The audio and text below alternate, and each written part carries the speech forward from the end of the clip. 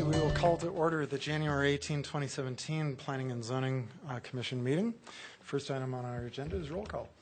Commissioner Rodriguez. Here. Commissioner Teta. Here. Commissioner Poland. Here. Commissioner Schernick. Here. Commissioner Goldberg. Here. Commissioner Flagg. Here. Commissioner Bruno. Here. Councilmember Finley. Here. Next on our agenda is communications from Planning and Development Services Director Johnny Marsh. None this evening, thank you. Okay, thank you. Next is the public invited to be heard section of the agenda. This is if anybody wants to speak about an item that is not on tonight's agenda at all. Nobody has signed up, but if somebody feels the urge to come up and talk for up to 5 minutes, we'd love to hear from you, but it needs to be something that's not on the agenda. Seeing no one, I'll close the public invited to be heard. We need to do some start of the year business according to our bylaws. And so next on our agenda is the election of the chairperson and vice chairperson. We'll start with the election of the chairperson. It needs to be a regular member of the commission, not an alternate. You can nominate yourself. You can nominate someone else. Do we have any nominations for chair? I'd like to nominate Commissioner Michael Schernick. Okay, there's a nomination for Commissioner Schernick. Any other nominations? I just want to second the Commissioner Schernick, sorry. Okay, I'm not sure if, do we need seconds on nominations? Chair Schernick. No. However, a second is often used in the nomination process to show support. Okay, thank you very much. Appreciate that. Any other nominations for chair? Okay, we'll do this by written ballot, and just to make it very private and official.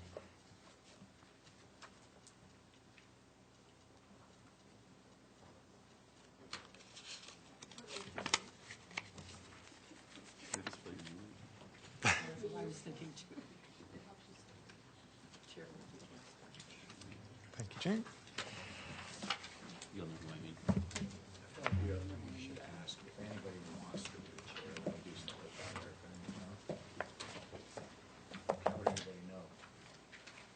You can nominate yourself. Oh, yeah. Yeah.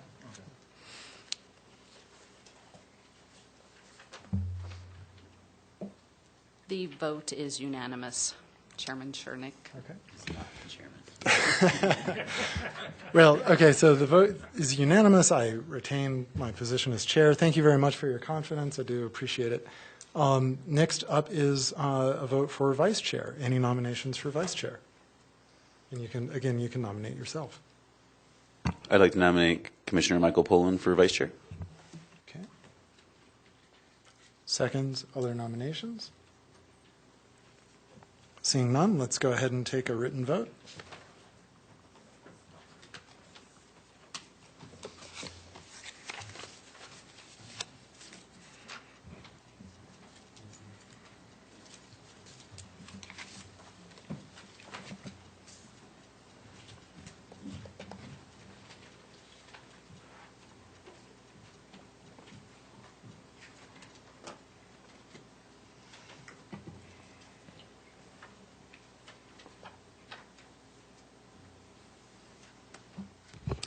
That vote is also unanimous, 7-0. All right, congratulations, Commissioner Poland. Great to have you as vice chair. Okay, we are done with section 5 of our agenda. Number 6 is approval of our 2017 meeting schedule. It was in your packets. Any discussion about the meeting schedule? I move approval of the 2017 meeting schedule. Okay, do we have a second to that? Second that. By Commissioner Goldberg. Any further discussion before we take a vote? All those in favor say aye. Aye. Aye. Anybody opposed say nay. Seeing none, it passes unanimously. 7, approval of the 2017 bylaws. Any discussion? Any motions to approve? Move to approve. Commissioner Goldberg moves to approve the 2017 bylaws. Do we have a second? I second. Commissioner Flagg seconds. Any further discussion? Seeing none, all in favor say aye. Aye. Anybody opposed say nay. Seeing none, it passes unanimously. Item 8, approval of the 2017 posting locations. Any discussion? Seeing none. Any motions to approve? I'll move to approve the 2017 posting locations. Commissioner Goldberg moves to approve. Any seconds? Second. Seconded by Commissioner Pollan. Any further discussion? Seeing none. All those in favor say aye. Aye. Aye. Anybody opposed say nay. Hearing none, the 2017 posting locations are approved. Number 9, approval of the minutes from the December 21, 2016 meeting. Since I was not in attendance, I will recuse myself from the vote. Commissioner Bruneau? I move to approve the minutes. All right, we have a motion to approve the minutes. Do I have a second? Second. Seconded by Commissioner Goldberg. All those in favor say aye. Aye. All those opposed say nay. So it's unanimous with one recusal, Jane. So the minutes are approved. Again, thank you, Commissioner Pollan, for taking the chairmanship role during that meeting. Appreciate that. So now we move on to item number 10, the Irwin-Thomas annexation, number 1, with Senior Planner Eva Parashevsky. Take it away, Eva. Thank you, Chair Shernick. Give me one moment. We lost our presentation. It's back. So what you've got on the agenda there are 3 public hearing items ahead of you, and in the interest of time for both myself and the applicant to keep from getting up back and forth, we're going to combine a presentation on all 3 of them in one PowerPoint just to make life easier, and then you'll have to open up 3 public hearings, obviously, but just in the interest of time, this is how we've set it up. So this one, again, is 3 applications. It's the Irwin-Thomas annexation number 1. That has an associated land use amendment with it. It has its own resolution, number 1. The Irwin-Thomas number 2 annexation, resolution number 2. And the preliminary PUD for gravel mining, which is resolution 3. So I'm just going to walk you through some of the background. In sum, all of this land we're talking about is an aggregate of 283 acres. I think the staff report, there was a typo in there, and I apologize. I think I've written down the southern portion of the annexation on Irwin-Thomas 1, and I said it was 214 acres, but I forgot there was a little piece up here, 31 acres. So actually, the north portion, I'm going to go through the annexations next, but in sum, there's a total of 283 acres with 214 acres south of the highway, then another 31 acres up here north of the highway, and then another 38 acres up here adjacent to the railroad tracks. And so Irwin-Thomas 1 up here, down here is zoned ag in unincorporated Boulder County. And Irwin-Thomas 2 up here, which I'll get into next, is zoned general industrial in Boulder County. The site is adjacent to the Resilient St. Vrain project. And so annexation helps also the city because it puts this portion of the creek in our jurisdiction, which helps us facilitate permitting faster than through Boulder County. And then the southern half down here, the Irwin-Thomas 1, it's historically been used for ag activities. And back in 1995, through Boulder County, they received a gravel mining permit back in 1995. So they are actually entitled on this property to do gravel mining today. And so we'll start with Irwin-Thomas 1. Again, my typo there, it's 245 acres total. And it includes 214 acres down south. This is Ken Pratt Boulevard, or Highway 119 here. This is 119th Street here on the east, and on the south is Quail Road here. The annexation does not include the homes that you may see on Quail Road here on the north side. They're still in unincorporated Boulder County. And this line would be the line of the platted Martin Street right-of-way that will ultimately come down to Quail Road when the Oakwood Homes project is developed. And so this annexation includes a concept plan. In it, they are showing that this north parcel, north of the highway that is owned by the city, will stay Parks Greenway and open space. And then down here, they're proposing 33 acres of mixed-use employment that they think would be ideal for something right off the main highway here. And then they're proposing, mixed neighborhood here on the west half of it. Mixed neighborhood allows between 6 and 18 dwellings. per acre. And then on the east side, they propose single-family neighborhood, which is up to 8 dwelling units per acre. And so the proposed zoning in this annexation is PUD mixed use. And primarily why they chose that zoning is because City Council last year allowed gravel mining only in a PUD mixed use zone. So hence the zoning. So they're also requesting a comprehensive plan amendment. So on the left side, this is our current designation. Here's the highway. So it's already open space here north of the highway, so there's no change there. Our current comp plan, and this would be its western boundary here, has it as a mixed neighborhood here, which again has a little bit of a higher density. And then up around the perimeter here by 119th Street and Highway 119, it had some single-family neighborhood, and then, of course, this neighborhood stays. This is the neighborhood in Boulder County. And so what they're proposing to do is switch it up a little and take the northern half off of the highway and make that mixed employment so that they could do some sort of more roadway-compatible development, if you will, from a major thoroughfare, such as offices, and then keep the mixed neighborhood here still on the west side, and then have single-family neighborhood all along the east side, which would all abut the homes along Quail Road.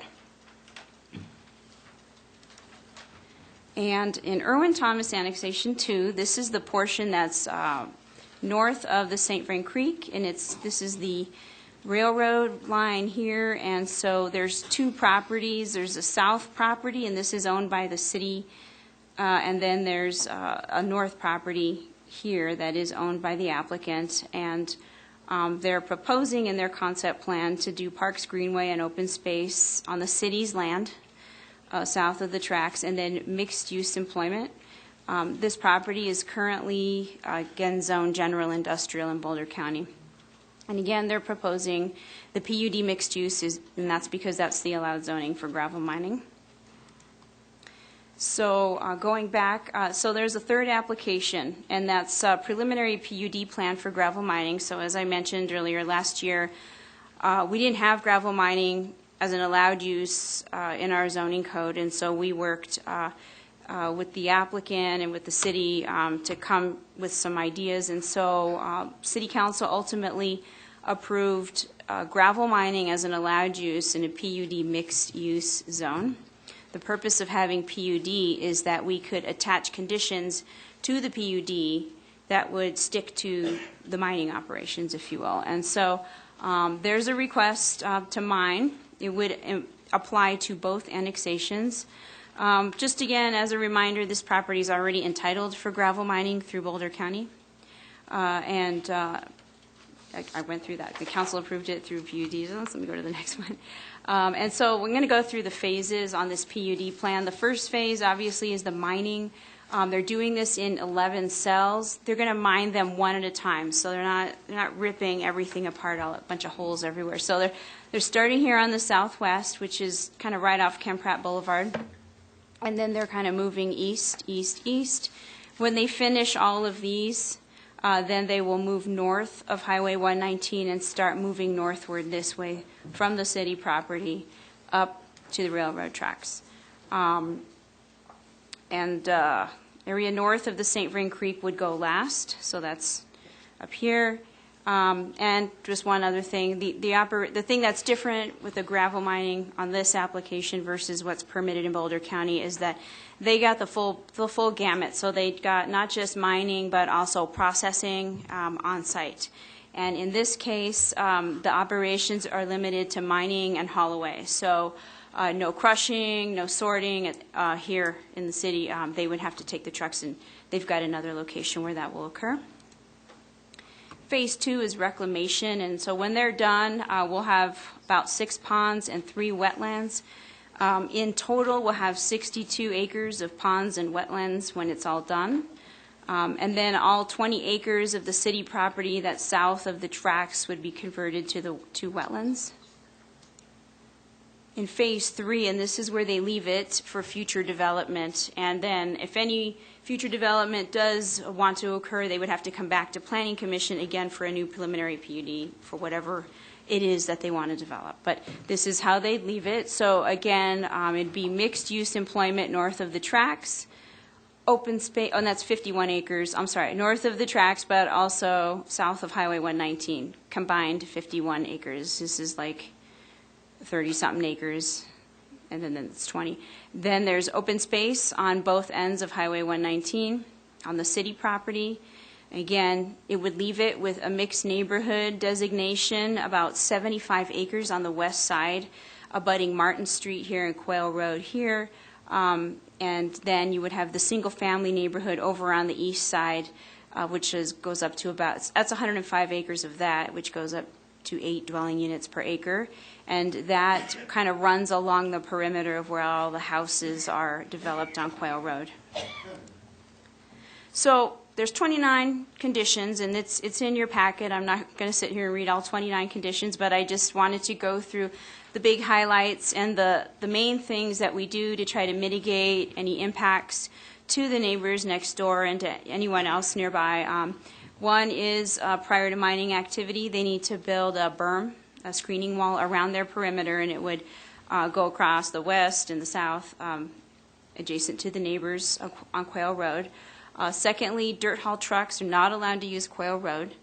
We can enforce that through code enforcement, but I know there's also state permitting regulations, so there's other mechanisms for enforcement. But they're not supposed to use Quail Road.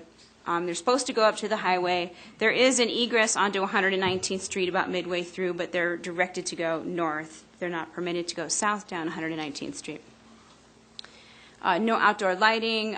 Trucks are supposed to use these white noise backup beepers, and Barb, speaking for the applicant, can probably give you more information on that.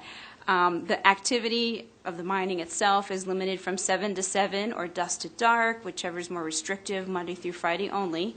Only on Saturdays they can come out and repair equipment, and on Sundays there can be no activity on the site. Operations have to cease on windy days, and on windy we define that as 30 miles per hour or more, and that's monitored on the site. So the wind is taken from the site, not from Channel 7 News or something like that. So they must also monitor the neighboring water wells and mitigate that. So if I think it's 10% threshold, if the neighbor's water wells go down by 10% or more, they're responsible for refilling that. They also have to do water quality testing twice a year. And again, there's state regulations for permitting and monitoring as well of all of these activities as well. So they won't just have the city monitoring, but also the state. And Barb will run through with you kind of whose responsibility is what between the state and the city in terms of enforcement. Just some of the neighborhood concerns that have come up. Again, at some of our neighborhood meetings, I know there was concern about the truck traffic on 119th Street and particularly on Quail Road. Again, so in our PUD plan, we've restricted it. It was also restricted in their Boulder County gravel mining permit as well, and the state will monitor as well. Again, there was concern about what we heard was that there might be some impacts to the water wells, and as I just told you, they're required to monitor frequently, and if it goes down 10% or more, they have to provide replacement water in better quality or quantities similar to original conditions. They have to do water quality testing 4 times a year. And lastly, and this just came up more recently, like today, I was contacted with concern about prairie dogs. So there was a wildlife impact report. I don't know if that was in your packets or not, but if you'd like to peruse it, I've got it here.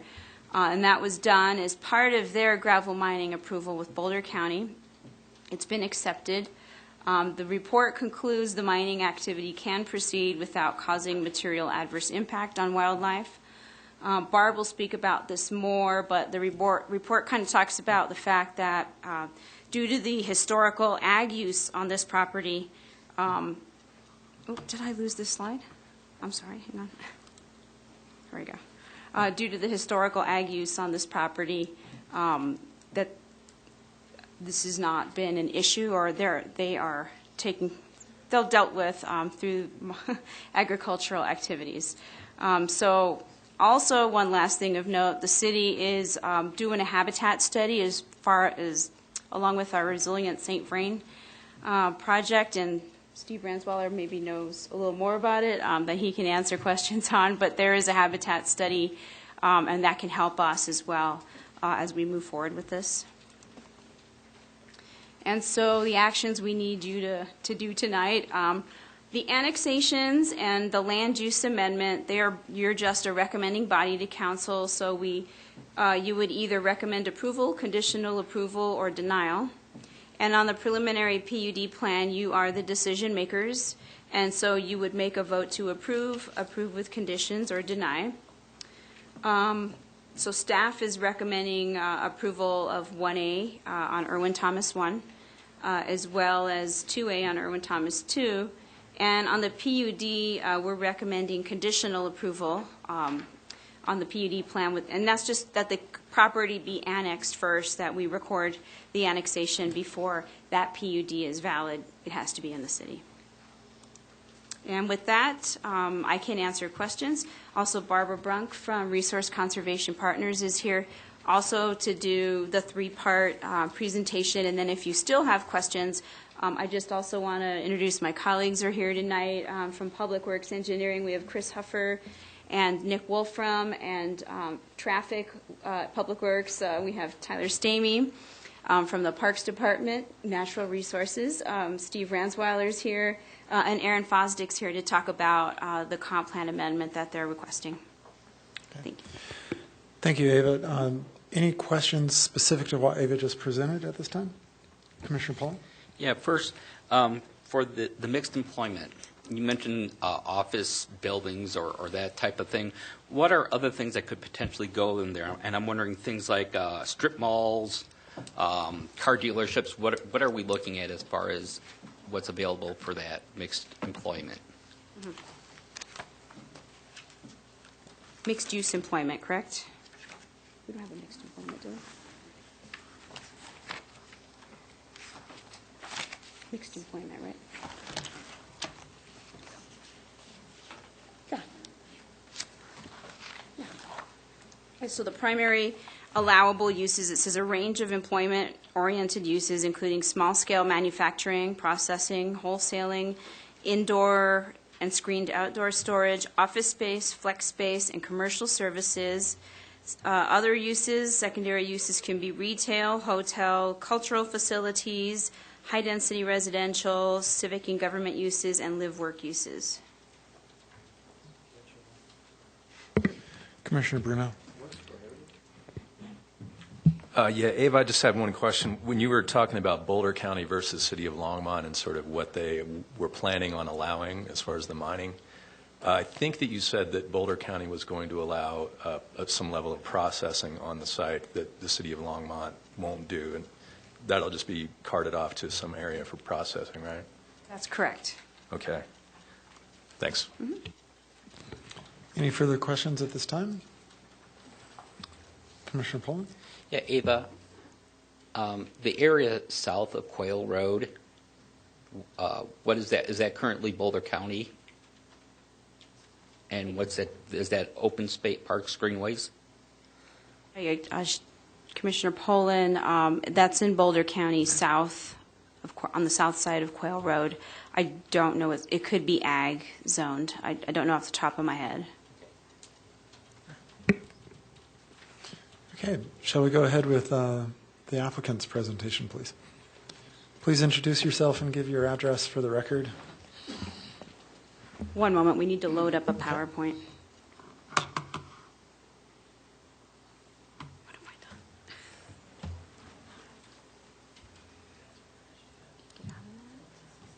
Is that yours? Yes. Oh, great, slideshow, right there, from beginning. Click slideshow, and then go, no, the next one. Right here. Want me to drive? Yeah, I want you to drive. I can see better. I don't know why. Okay. From beginning. There we go. Some of us remember when we had paper boards and we had a conversation. Good evening, Commissioner, Chairman Chernak. Barb Brunk, Resource Conservation Partners, P.O. Box 1522, Longmont, Colorado. Happy to be here this evening on behalf of Golden Land, LLLP, RLSJ Properties, and the City of Longmont. So again, these are the applications. I don't want to repeat so much about what Ava said, but this is the context in the world. Can I just click it? Yeah. Okay, here's the aerial photograph. Again, the Irwin Thomas number 1 is the 2 pieces that are south of the creek. Thomas number 2 are the 2 pieces that are north of the creek. Again, I kind of laid it out as 3 annexations. So this is Irwin Thomas annexation number 1. It meets the contiguity requirements. I'm charged with criteria. So I'm going to go through the criteria, so make sure that we have those in the record. The total perimeter of the site is 20,202.485 linear feet. The required contiguity is 3367.08 linear feet. The contiguous boundary of this property is 12,077.518 feet, so we exceed the minimum requirement for the 1/6 contiguity to meet the statutory requirements for annexation. Again, concept plan in 3 phases. First phase would be mining. Second phase would be reclamation. Third phase would be future development.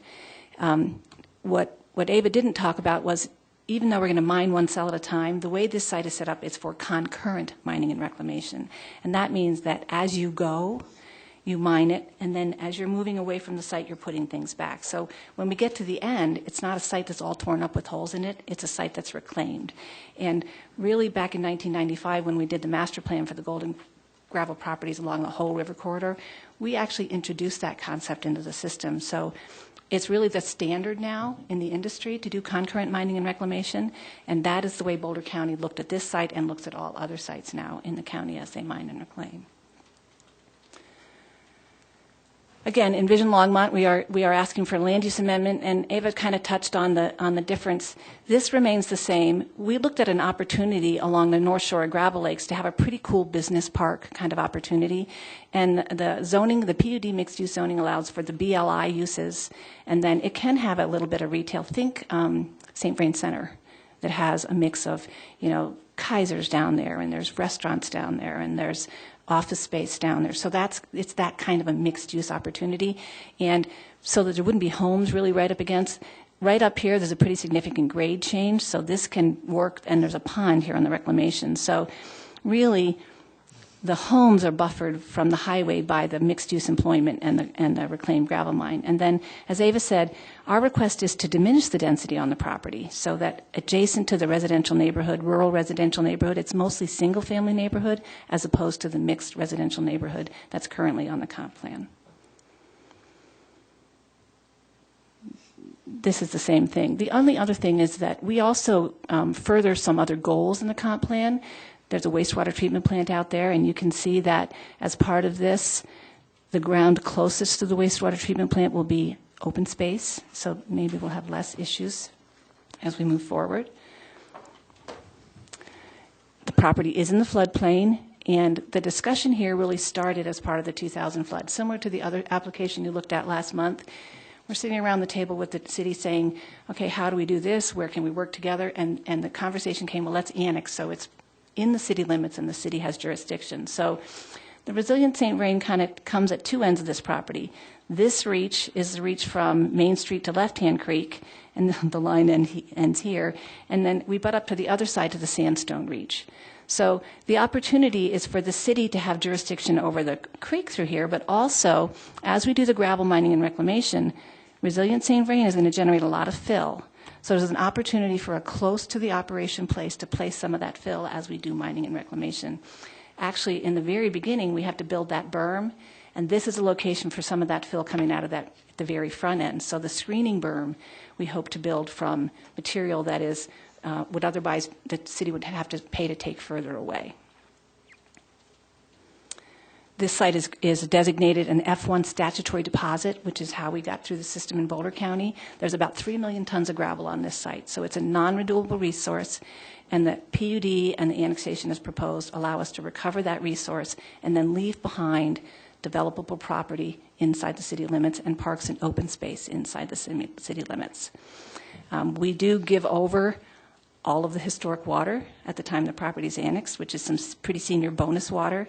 And then as the property develops, the people will have to bring whatever the deficit is at the time to meet the regulations. So we bring the historic water to the table at annexation and fulfill the remainder of that deficit as we move through the development process further on. We do comply with the construction. This is a little different because of the way we're moving forward. Utilities are available. At the time the property develops consistent with the end use in this concept plan, we'll have to put in water and sewer and streets. The gravel mining itself doesn't require utilities, so it's kind of a hybrid land use thing, and we're setting it up so that we can do the temporary use of mining and reclamation, and at the end, the permanent use would be land development. And this is the list of things that are allowed in that zone per the zoning as opposed to Envision Longmont. So it's C and BLI, residential uses, multifamily dwellings, other supported uses, and that's where we come into gravel mining as a supported use because of the City Council action on this earlier in the year. Lots of conversation about the surrounding property ownership. As part of the Boulder County application process, we had a long conversation with the neighbors. The mining itself is set back from the Quail neighborhood at least 300 feet, more than that in most locations, and that screening berm goes in to do that.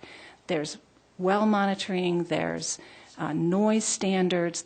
A white noise backup beeper is something that sounds like it goes shh, like a CB radio, as opposed to the obnoxious beep, beep, beep that is associated with many backup alarms. So it's much less invasive in the neighborhood, and you really can't hear it until you're in the window that is required for safety by MSHA. Transportation plan at this point, access is allowed here. Access is allowed here. At some point in the future, access will come south onto Quail Road, and there's a roundabout planned here, and it'll come into Martin Street. Those things will come back to you as part of a PUD development plan for specifics of them, but the preliminary access is set up on this concept plan. Again, we meet the statutory review requirements. There is a community of interest. We are within the Longmont planning area. The zoning, as we've spoken about, is appropriate and consistent with the uses that are planned. We won't limit the ability to be integrated. Here's that picture of what happens around us. So this is the property. There's actually access to integrate here. There's a school site here, and our access to the south is planned for that. This is Boulder County Agriculture and Open Space, and this is Boulder County Agriculture and Open Space. So it's our intention to be integrated into the neighborhood, and we're really the edge of development in this portion of the planning area. And the only thing that we've asked for to be concurrent is that PUD. So the PUD development plan was actually set up for City Council that it only works if it's approved at annexation as part of mixed use. And so we're asking for that as part of this application concurrently. Same with the concept plan review criteria. Same thing, land use, utility, adverse impacts, and protection of the environment. One of the things that we talked a lot about in the Boulder County review process was the creek and the river habitat. And where we started with that was with the reclamation plan. We said, okay, there's a gravel resource here. What do we want to look at the end? And how do we mine the gravel resource and preserve what's special about this property in that process? So you'll see in your condition that there's actually a preservation zone along the corridor that has to be staked at the front end so that it's identified and preserved as part of the mining process. Wildlife impacts were identified, and the reclamation plan actually enhances the habitat. It was seen as a temporary use. The city did identify a red-tailed hawk in the neighborhood, and you'll see a condition in the application that identifies treating that with respect as we move forward. Irwin Thomas number 2. Okay, this is the portion of the property north of the river. So the 20 acres on the south side of the railroad tracks belongs to the city. The 18 acres on the north side belongs to RLSJ. And I'm going to do the same thing with the contiguity. Sorry, I'm a little ahead of myself.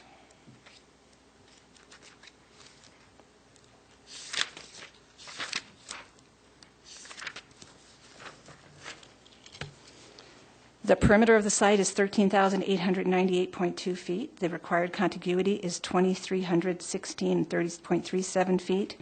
The contiguous perimeter on this piece of property, this annexation, is 4,692.24 feet. So it exceeds the 1/6 requirement, and we meet the statutory requirement for the 1/6 contiguity on the property. Again, concept plan, 3 phases: mining, reclamation, and end use. We're consistent with the LACP. There's no request for an amendment here. This is the piece that's in the mixed employment land use designation, and this is the piece that is in the Parks Greenway and open space. Again, it's a good buffer around the wastewater treatment plant, so it's a compatible use with that wastewater treatment plant as outlined in the comp plan. Same with the floodplain. We worked diligently with the city. No floodplain improvements will go forward without any floodplain development permit, and Resilient St. Vrain will kind of change things here. So what shows up on the maps is the FEMA floodplain, the best information, which is the CWCB floodplain that has been through the Resilient St. Vrain process. And when we get finished, whichever one is adopted, because that'll be adopted through the FEMA process before this is complete, that'll be the regulated floodplain on this site. Same thing with the resource extraction. This is part of that 3 million tons of gravel and meets the statutory requirement for economically feasible to mine. We comply with the design standards. The intent of the zoning is consistent with the uses we've asked for. Again, mining is specifically contemplated in the PUD mixed use. Transportation is kind of a future use thing, but in the short term, there is access out onto Sugar Mill Road here, and there is access out onto North 119th Street as we move forward. And the city property, actually there's an access provided across the railroad tracks as part of the land purchase, and they can get back out through the sewer treatment plant. So it's accessible for the limited activity that will happen there. Again, we're consistent with the Municipal Act. We are within the Longmont planning area.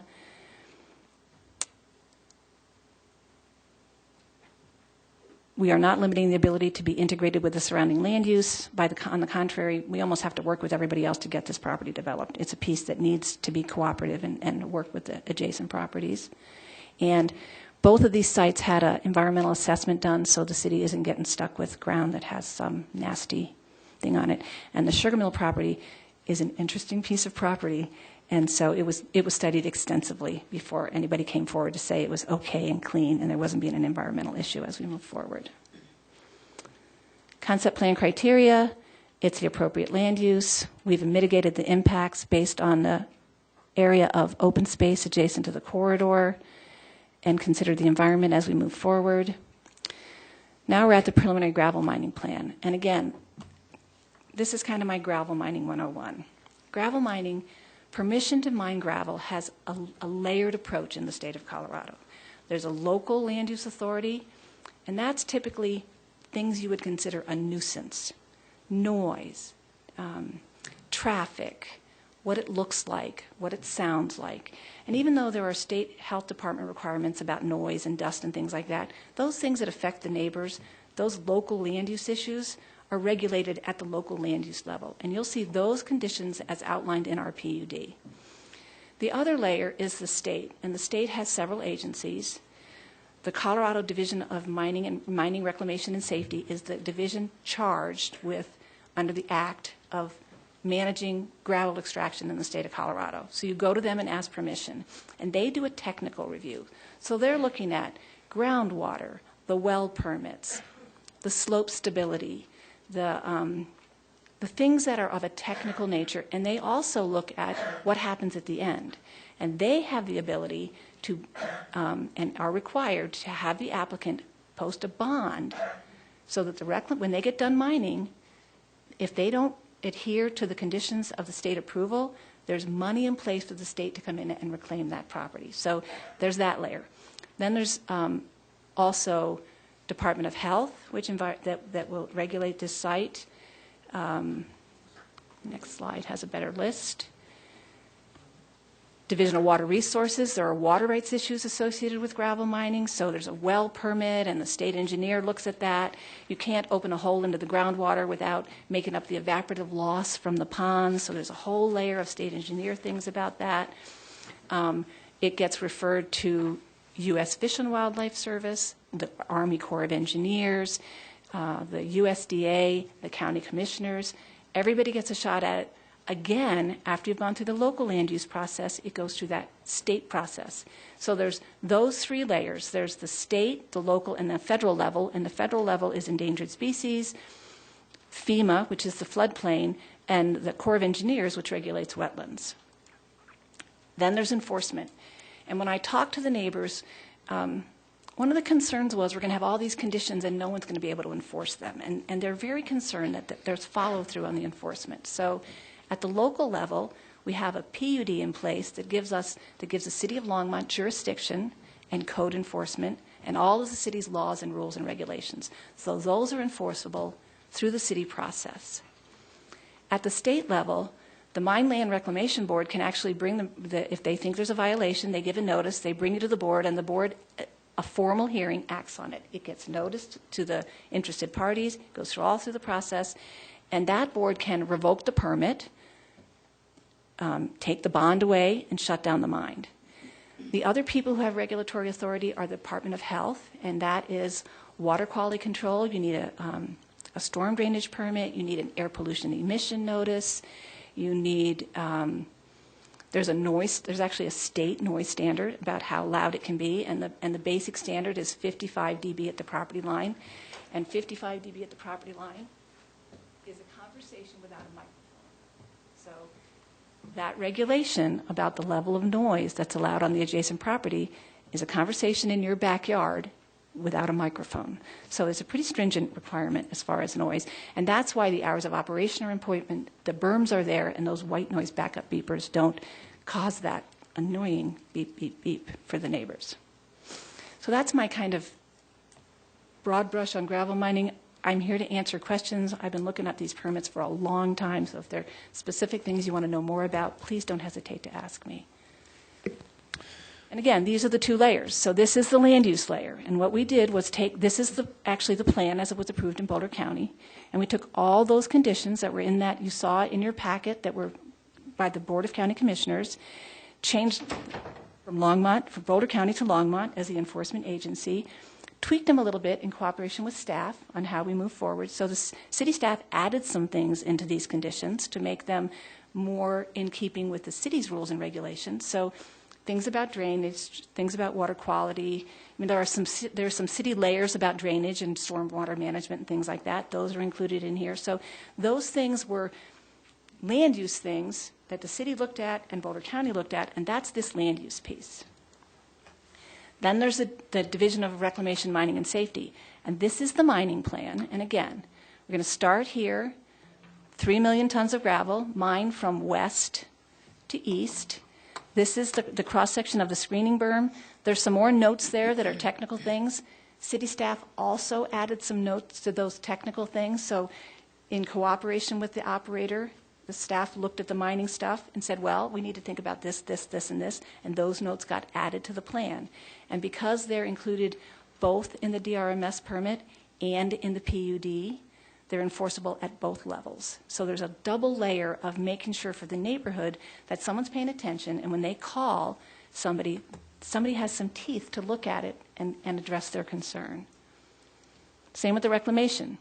So again, you'll see the difference between that mining plan and this reclamation plan. There's some fill, and hopefully we'll take some fill from the resilient St. Vrain or from someplace else that needs a place.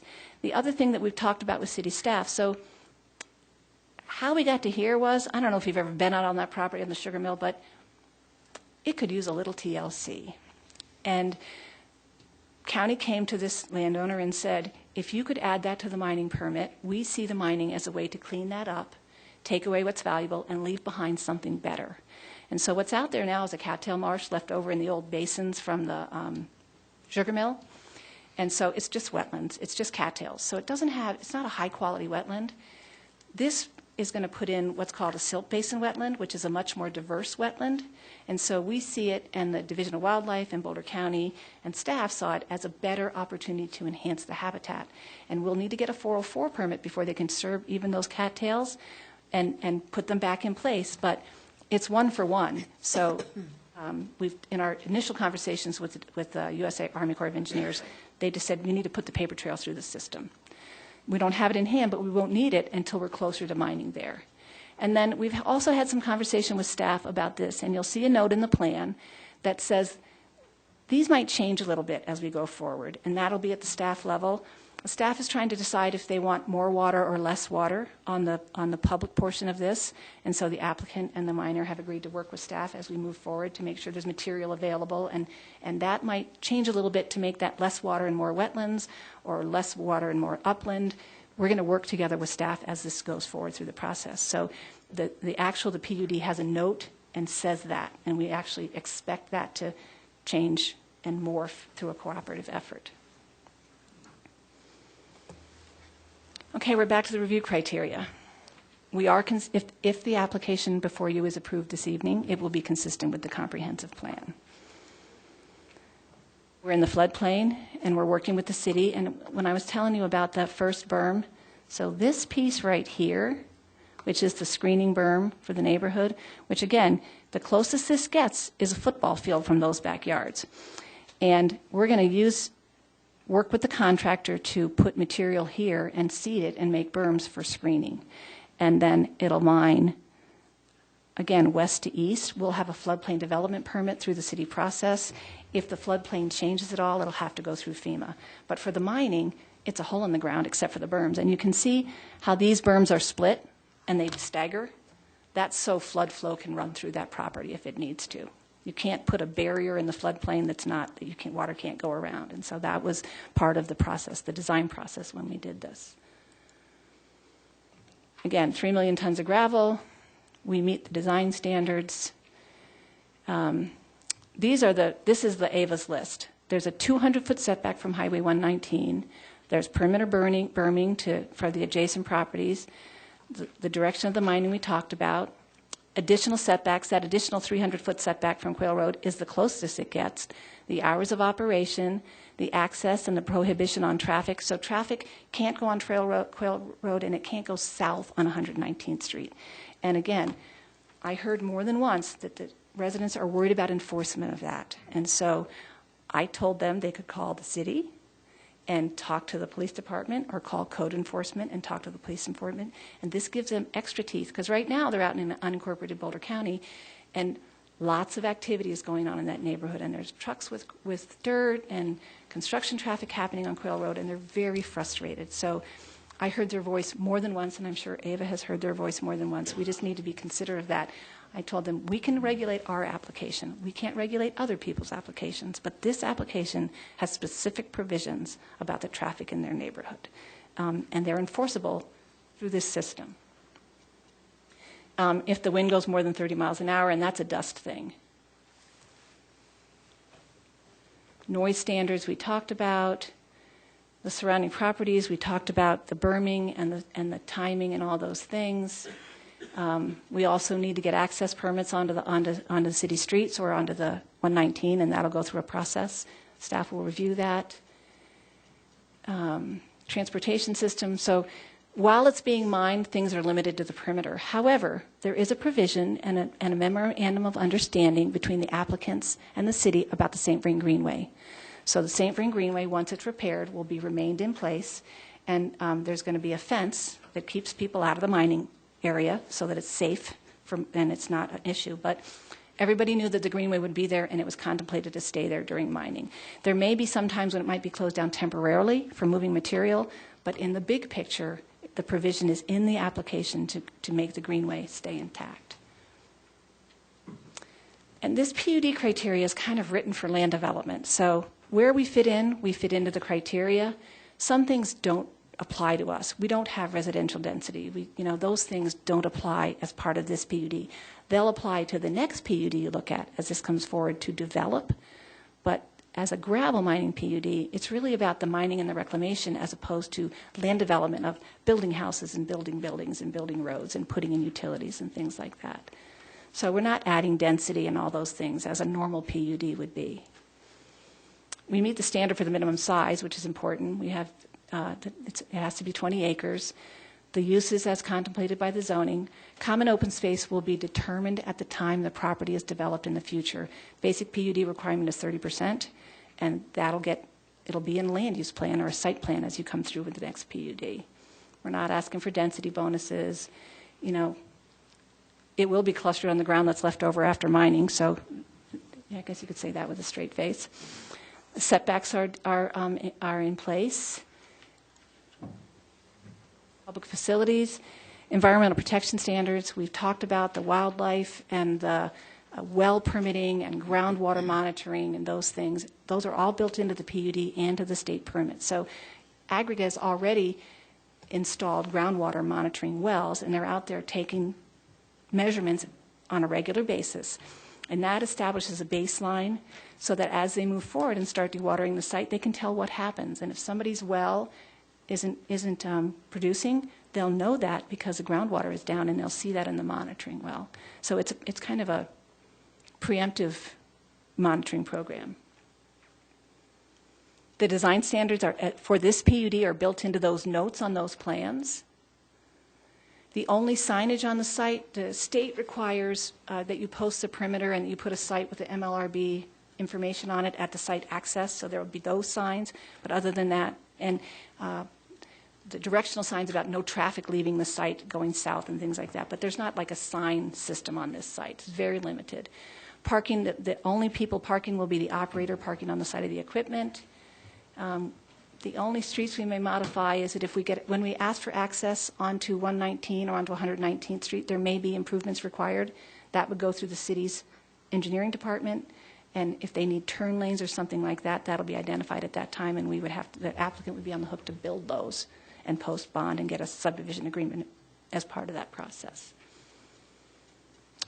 Development assurances, so that's that thing. So if there are any public improvements requirements, there'll be a subdivision improvements agreement or a PUD improvements agreement. Somehow we'll have an agreement that posts surety for those public improvements. The Division of Minerals and Geology requires the applicant to bond for the reclamation. Oh, I didn't. How do I get back where I was? Aha. Sorry, guys, technical.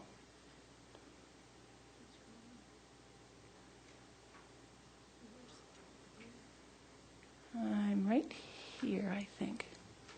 So at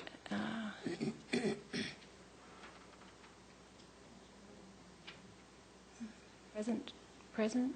From current slide. I don't know how to do it. Okay, we're good.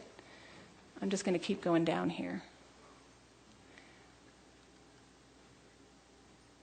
We're here. Okay, surety. I get sidetracked. So the DRMS requires for them to bond. So they go in and they look at what's the most amount of disturbance at any given time. So if 50 acres of the site is going to be disturbed at once, then they bond for reclamation of that 50 acres. They do annual inspections. They can come out any time and increase the bond if they need to.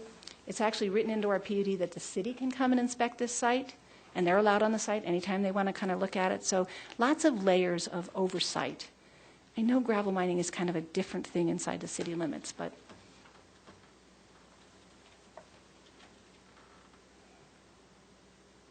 and here I am at the end. I am respectfully asking for your approval and your recommendation of approval of an annexation, concept plan, and land use amendment for Irwin Thomas annexation number 1, annexation and concept plan for Irwin Thomas annexation number 2, and approval of a PUD development plan for gravel mining for the Irwin Thomas plan unit development. And I'm here to answer questions. Thank you for your patience. It's a lot of information. Thank you, Ms. Brunk. Questions from the commission? Commissioner Flagg. I have a question in regards to the water wells and long-term levels being maintained. So I have sort of a two-part question. One is, how long do you expect the gravel mining to take place? And that would ensure that amount of time for the wells to be monitored and maintained at the level. But after that, what happens to those wells? So the applicant is responsible for monitoring the wells during mining and reclamation until their bond is released. So after the bond is released, the wells, the idea is it goes back to equilibrium and the wells are in their old process.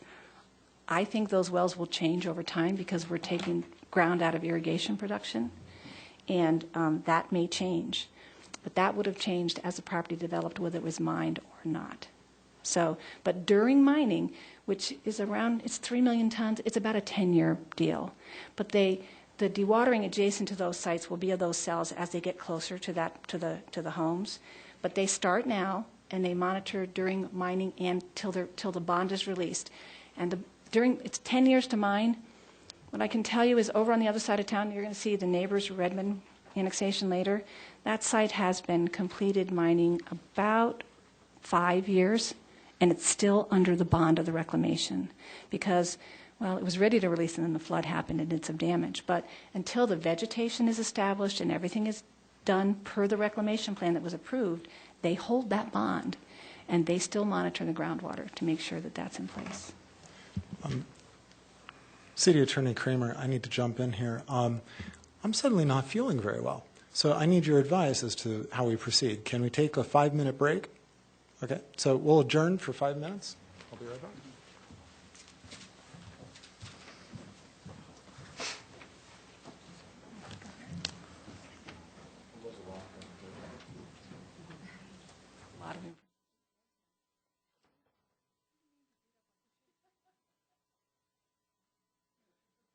I remember last time I was about ready to die.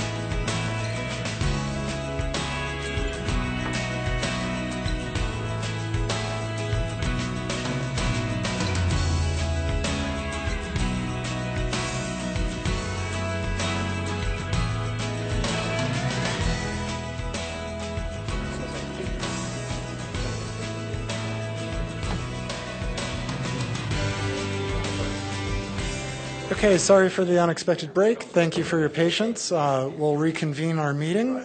We were just getting off with some questions from the commission to our applicant. Commissioner Flake, did you get you finished yours? Okay, so Commissioner Bruno. Yeah. So, Barb, it sounds like you've been kind of doing this for a while, this particular project. Longer than so I'd like to own up to. I'm just wondering if you could kind of fill me in on, hypothetically speaking, if this property was to remain as Boulder County and they did their mining operation with processing on site and all that, what requirements would they have to, basically, what would the land look like once they were done with it at that point? Was it just... The same reclaimed property that you're looking at this evening. And the only difference between this permit and the Boulder County permit is in the Boulder County permit, in the area between 119 and the river, there's a processing site and a concrete batch plant. It was approved as part of the application. So, but once they're done, though, it would essentially have to return to ag land or industrial land? It would be ponds and agricultural land. Okay, so no development on that. Not in Boulder County. It needs to be inside the city limits of Longmont to be able to be developed. You could have 1 per 35. Or some kind of a TDR receiving site or something like that. But it's been in the Longmont planning area for a long time, and we've always anticipated that it would be annexed and developed to the city of Longmont.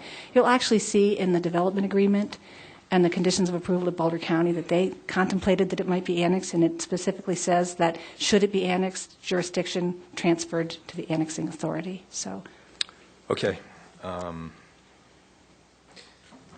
That's all for now. Thanks. Kind of a long-winded answer to a short question. I have a question for you, Ms. Brunk. In the county's list of 29 conditions, in regard to the berms, there was a time requirement that the berms would be built 2 years in advance of any mining occurring. And I noticed that in the PUD that time requirement is no longer there. So could you explain that, please? The county wanted them to be seeded and established. And by the time they would get there. The kind of catch-22 to that is, to get the dirt to build those berms, you have to strip the property. And they thought that mining was going to start on the south side, on the north side of the creek. So there was going to be enough operations happening, setting up the processing plant, doing all that stuff, getting the overburden of that site to be able to go across the street and build those berms. When we start on the south side, we don't have that luxury because, there's a little bit of a gift because of the city dirt, but what will have to happen is they're going to have to gather dirt and not mine, pull off the topsoil and stockpile it on the first phase, and pull off the overburden and build that berm before they actually start mining on the property. And that's because they're starting on the south side. So the other permit contemplated a different phasing plan, and so there was more time as they were mining north of the road to be able to build those berms and put them in.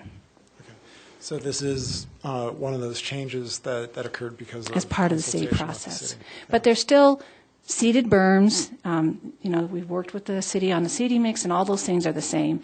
And the other thing you'll notice is the location is a little different. It wraps around. It wrapped the wrong way on the county permit. It wrapped to the south instead of to the north. It really needs to wrap to the north.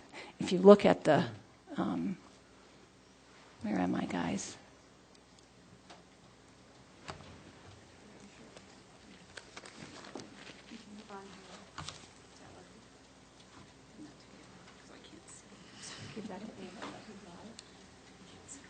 In the county permit, you'll see on that land use map, that berm comes across the south side of the property and heads south.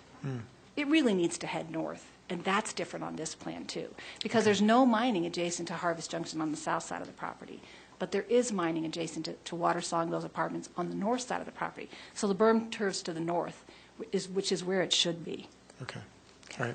Okay, thank you. Any other questions for Ms. Brunk? Commissioner Bruno? Yeah, I just have one more now that I think about it. I'm just wondering if there's somebody present who could address, and essentially I'm coming from a place of almost pure ignorance on this, but in the wake of a gravel mining operation, and we have these ponds, are there historically any issues with the water quality in those ponds? I mean, it looks, kind of nice on the map that it's going to be this great oasis, but is it really? Are there any issues with the water quality? I know a lot about that, too, Okay. because I've been at it a long time. So in a lined pond, there might be an issue. You'd have to refresh the water. But these ponds are set up in the end, there'll probably be groundwater ponds, and the groundwater moves through them. If they are lined ponds, you have to make sure that you put water in them on a regular basis.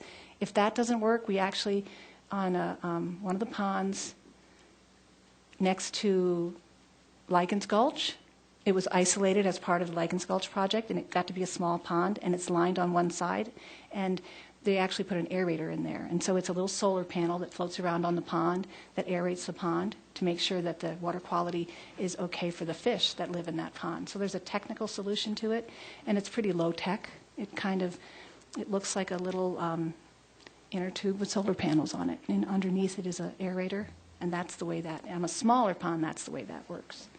And then, so part of this, I think you said this before, there's going to be very regular water testing. Is that going to apply to the ponds or just the wells? I mean, once the ponds are there, is anybody going to be looking at these things? Or Actually, it's in the best interest of the applicant to make sure that the ponds are fresh and clean because they want to do land development around them. But the city also has the ability to look at those water quality. But the mining, the requirement for water quality testing ends with the reclamation completion. So anything that would be after mining would come through the city process from a water quality. And the city has water quality storm drainage requirements for things that are running off.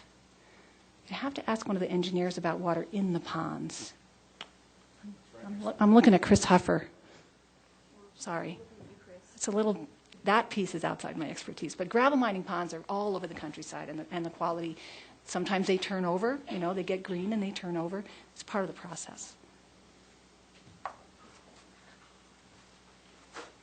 Chairman Shermack and Commission, Chris Huffer with Public Works and Natural Resources. As was kind of mentioned, we will be working with the applicant on the design of those ponds, and it will be the intent to have water that flows through the ponds if possible, to refresh them and keep them as clean as possible. But it will really depend upon the design there. It is the intent of the city to keep them clean and operating efficiently and in a good manner. We don't want stagnant water. We don't want them just to sit. Depending on if they are lined or not lined, as Barb Brunk mentioned, if they are unlined, most likely the groundwater will be able to flow through in and out. That does lead to issues of augmentation and so forth, which is addressed in their mining permit. Just to kind of do a quick confirmation on my original question. So basically, the same concerns that you would have with any hole in the ground are the same that you would have with a gravel mining operation. I mean, there's nothing inherently bad about a gravel pit, essentially. Commissioners, no, there's not. As Barb indicated, there have been gravel mining ponds up and down the St. Vrain, as well as many of the other river corridors, and they're being very well maintained. Our Golden Ponds addition is exactly that, and the city maintains those. Those are designed to have water flow through them. There's an outlet structure that flows back into the St. Vrain so that we can keep the water fresh and maintain those ponds as well. Thanks very much. Any further questions? Commissioner Rodriguez. Good evening. My question is, I guess, Barb, for Barb. It pertains to the mining permit issued by the county in 1995.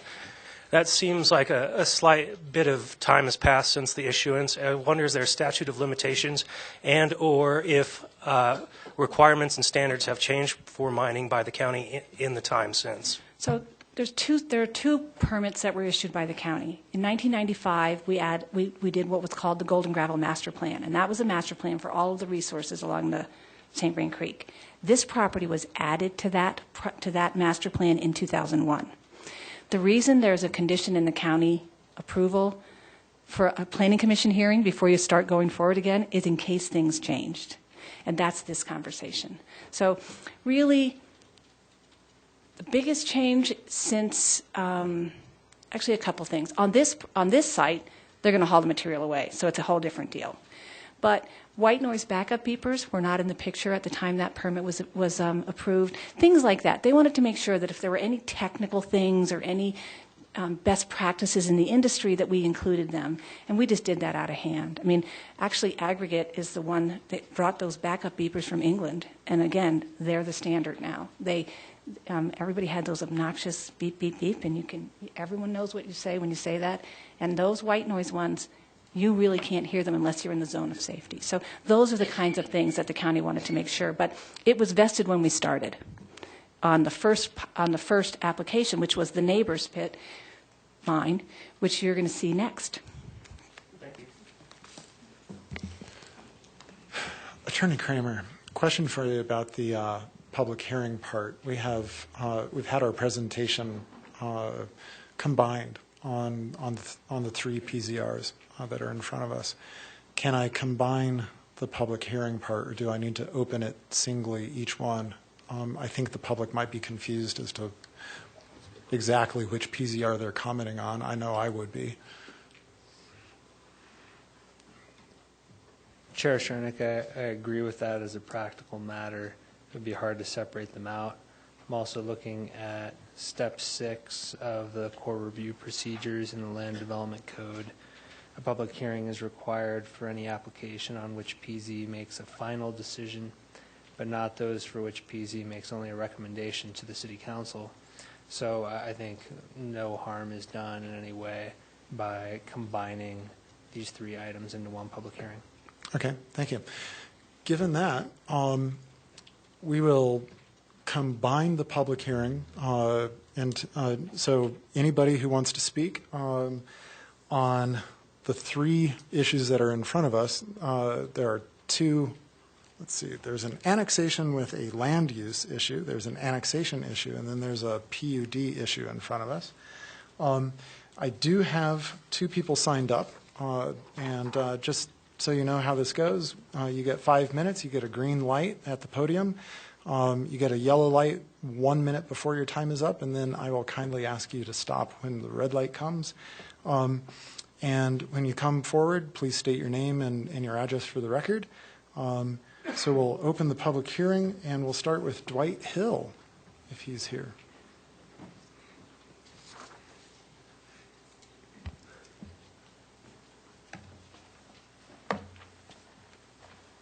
Good evening.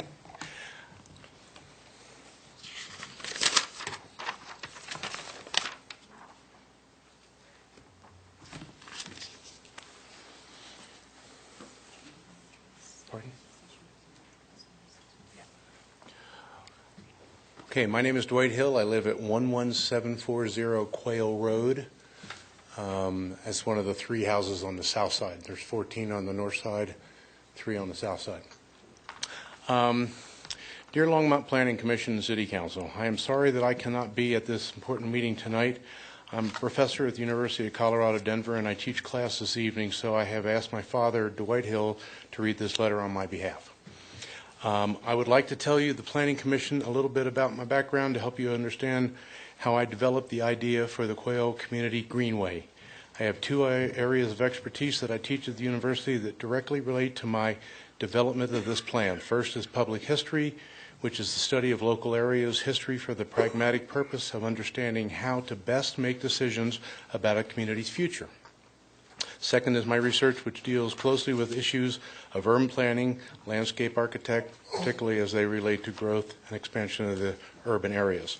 I am currently a homeowner on Quail Road, and my family has lived on Quail Road for 2 decades. In conforming with the reality of Golden Farm Limited, Irwin Thomas PUD plan, which requests the annexation of land north of the rural Quail Road community for mining and subsequent development of land into single-family housing. I have thought about how this will impact our current rural community, as well as how best to ensure that we develop this land in a way fosters an integrated sense of community for the new residents. On behalf of the current future Quail community, I am requesting that the Longmont Planning Commission and City Council amend the Irwin Thomas PUD plan in such a way as to require the creation of a permanent 100-foot Quail Community Greenway between the existing rural neighborhood and the incoming mixed neighborhood. I have gathered the signatures of over 24 of the members of our community in support of this proposal, and would like to note that this represents signatures from every single household on the road. I am suggesting that this greenway feature a community walkway or bike path like the one on Quicksilver, and which might possibly connect with that path. As a long-term solution, the reality of safety and accessible movement of people in the neighborhood that faces very real safety concerns regarding heavy traffic, excessive speeding, and complete lack of pedestrian infrastructure. This reality already forces pedestrians to walk and bike very close to the road, and this safety issue will only increase as the greater Quail Road community grows. I hope that my neighbors will speak to this in detail in this meeting. The proposed Quail Community Greenway is being forwarded as a forward planning that will create a natural transition zone available for leisure, exercise, enjoyment, and natural environment, and will strategically help to integrate the new and existing neighborhoods in a way that spatially creates a genuine sense of being in a single community. I understand that Golden Farm Limited will likely object to this plan because they want to have full control over their landscape planning and a number of residents that they can create in order to maximize profits. But the discussion for the PUD as today's meeting is being done because in the democracy, the residents of the Longmont community have a right to request that each of you, as our representatives, seriously consider the minor and reasonable amendment to make sure that you are approving the smart, sustainable, and fair development of land surrounding a longstanding rural neighborhood. In the next decade, the current residents of this neighborhood will be faced with years of mining, heavy machinery, and all kinds of negative impacts. Following the completion of the mine, we will then be faced with housing construction. We are asking that the construction be done, that the berm Golden Pond will be taken down, and that is replaced with the greenway. In closing, I would like to point that the Longmont Planning Commission and City Council will be facing the decision to annex the PUD in historical political times, and Americans on both sides of the aisle are wrestling with whether elected officials are represented, the needs and safety of citizens they represent, or if those officials are deaf to those concerns and instead follow the request of wealthy corporations who care only about their bottom dollar. Having been born and raised in Longmont, Colorado, I have faith that each of you is the former kind of representative and that you will seriously consider this reasonable proposal and create a Quail Community Greenway. Your decision is not merely about the daily life of the people who live and will be moving into the community in the next decade. Your decision is also about the legacy of each member of the Longmont Planning Commission, City Council, whether or not the representatives took the needs seriously. Mr. Hill, I'm sorry, to be fair, I do need to cut you off. I think you got through, sounds like you got through a lot of it. But thank you very much for bringing that forward for us. I do want to, can I ask a question? We actually, it's not a Q&A session with the public. Okay, I just wanted to make sure apparently you were all forwarded his proposal. We have a document from it. Cool. Great. Okay. Thank you. Great. Thank you very much. Next on our list is Dana Edwards.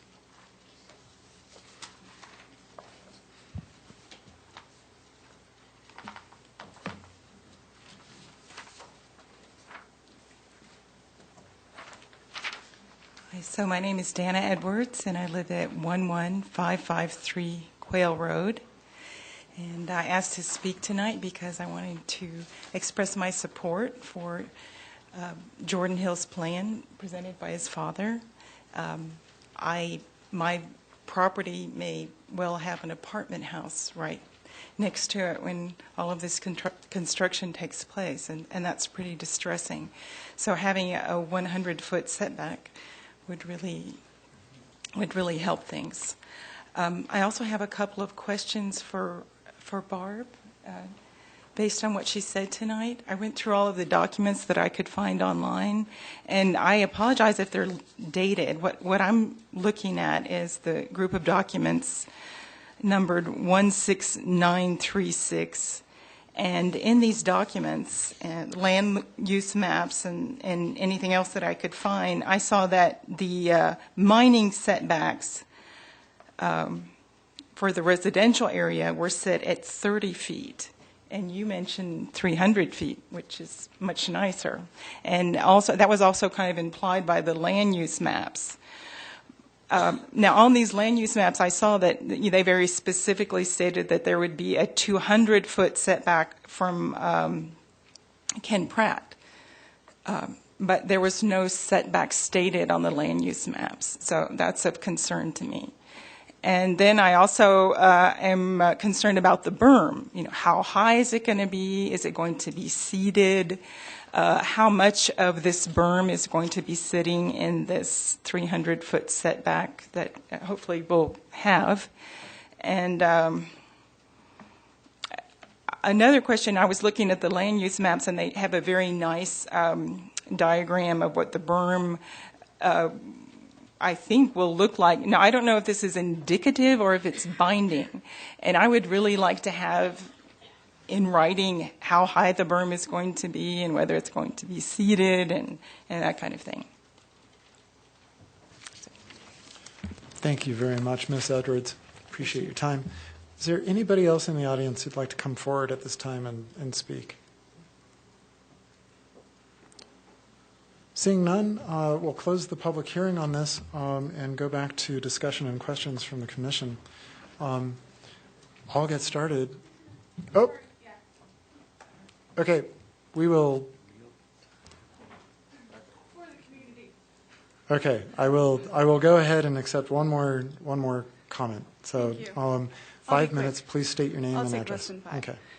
Nicole McLeod. I live at 11725 Quell Road. Having moved in just the last year, moving back to Colorado, I'm a Colorado native. I just wanted to have my voice heard in support for the neighborhood. Just the practicality of having a nice greenway behind us to separate the new community. It is an opportunity, and Jordan even knocked on my door, and it'll help us bring the communities together because it's a rural community. Sorry, I'm really nervous. A rural community mixed with a new development community. And in that kind of a situation, we want to bring the communities together. And that greenway will help do that.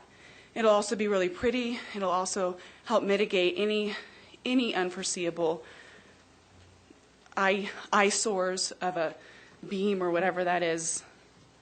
I think that it'll mitigate any of those concerns that the community has. And I just wanted to express my support for Jordan Hill's proposal, and it just makes good sense. Thank you very much, Ms. McLeod.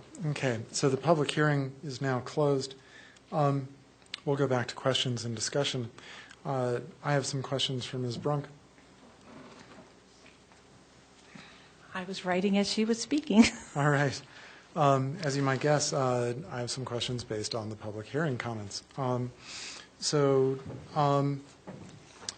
We heard from Ms. Edwards that she mentioned that an apartment house could end up next to her property. I'm taking that to mean that perhaps once development of the housing area occurs, after mining reclamation is finished.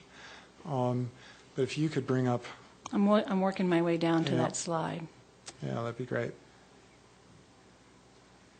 I think.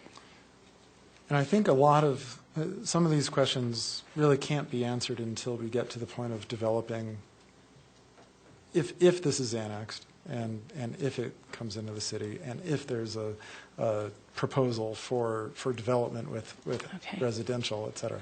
Ava, did you want to chime in? Yes, I'm sorry. While Barb's getting her slides through, I just wanted to go through the comp plan with you and talk about, as you know, maybe they're talking about the mixed neighborhood designation. That's a little more west. As you saw on the map, it's more single-family neighborhood that is abutting these houses on Quail. Can we blow up that? If not, you can get to my map. But if you can see a little bit there, the yellow portion is abutting the houses on Quail. That really only limits it to single-family development up to 8 dwelling units per acre. Specifically, single-family homes, no apartments in the yellow. This part right the here. Light yellow, yeah. And then if you're talking about the orange, which is west of these homes, it's kind of here. Again, the allowable uses in the mixed neighborhood are single-family homes on smaller lots, duplex, triplex, townhome, small apartment buildings, up no more than 18 dwelling units per acre. So I maybe just wanted to clarify what that looks like. Right, and just to give us some context, an apartment building, when we have zoning for those, the number of DU per acre for an apartment building is It's typically about 25. 25. Ish. Yeah. Yeah. Okay. All right. Thank you, Barb. The issue about the mining setbacks. Ms. Edwards said that in one document she saw that it was 30 feet. And now in your presentation you said 300. The Boulder County standard is 30 feet. Okay. But if you look at the maps that are going through the process and are being regulated as we speak as part of the PUD, the closest the mining gets to those homes is 300 feet. Okay. So that map that the mining plan is the plan that is part of the PUD and approved as a PUD. So the edge of the mining is there.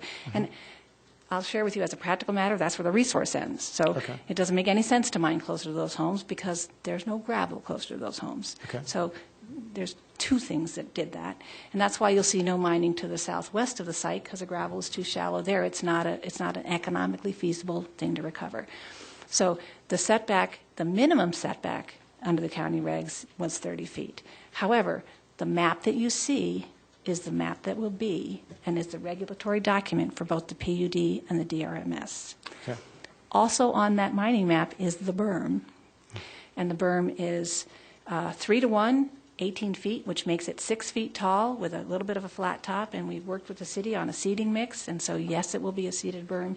And I know that she's a new resident, but at the time we went through the process, there was kind of this conversation about don't block the view, but screen out the equipment. So it's kind of a tap dance between having enough of a berm to make it so you don't see what's going on and not too much of a berm to destroy the beautiful view that those people have from their backyard. And so the thing about gravel mining is very quickly after they start, the stuff is in the bottom of the hole. So that affects both the visual impact and the noise. But the berm is so it's there at the beginning so that when they start stripping and putting in the dewatering trench, they won't see the equipment. Okay. And then once that particular cell is mined, if I understand right, once the operators move on to the next cell and start mining that, they'll start reclaiming the first one. And, It's concurrent. Right. And so the reclamation process would result in taking down the berm? You know, I've always had it in my head that those berms would stay till the mining and the reclamation, till the mining is complete for sure. Oh, okay. I mean, it's topsoil stockpile, so at the end they'll have to put it into the hole. But that screening berm along those apartments and the stuff around those houses, if you start taking it out piecemeal as they mine, it defeats the purpose. Okay.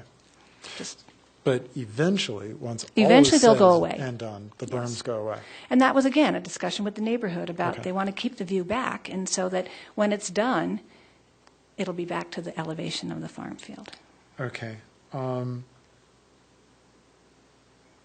then also, she also mentioned the 200-foot setback from Ken Pratt. So can you explain your setbacks from Ken Pratt, please? At the time this property was going through the process, Ken Pratt Boulevard was an idea Right. and a line on a map. And so what they wanted to make sure that when you go through the Division of Minerals and Geology and any other permit process, there's what they call a stability analysis. And they wanted to make sure that nothing we would do on the mining would in any way jeopardize a future road that was put through that property. And so the 200-foot setback for the mining was established as that deal. So can we put a road in there? Can we put a berm in there? We can't dig a hole there. There's some utilities there now. There's some irrigation ditches there now. It was to protect the highway that has since been constructed. Okay. And that was the kind of the, everybody agreed. Right. So how far setback from the highway will the nearest mining cell be? 200 feet. Okay. All right. So you're sticking It's a with minimum it. setback. Okay. All right. And you'll Okay. see that on the All right. plans. So it hasn't changed. That Okay. hasn't changed. Okay. Great. That's it for my questions. Commissioner Paul. Ava, question. So we're just approving the basic concept plan that this is going to be single-family area here, this is going to be mixed residential here. At a point in the future, they will have to come back with a PUD with more definition of what it's going to look like as far as the roads and the neighborhood for the single, and also what's actually going to go into the mixed residential. So at some point in the future board will have the ability to take a look at that and say, oh, look, there's apartments next to the house. We don't like that idea. Because in a mixed residential, you're probably, I'm thinking, there's going to be some townhouses or some mixture of it. So I just want to make sure that I'm clear on that. Sorry, my speaker's off. Okay, yeah, this would, any future development will have to come back to you with a new, it had to be platted anyway, preliminary plat and preliminary PUD, with a little more detail about density, street layout, site planning, et cetera. Again, the primary allowable uses in that mixed neighborhood, the orange, is more duplex, triplex, townhome, not necessarily a complex. And, you know, with a maximum of 18 units per acre, that may not even be a feasible option to develop there. Barb, can you hit your mic? Oh. Thank you. I think that'll solve it for Ava to have hers on now.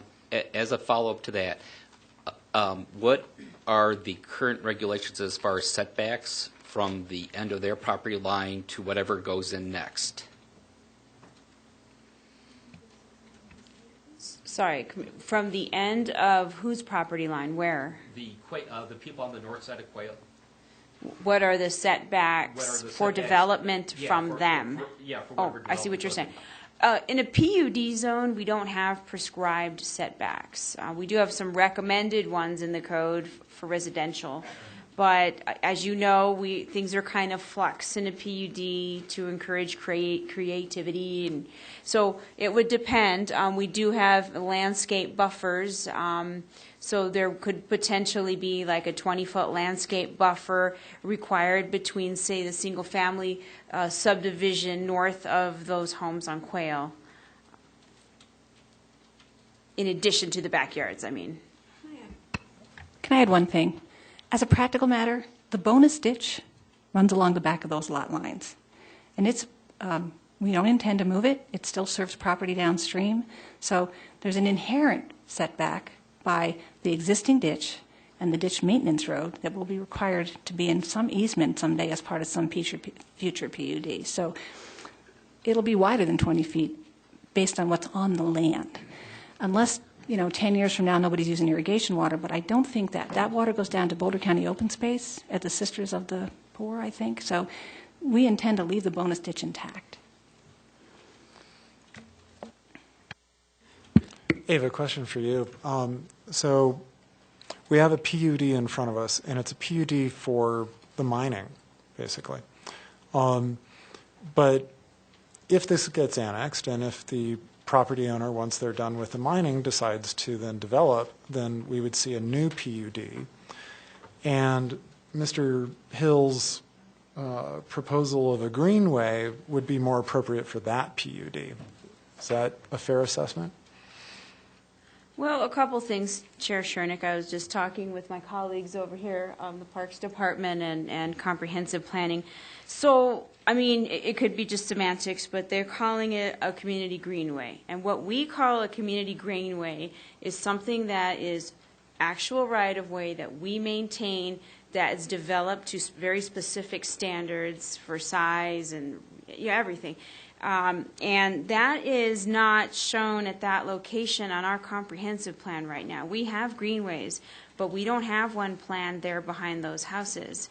So at best, it would require the applicant to ask for a comp plan amendment to add a new greenway, a public greenway, at this location, if that's sort of what the residents are striving for. Otherwise, I don't know, it would be some sort of private open space that this landowner would be required to operate and maintain. That's So the nuts and bolts of it. That's what I was thinking was that it'd be more likely, rather than this being a public greenway that the city establishes through our planning process, it'd be more likely that the Quail residents could work with the property owner, that once that property owner came forward with a PUD in the future for developing houses and whatever else on the property, to create a privately owned area that just doesn't get development on it. So it seems as though that might be a future way that this could go. I concur that might be the more appropriate way, because they do have the berm that serves as the buffer that's going up anyway, to buffer the mining. And so if anyone wants to build houses later, we're all going to have to come back, and perhaps that's the more appropriate time. Right. But again, it's your decision if you'd like to add that as a condition, and we'd have to ask Mr. Kramer how that works legally without doing a comp plan amendment on the fly. Okay. And we'd have to ask the applicant as well, I suppose. Right, right. Ms. Brunk, has there been any discussion with the applicant, with the owners, about future buffers in future PUDs? I actually spoke to the landowner this morning when this came across my desk and said, this is what the neighbor is asking for. And his immediate response was, isn't that more appropriate at the time the property develops? Okay. And there'll be another neighborhood meeting, there'll be another conversation about that. PUDs require 30% open space as opposed to the 20 of a straight zoning. Lots of opportunity. And the other thing that we've always kind of talked about is this property has this funky little right-of-way that comes down here through the middle of those homes and touches Quail Road. And we completely understand why no one would ever want a road there, but we've always thought that at some point it'd be an appropriate trail connection. So we've been thinking toward the future of how we would integrate the interior trails into the neighborhood, and that might be a way to do that. 100 feet is a pretty wide buffer, and we would have to talk about it at the time we develop it. Okay. All right. Thank you. Further questions? Discussion? Motions? Can you turn off that microphone up there, please?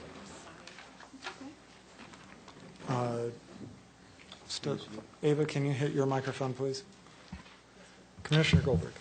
Yeah, Ava, there was some discussion about kind of a collaborative relationship between the mining phase of this project and the work on Resilient St. Vrain and kind of the future plans for flood mitigation for the city. I don't know if this is a question more for you or for Nick, but that's obviously sounds attractive. But I just wonder how realistic is that as it relates to timelines for the Resilient St. Vrain project and the timelines for the project in front of us that Barbara's presented. Is it realistic for some of the material or debris to be utilized to help this project out that Nick is pulling from the river, or to take some of the material and use it for the flood mitigation? Is that viable?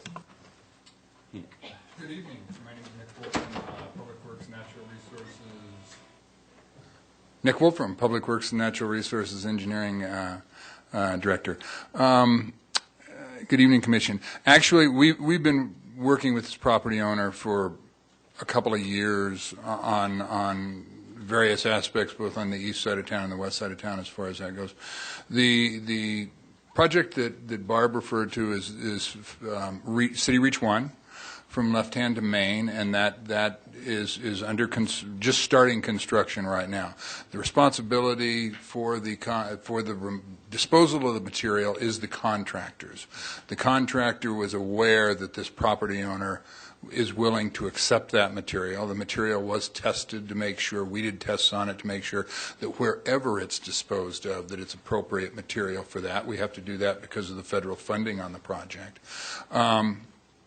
But we also talked to Boulder County about whether, depending on the timing of whether this property would be annexed to the city or whether it exists in the county, of what the permitting requirements would be if this had to happen in the county. Both options seemed viable. I have not yet heard from the contractor. We still haven't had, we've just awarded the contract. I still haven't heard if they've made a final decision on where they're going to dispose material, but it is a very viable option for that. We've been looking both on this side of town and on the other side of town as far as where material would be disposed. And as Barb said, the shorter the haul distance, the less cost you're faced with on that. Once you have to load that material in a truck and start driving it, the costs go up substantially. I will say we got very, very good prices that were lower than estimated on this City Reach 1. So I would not be surprised if that's where they're planning on disposing of the material to probably use it to create these berms. Thanks. Barb, we had a letter from Ruby Bowman concerning prairie dogs. And I know it was mentioned during the presentation that the County of Boulder had kind of done a pass-through and were not concerned about prairie dogs. But can you speak more towards that issue? Actually, Boulder County looked at the wildlife and looked at threatened and endangered species and species of concern. Prairie dogs come and go on this property. It is managed actively for agriculture. We have a professional who comes and it's in the way. They aren't in the irrigated ground because irrigation keeps them out, but there's a little bit of this ground that's a little bit higher. They're disruptive and they're hard on the crops. And so we have actively managed them in all the time I've been working on the property. So at any given moment, there could be some or there couldn't be some. If there are prairie dogs at the time the property is annexed, we'll have to go through the prairie dog preservation process. It would not be our intention to have to do that. Thank you. Other questions? Discussion? Commissioner Bruneau. Yeah, so there's a couple things that I'm a little bit concerned about. One is the sort of opening up of the possibility of mining on open space in general. I feel like that may be a less than ideal precedent to set for future operations. The other thing is that, you know, in the last month meeting was sort of similar with the city annexing area from, I guess actually last month may have been more of a rezoning, but in any event, I feel like we've been sort of taking away open space. I know that the plan here is to actually put it back and make it better, but I'm kind of questioning that a little bit, and in general, basically, I mean, I feel like I brought this up at the last meeting, and the envisioned Longmont, the comprehensive plan is a balanced thing. It's about balancing the environment, historical things, sustainability, different things, and I feel like essentially in the over a year that I've been doing this now, essentially I keep seeing the open space go away, whether it's privately owned or in the case of last month, we actually just took some away and to put some more houses up. And the Boulder County option, although it seems to be a little bit more disruptive on the mining part, would ensure that this went back to some sort of agricultural land, open space, something like that, unless I'm confused. And I'm just wondering if we should be looking at this from more of a high level, like, you know, every time I see a huge parcel of land disappear that was open space, it gives me concern that we're not really balancing anything. We're just sort of forging ahead with, we need more people, or we need to accommodate for more people, we need to develop more. So obviously this applicant has, is maybe excited about this annexation because then he gets to develop on this property. And I guess I'm not really making a very, a big declaration here, other than my concern level continues to go up as each project comes down the pipeline. And essentially we keep referring to the comprehensive plan as the thing that allows for more housing and more development, and the other parts seem to be, kind of in the background, and not really given as much credence. So I think Aaron might have something to say about this. But anyhow, that's just my 2 cents worth. I have a question for you. When you use the phrase open space, do you mean the county's open space program? I mean, because I don't believe this land is part of that. Well, it's part of rural or agricultural, right? So do you mean undeveloped land? Essentially, yes. I mean, Okay. in my mind, if you're not actually, providing for more, county or city open space, these areas do have a similar value as they are now versus essentially developed. Okay, so lowercase open space, not not uppercase open space because it's part of the county's Yeah, open space I program. guess that's what I'm getting at. Okay. But I'm just wondering if there was ever any discussion to maybe add a little more open space to this rather than sort of,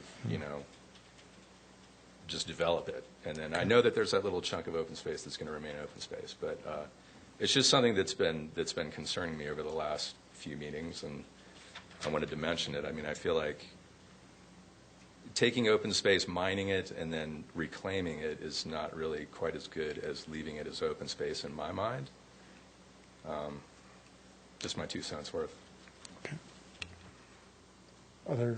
Commissioner Paul? Aaron, can you come up and talk through the differences between the agricultural zoning that is currently Boulder County, what's currently in the envisioned Longmont, and then what's being proposed here? Sure. Commissioner Chernick, members of the Planning Commission, Aaron Fosdick with Planning and Development Services Department. So I think this property has been part of the Longmont planning area for quite some time. This is not a new area that we added with Envision. It was previously designated on the Longmont Area Comprehensive Plan, which was the plan before Envision, with a variety of residential uses. It also had some neighborhood commercial, which was another land use designation, kind of on the southwest portion. So this property was never designated as open space with a big O, and I think it's important we do designate some properties in our comprehensive plan as parks, greenways, and open space, but this property did not have that designation. So we've always envisioned this property to develop, annex to the city someday, and develop and become part of our urbanized area, become part of our municipal service area. And so I think Barb alluded to that in her presentation, that even when this property was going through the process to be mined in the county, it was always envisioned that someday it would likely annex to the city and develop consistent with the city urban levels of development.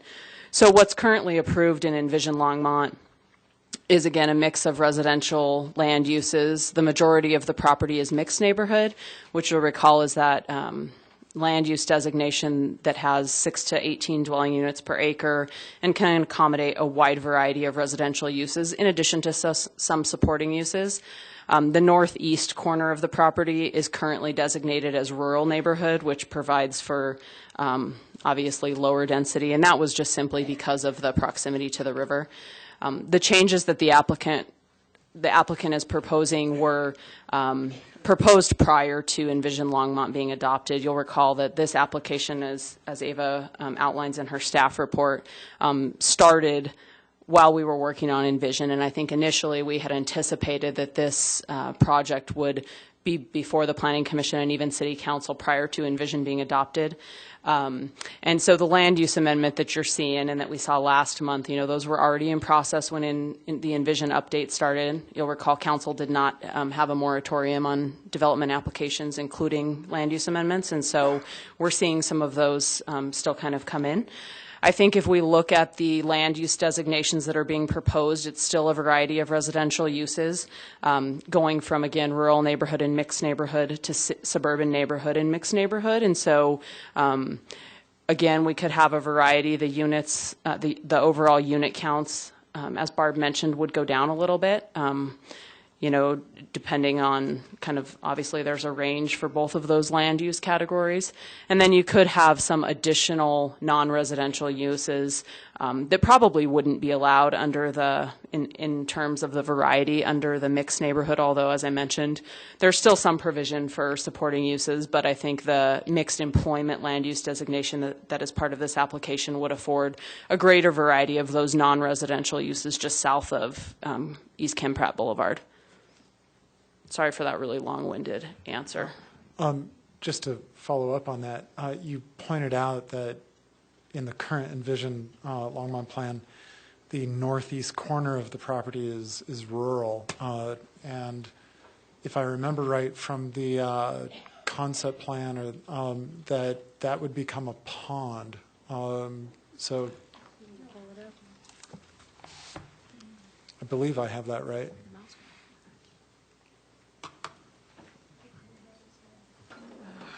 Trying to get back to mine because I know I had it.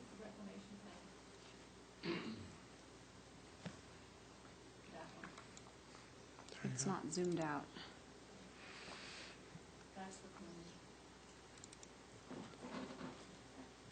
Okay. So most, looking at the image that shows the ponds, most of that northeastern corner that is, right there, basically it stays a pond. I mean, so it kind of keeps its rural nature even more so than if it were not a pond. Okay. Other discussion? Comments? Commissioner Poland? Okay, I'll put in my 2 cents here. For our 1A, there are four parts to it. There's the annexation, which I'm in agreement with. There's benefits to the city, actually for both parts 1A and 2A for the annexations. The zoning, putting it as PUD mixed use. The zoning concept, I am generally in favor of how this is set up. Given what we have here, given that there are some people on the south end of this, putting for the majority of their property line, for the majority of it, it is going to be single residential. There will be some kind of buffer there. When it comes forward to us the next time, we will be able to go ahead, and that commission at that time will be able to go ahead and work with it, and they'll come up with the plan for that.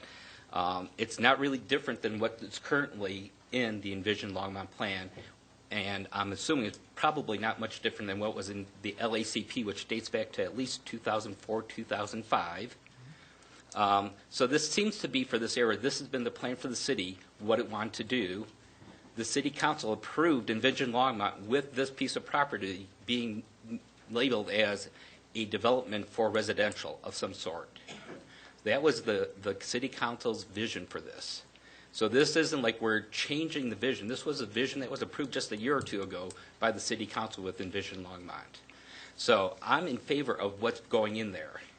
And the way the concept plan works, with having some kind of development for business up to the north side on that one little area, with the higher density in the lower corner, and which sounds like it's probably going to be mainly duplexes, townhouses, something like that, and then with single-family homes, and then with on the north side, 119, with there being a fair chunk of open space dedicated. I'm in favor of the concept plan, and I'm in favor of the land use amendment. So I'm in favor of, for 1A, then going for 2A with what they have set up with the open space, and then to the north of it, the development there. So I'm in favor of 2A, and then 3A, which is the mining reclamation PUD. It's basically what's already in place with the County of Boulder. It just gives the city a little more ability to control what happens with it. So I'm in favor of 3A also. 3B? Oh, 3B with the, with the conditions as set forth by city staff. All right, okay. I'll just chime in about the,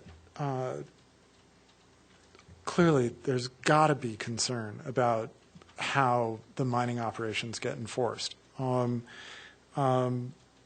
Ms. Brunk's explanation of the local level enforcement, and then the reclamation, the Colorado Department of Reclamation and Mining Services enforcement, technical enforcement, the state level with health, water, and air enforcement, and then the federal level with the Army Corps of Engineers and FEMA and the Fish and Wildlife Service. And then there's a bond in place. One of my big concerns was if the company that's doing the mining goes bankrupt, what happens to the reclamation process? But that's what the bonding is all about, because there's something on the order of like 10,000 unreclaimed mines in the state of Colorado from our, old mining boom days back in the 1800s.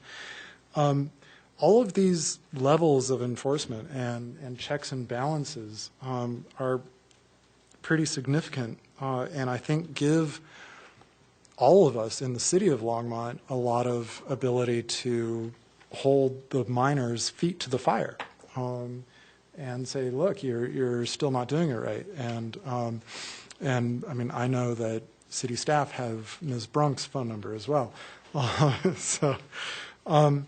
So I think that goes a long way. It allayed a lot of my concerns to see this laid out in terms of what all the layers of enforcement are. So I feel like I would be in favor of this. Other discussion? Commissioner Goldberg. Yeah, thank you. I'm going to echo similar sentiments as my fellow commissioners up here. What we have before us is a project that certainly sounds scary when you open it. The word mining, I'm sure all of us sat back in our chair and got ready to read. And I can imagine what that must feel like to be the neighbors to the south. And what we have is a fairly big project that's going to last a decade or more.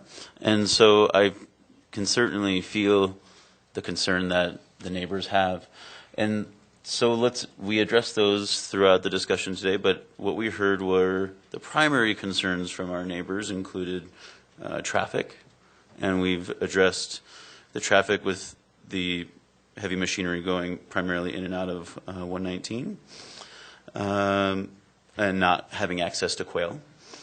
The noise of the machinery has been addressed with the white noise the white noise backup sounds. I'm sure there's going to be a lot more noise than just hitting reverse on the big excavators, but we're addressing that to the best of our ability. The water wells and maintaining the water quality and the water levels in the area, the impact on the wildlife has been addressed. There's rules you can't violate, and we can't impact the wildlife negatively, and so that's what we have to follow. The setbacks were a big concern, but actually, as has been discussed, there's an abundance of setbacks from 119.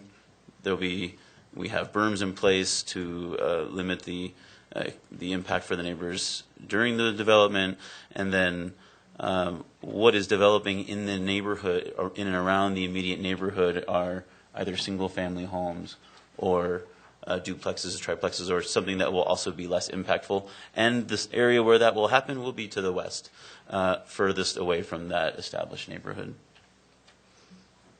I want to support the levels of enforcement or the layers of enforcement that were outlined. I do, of course, encourage the neighborhood residents to be vigilant and to complain if something is happening before 7 a.m. and after 7 p.m. And if something sounds louder than when she whispered over here, then pick up the phone and call. And that's what's going to get action from any of those major layers of enforcement. And if you don't do that, then it might not happen, or it might not happen as quick as you'd like. I appreciate the concurrent mining process, and I appreciate any opportunity for new development to partner with the city in a way that works better for both. And so if we have a place to put the fill, and if we have an opportunity to better enable the city to control that St. Vrain corridor, then that's great. I want to applaud the applicant for a thorough packet and application process, but also I want to applaud the neighborhood too, because we were able to hear the voices and the concerns from the neighborhood today and in our packet. They were constructive in nature, not necessarily, I hate this just being in my backyard, but constructive concerns that we can address. And so I wanted to say thank you to the neighborhood as well. And then I'll finish with all of those things considered, I'll likely be in support of all three options in front of us. I'd like to go back to Mr. Hill's proposal for the Greenway and just say that, I think it's great when neighbors, advocate like this, but it is, in my mind, more appropriate for much further down the road once the landowners get to the point of considering development into residential and mixed use, et cetera. But it's never too early to start making friends with the landowners and start talking about what the vision for that property could be, years down the road. That's how, win-win situations get formed. And as we heard from Ms. Brunk earlier, when she talked to her client, they did not dismiss the idea out of hand, and that's a whole lot better than the way it could be. So don't let that part go, would be my advice there. Other discussion, Commissioner Teta. I just had a quick question for Ava, I think. As far as the concurrency goes, will all of the mining and reclamation need to be complete before any further development proposals can be, or development itself can go forward? Yes, Commissioner Tata, that's correct. The mining and the reclamation have to be completed first, all of it, before any development can occur. Further discussion, motions? Commissioner Paul? I'd like to recommend that we approve PZR 2017-1A. Okay, yeah, and just procedurally, let's take this one at a time so that we don't get confused about the PZRs. Okay, so there is a motion to approve PZR 2017-1A, which is the recommendation to City Council for annexation and land use. Do we have a second? Commissioner I'd like Flake? to second that motion. Seconded. Any further comment about PZR 1, 2017-1? Let's take a vote. And that passes unanimously 7-0. Let me read this notice. This item will now be forwarded to the Longmont City Council for action. If you are unfamiliar with council procedures and intend to appear before council, please contact the Planning Division for further information at 303-651-8330. We are the recommending body on that, in other words. Okay, further discussion or any motions? Commissioner Pollan. I would just like to say for Aaron Thomas annexation number 2, that this is also looking at this, that half of this property is actually going to be open space. I think that's actually really good that they're keeping half of it as open space. So I am in support of this, and I will move that we approve PZR 2017-2A. Okay. Commissioner Flake. I'm second the motion. Okay, we have a second. Just to clarify, and that's true open space with a capital O and S because it's owned by the city, and yes, it is not private open space.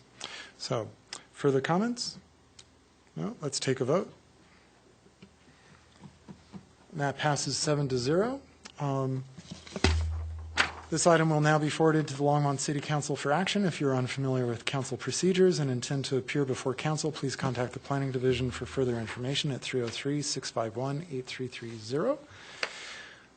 The third PZR in front of us is PZR 2017-3. Further discussion or motions? Commissioner Bruneau. So this is basically the motion that allows the mining. Am I right? This is the PUD, and Ava, he Yes. is correct, yes. Yes, we are getting nods of yes. Okay, so I really do appreciate all the comments from the other commissioners, and I completely see everything that's been said. I understand completely. I do still have issues with the mining and the changing of the rules to allow mining in the city limits, and also to specifically to mine open space. So I'm going to be against this one, but pretty much just for those reasons, the annexing the other parts makes sense to me. So now, just to be fair, and just to make sure it's procedurally sound, it is possible for you to make a motion to pass PZR 2017-3C, which is to deny approval. Okay, but you would need to state some grounds on which that denial relies. Well, I guess I could try to propose it based on the impact on the natural environment. I realize that there's a number of different organizations chiming in on this, the Division of Wildlife and the City of Longmont. I have to think that the term impact on the natural environment is a pretty relative one in this case. I feel that whatever's there is obviously going away. and it can be reclaimed later. But given the general, I would say, consensus of the commission, I'm going to go ahead and skip proposing that. Okay, fair enough. I just wanted to give you a chance, Commissioner Bruno. Thank you. Yep. Any other discussion or motions? Commissioner Goldberg. I appreciate Commissioner Bruno's concern with the issue, and I'm going to proceed with a motion, but with the utmost respect for you, Commissioner Bruno. With that, I'd like to go ahead and propose approval PZR 2017-3B, which reads the Irwin Thomas preliminary PUD plan with a condition that the approval is subject to the property being annexed and zoned by City Council. Zoned PUD, MU is mixed use, thank you, by City Council. Discussion or a second? I'll second the motion. Seconded by Commissioner Pollan. I'll just chime in with a brief comment that agricultural land is not wildlife. It's not wild land. And it's been, in effect, mined for nutrients for plants. So I don't see this as much different. We're mining for gravel now, but it was agricultural and it was pretty beat up from that as well. So any other comments before we take a vote? Okay, let's take a vote. Okay, that passes 6-1 with Commissioner Bruno dissenting. This item now enters a 7-day appeal period. During this time, any aggrieved party may appeal the Commission's decision by submitting a written appeal letter stating why the Planning and Zoning Commission's decision should be amended or reversed by City Council. All appeals must be in writing and must be received in the City Clerk's office and the Planning Office within the 7-day appeal period. The appeal period begins Thursday, January 19 at 8 a.m., ends Wednesday, January 25 at 5 p.m. Thank you to the applicant for your presentation. Thank you, Ava, for your presentation. Thank you to the audience for your comments and patience. We will, unless somebody needs, okay, let's take a, yeah, we've been going for a while. So let's take a 5-minute stretch. All right.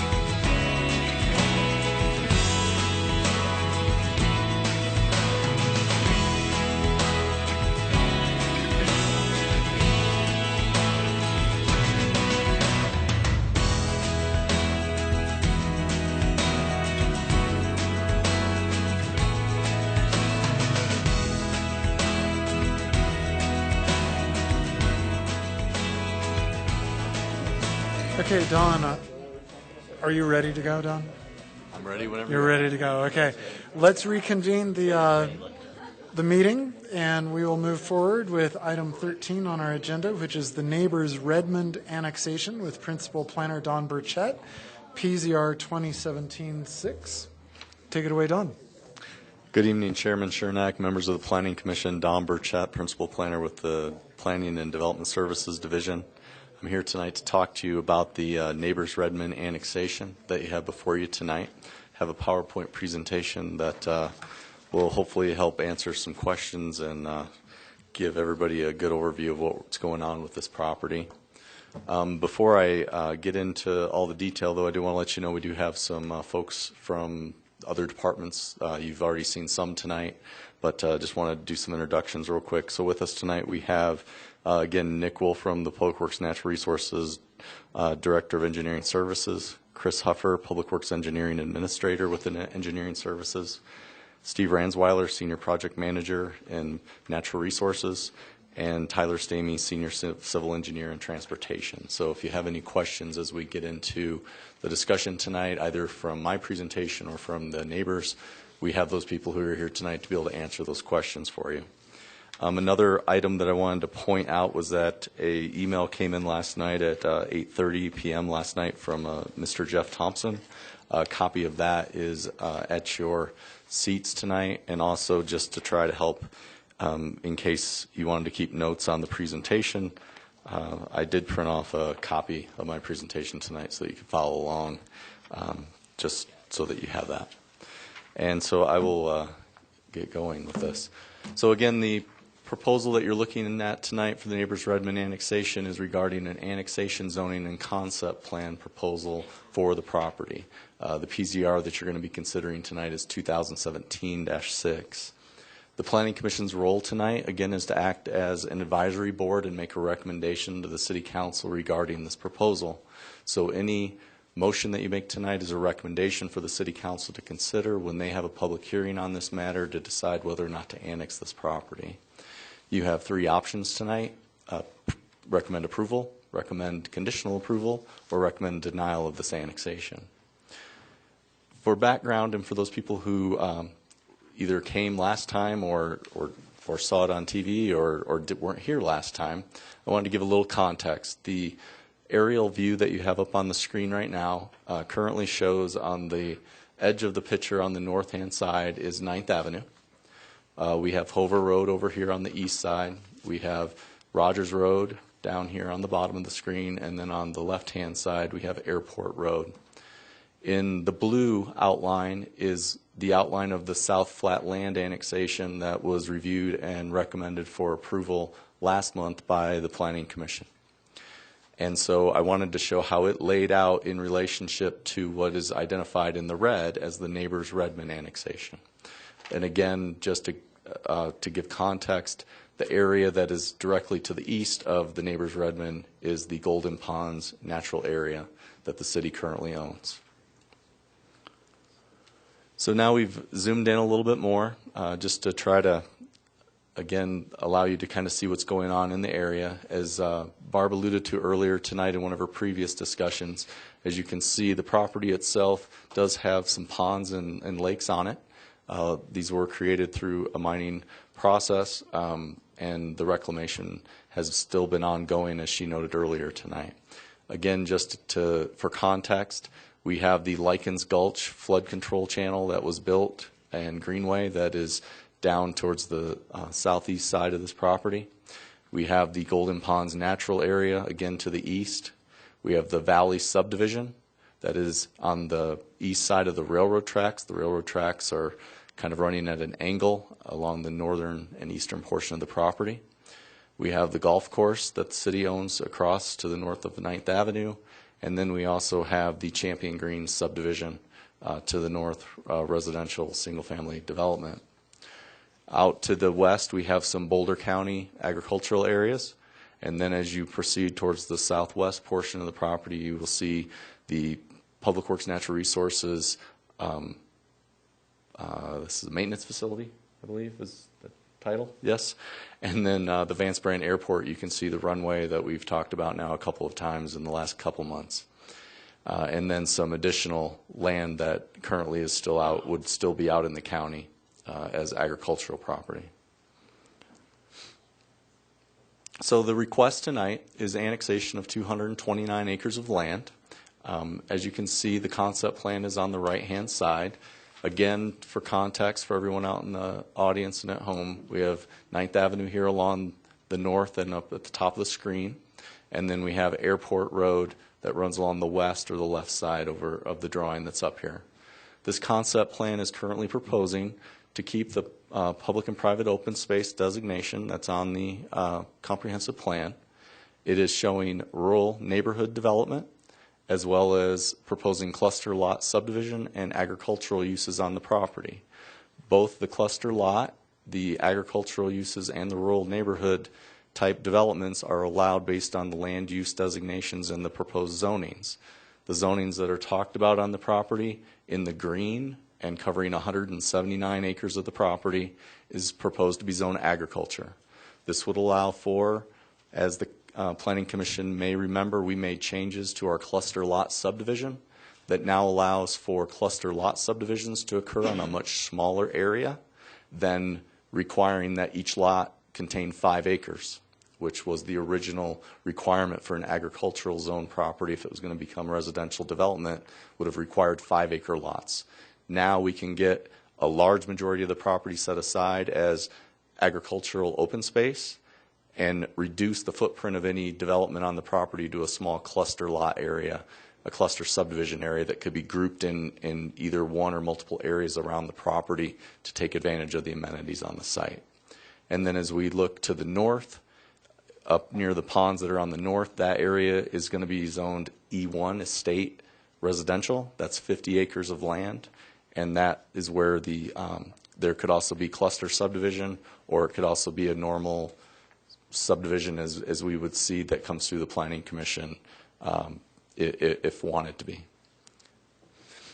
The next thing that we have up on the screen right now is the Envision Longmont. Longmont is kind of a drawing that shows or depicts the conformance to the Longmont Area Comprehensive Plan. So again, on the left-hand side, we have the Envision Longmont document. It shows with the red border the area that generally covers this area that we're going to annex. As you can see, it has the Parks Greenway open space designation. I forgot to mention that the St. Vrain River does kind of bisect from a northwest to a southeast direction across the property on the northern third of the property. And as you can see in their concept plan, they are still reflecting a Parks Greenway open space designation with an agricultural zone district that does conform to the comprehensive plan, and then the state residential that conforms to the rural residential land use on the comprehensive plan. Neighborhood concerns. So before I get into them again, just so that everybody has context, as part of our development application process, we require a neighborhood meeting before the application gets turned in. Again, that is our way that the council has identified as a way for us to get feedback on a proposal before an application is submitted.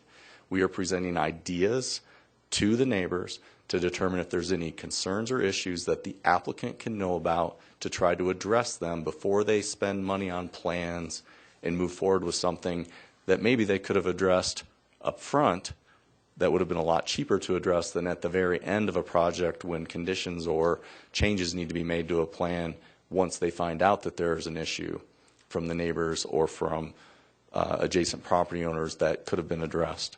As a part of this process, the applicants conducted 2 neighborhood meetings. So 2 neighborhood meetings were held. The minutes of those were in your packet. They were combined on one sheet to identify the concerns and issues that were pointed out at both of the neighborhood meetings. When the application comes into the city, we then again notice that same group of people to let them know that the application has been submitted so that they can now come in and see the real plans as they've been drawn up based on any of the feedback that was provided at that neighborhood meeting so that they can then see what the application looks like.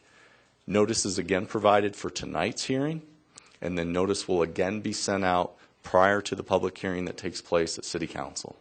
So there are going to be 4 instances in this project where they will have had notice of this application. The feedback that we have gotten has really been reflected in the 5 items that you see on your screen right now. The first is, again, residential development in the airport influence zone. The second is the proposed land uses on the property. The third is a question on the loss of open space. Fourth is the traffic impacts on 9th Avenue and the adjacent neighborhoods. And then the 5th is the drainage on the property and the floodplain issues and how that's going to be impacted by development. So briefly, going through the neighborhood concerns, we're going to start with the airport influence zone. So as we talked about last month, the airport influence zone is a specific zone that is set up in the land development code for the city of Longmont. It has specific regulations for properties that develop within that zone. Those are related to the requirements that the FAA puts on a city when we get an airport. Okay?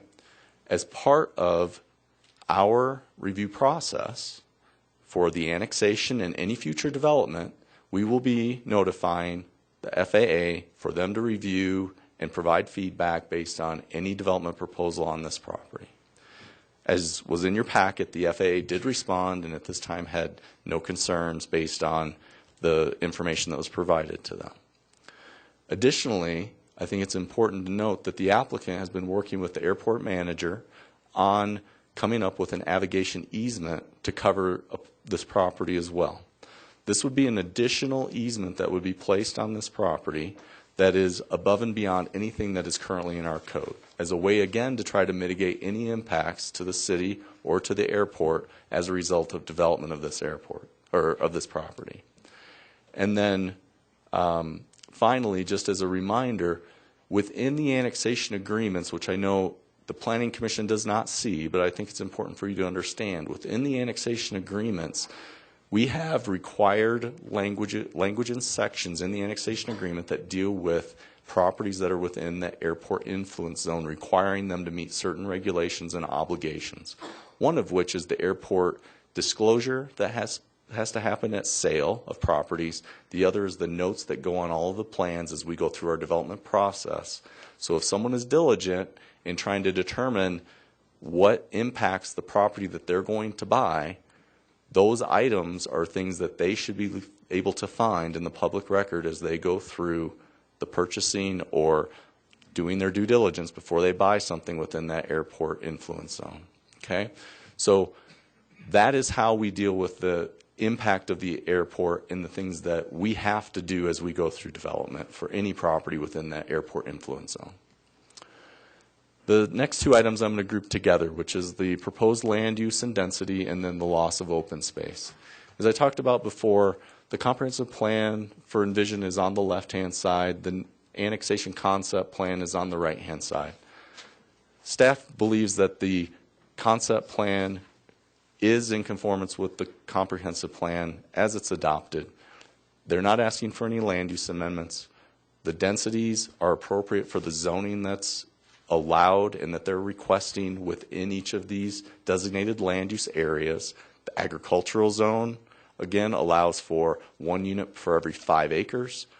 The estate zone would allow 1 unit for every acre of land that's zoned Estate 1.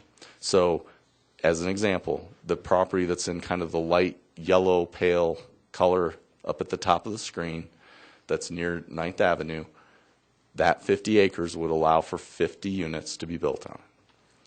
The additional agricultural area, that's the 100 and I believe it was 70 some acres.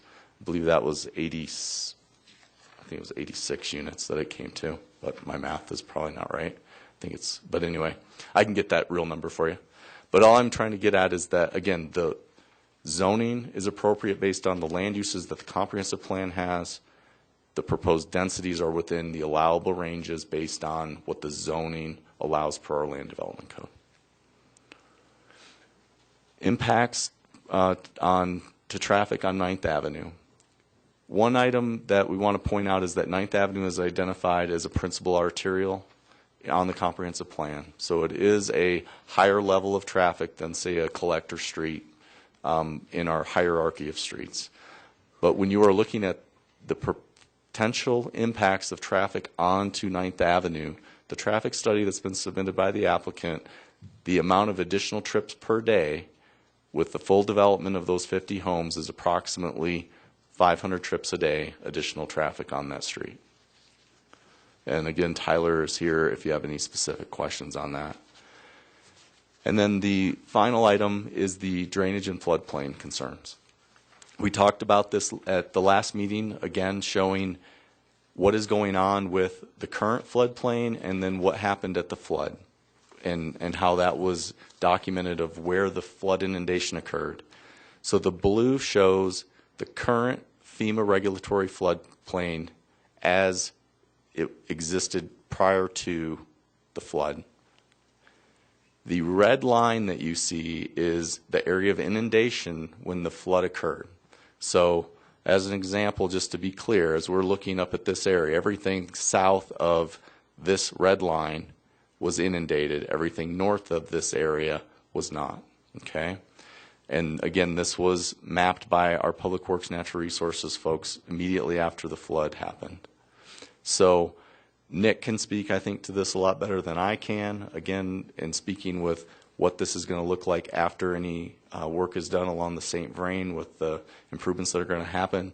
But the important thing to point out is that areas to the south end of this property and at the north end could be developed outside of not only the FEMA regulatory floodplain, but also the area that we identified as being inundated by the flood in 2013.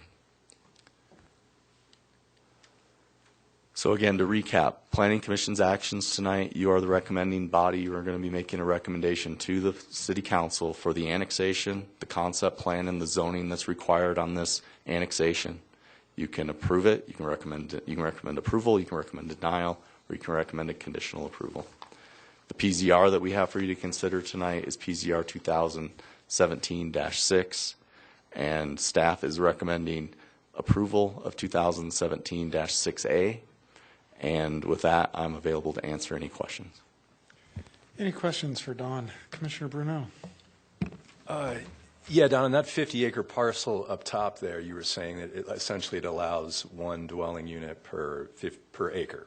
Right. So 50 acres, 50 houses. But then when we looked at that floodplain map and you had the 100-year plan, or like the border of the flood, and you were saying that you could still accommodate those kind of numbers. Mm-hmm.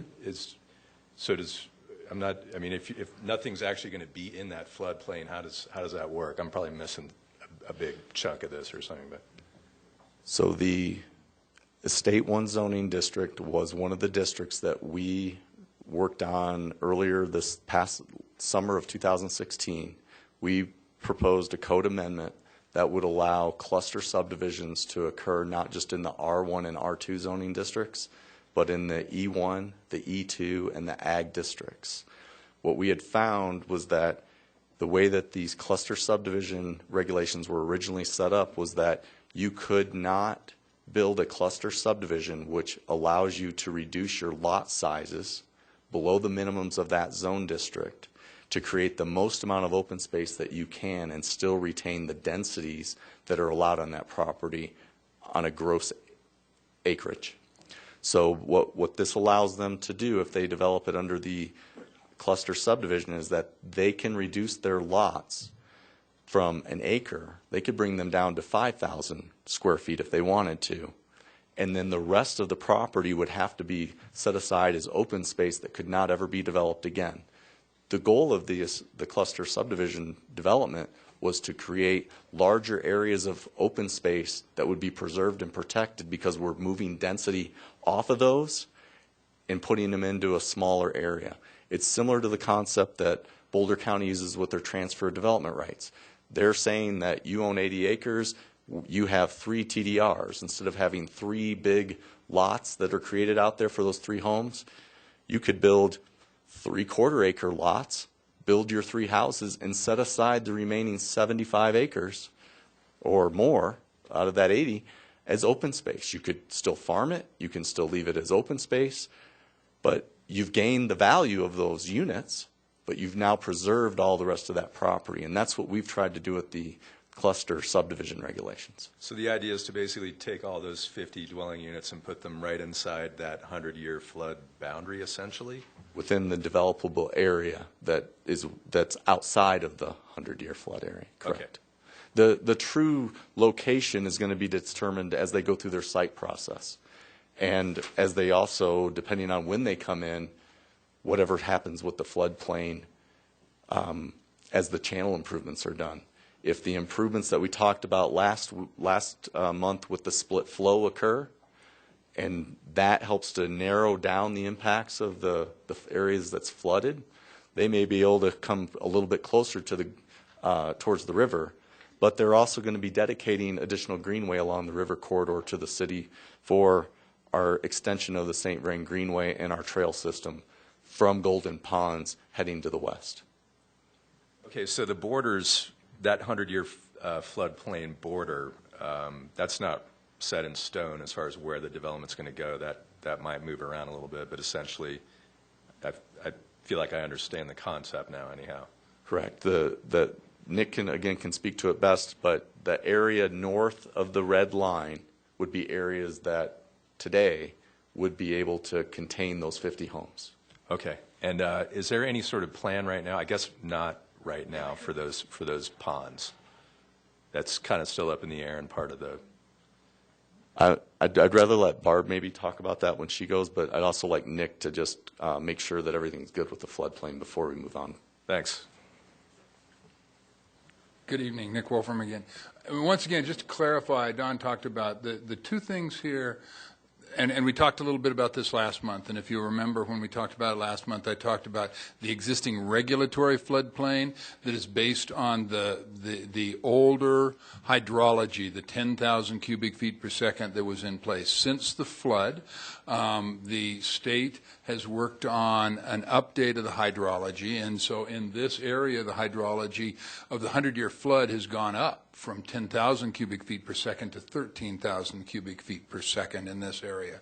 And so the blue that you see is the existing regulatory floodplain map. That's the existing FEMA firm map, the flood insurance rate maps that's in place right now. So if you own property and are getting a federally backed mortgage, you'd go, and if you own property down here, they'd say you have to have flood insurance.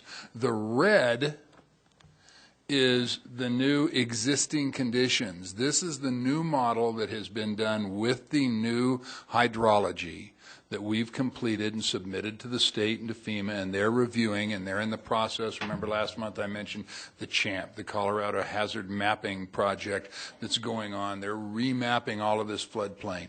And so that is going to take some time. I think we talked about the fact that it's probably 2019 before all that is finalized. But this new red line is what is anticipated to be pretty close to what that, I mean, there could be some revisions as they work through this, but that's what we've submitted and has gone through their initial review as the new floodplain mapping. So some of these areas are in the floodplain that weren't in the existing regulatory. There are other areas that could actually come out of the floodplain and would no longer be in the floodplain once that happens. So I'm just trying to clarify what that is. Now, if you look at areas like this, there's also options that people have all the time to look at, could they do some fill in this area, if they could do some fill without increasing the floodplain on other areas, to do some moving around through the process of a letter of map revision through them. So they have that option, just as we would be doing with the Resilient St. Vrain project, to change that floodplain yet again. Our goal is to change that floodplain and take a lot of this property out of the floodplain. We talked last month about the split flow condition really has more to do with protecting this downstream area down here, the mobile home parks, the commercial area there, than really solving the problems up here on the very property where those improvements would be. The improvements up in this area would be just simply to keep Airport Road dry, put in a new box culvert and channelize those flows back in through there. And those are long-term. They're currently not funded, but we're still working towards those goals. So just to clarify the difference between those two floodplains. Mr. Wolfram, a quick question for you. You mentioned that you can't add fill that would shift floodwaters onto somebody else, but can you add fill that would shift floodwaters on your own property? Yeah, you can move that around. You can't have a negative impact on other properties. You can't. What you can't do is raise the floodwaters. You know, you're looking at options, and we've seen that regularly with properties that have developed in the city, where they've had to move it around on their property so that they could get their developable property done. This is a very broad, wide floodplain, so taking a very small area out of the floodplain in some of these areas, it's really just kind of backwater type thing, doesn't have a significant impact on that flood elevation. But you have to go through the engineering, you have to submit that through FEMA and the city and get that federal approval to make that revision to the floodplain. Thank you. More questions for Don or Mr. Wolfram? For Commissioner Don, Flake. for Mr. either one of you, whoever has the answer.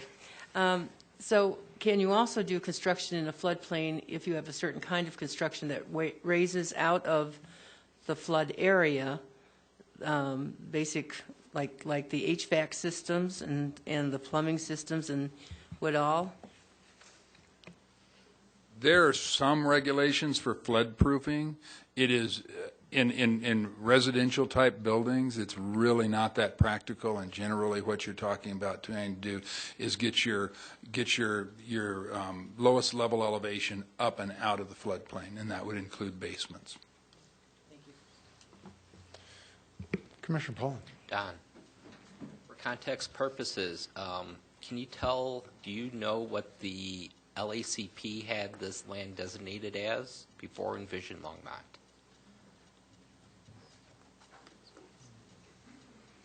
It's the same. Yeah, I'll have to double check, but I'm pretty certain that it was the exact same. I don't believe we changed anything in this area, that it was, that time I think that was more of an estate residential, ultra low, very low density with open space, Parks Greenway open space designation on this same area. I don't believe any of that changed.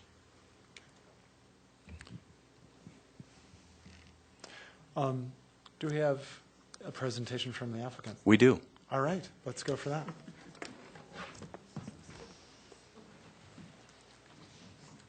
I promise not to make you sick this time. I could help it. You got it out of this. How do I get to the other I'm all right. presentation? Sorry. Operator there. Does it escape? Okay. Can I just pick this up?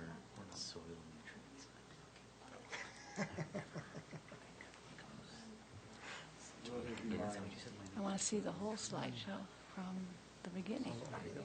I've got it. Chairman Chernak, members of the board, Barb Brunk, Resource Conservation Partners, P.O. Box 1522, Longmont, Colorado. Also with me this evening is Kent Nelson, who is a representative of the Nelson family and the Golden family and are the applicants for this application. Again, context. This is a little bigger picture of where we are, and I wanted to show you the whole airport influence zone and how it circles over the whole property. Again, the list of the landowners. This is the reclaimed gravel mining site, and this site was really ready to, as I said earlier, ready to be released, but when the flood came through here, it came through here and breached the dam. You can see the little pile of dirt that came through here, and so when this is finished, we actually are almost ready to start construction to repair this, and there are 2 more ponds on this property when we get those embankments put back together. We also worked very hard when we did the reclamation and through the Boulder County process. 2 things. To put the pond next to golden ponds so there wouldn't be future development next to golden ponds. We actually thought about that when we were doing the reclamation.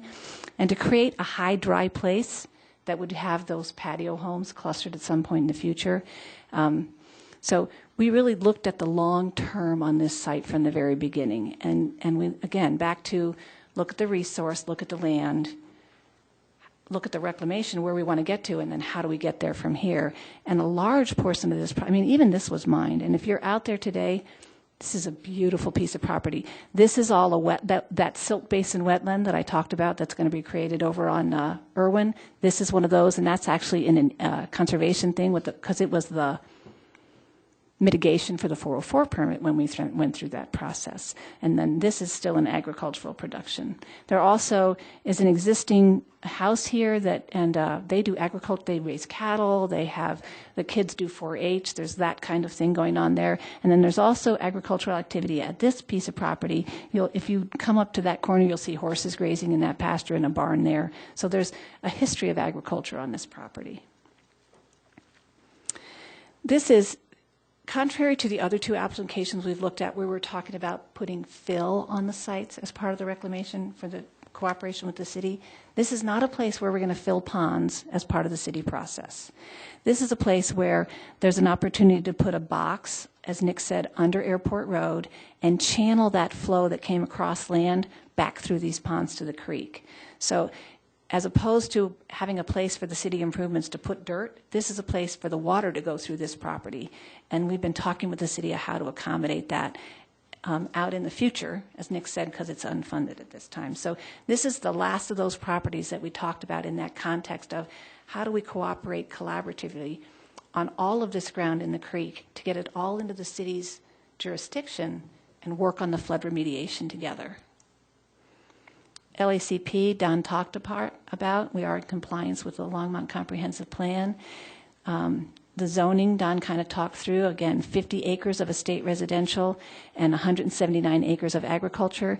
And just to talk a little bit about that floodplain comes up in here. It is likely that these applicants will come forward and do some kind of floodplain development permit to make sure we have enough room to cluster those units around that area.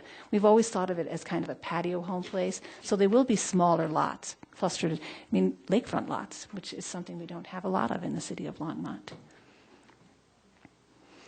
Again, here's that aerial so you can see how that lays out on the land. The review criteria, yes, we are consistent with the LACP. We further some of the goals by adding a mix of housing types that are not as available in the city, the patio homes, and some estate residential that would be clustered down here out of the floodplain. Under resiliency, we have an opportunity to work together on the floodplain improvements.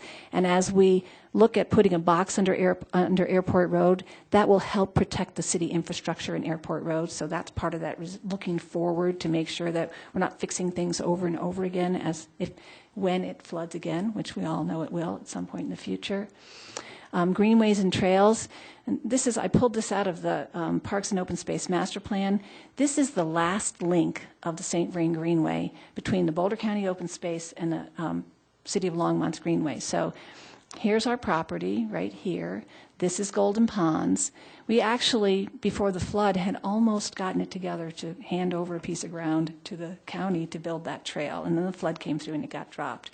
So you'll see in your application materials that even though it may be a while before this property develops, the applicant is working toward getting the Greenway Trail area dedicated so that when the city has funding to build that trail, it's in place prior to the development if it needs to be. And again, it connects to Golden Ponds. It has an opportunity to get back to Lycans Gulch. The county has actually negotiated with the Zwecs to get across when they purchase that property, get across the Zweck property. This will go all the way out to Pella Ponds.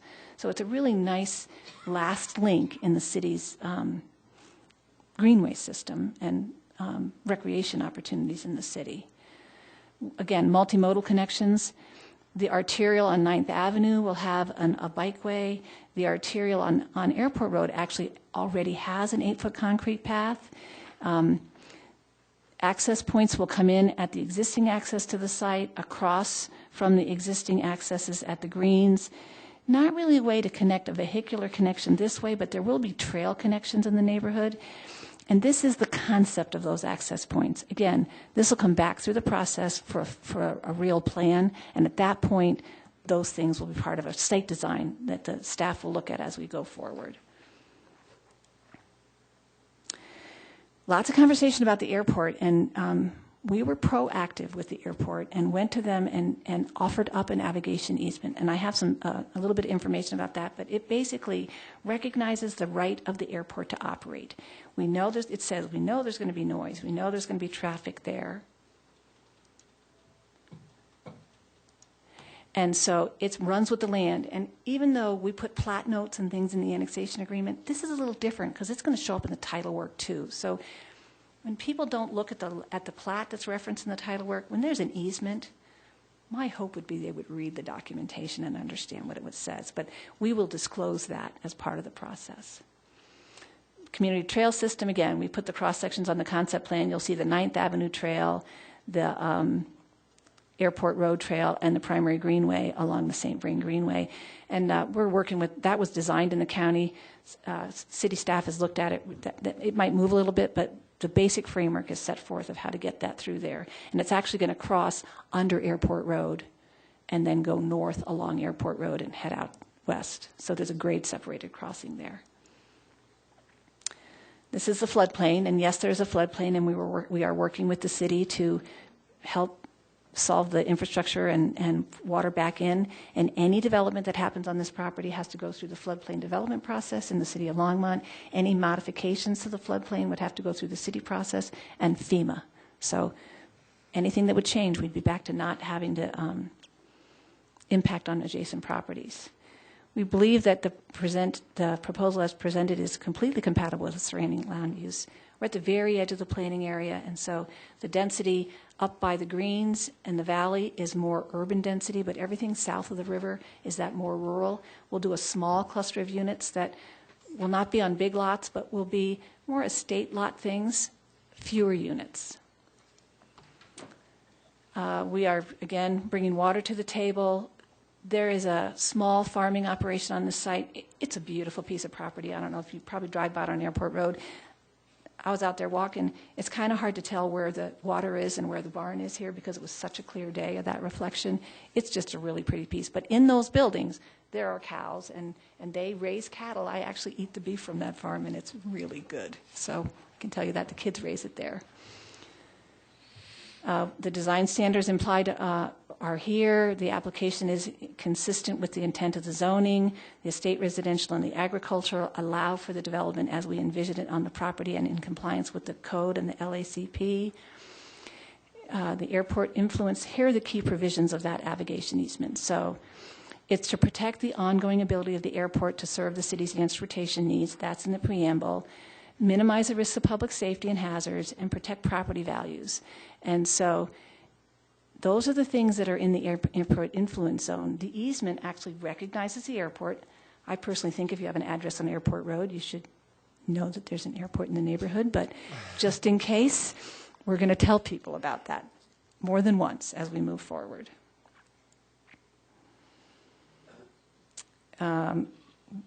We believe the property as set up will not have an adverse impact on surrounding property owners. It actually has been laid out to be compatible with the adjacent properties. Transportation plan, again, trail easements, the perimeter, and inside the site will be determined at the time we develop the property. So the internal circulation system will come through the DRC review process. This is a bubble diagram. So access onto the streets is identified, and even that might move as we move forward based on the transportation study at that time. We meet the statutory requirements for annexation. We're in the Longmont area planning area. There's actually utilities. There are utilities in the street on Airport Road and in 9th Avenue. There are some extensions that will be required to serve the property.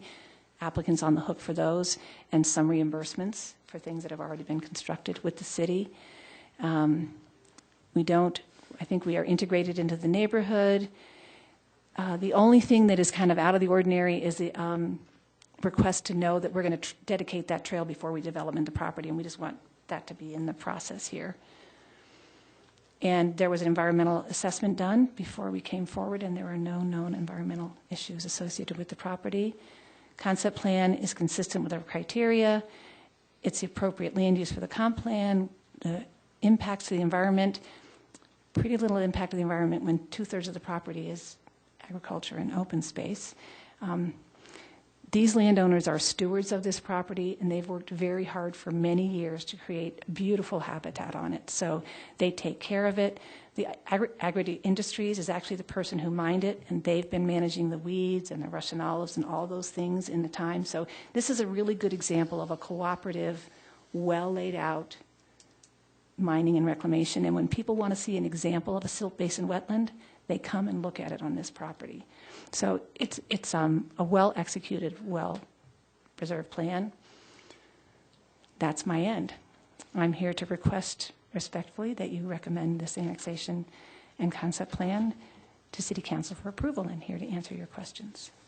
Thank you, Ms. Brunk. Any questions for Ms. Brunk at this time? Okay, I'm sure we'll come up with something. This is a public hearing item, so if there's somebody in the audience who would like to come forward and speak on this issue, we had a sign-up sheet. It looks like somebody erased their name. Mr. Hill is no longer here, correct? Yeah, okay, he's not here. So I don't have anybody signed up, but if somebody would like to come forward now, please do so. We'll give you 5 minutes to talk about this issue.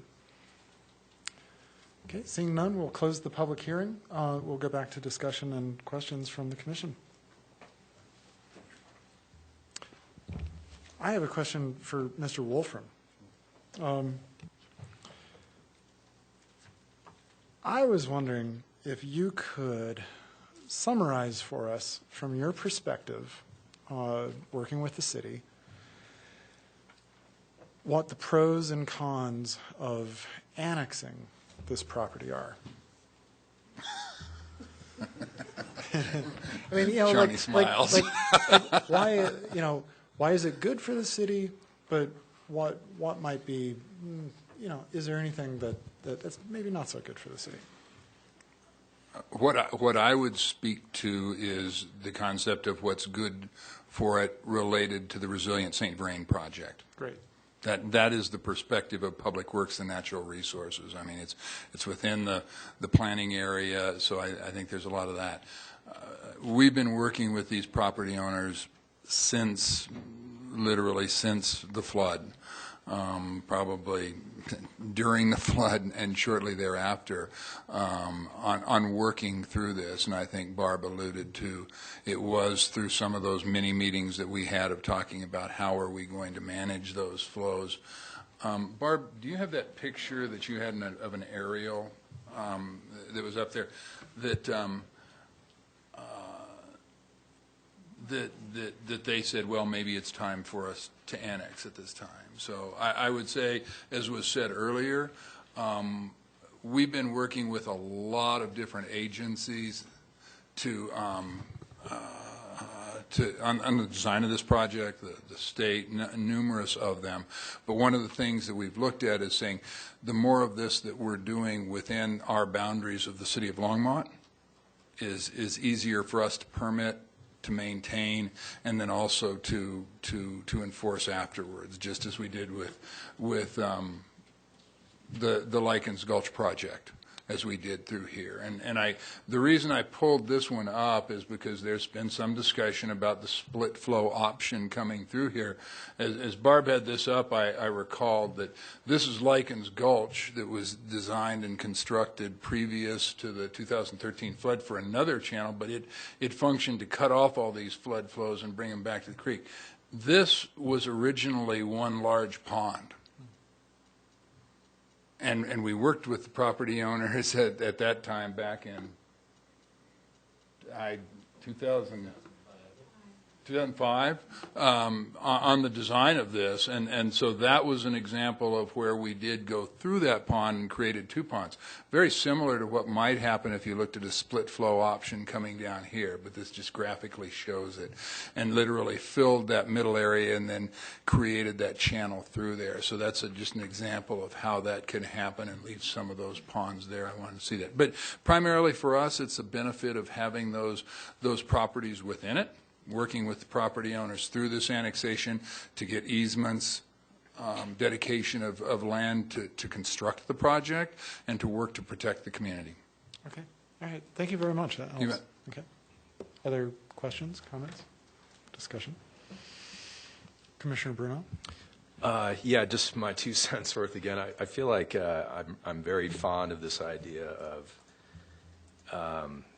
allowing those cluster neighborhoods in this sort of a situation. I mean, I feel like this is a really nice area. I drive by it pretty frequently, and being able to isolate higher density living situations rather than just sprawl it across this area. I mean, this may be more of a result of the sort of a gift from the 100-year flood or whatever. But in any event, I like the way that they're trying to concentrate those developments, and given that ability to just sort of concentrate rather than have to spread out.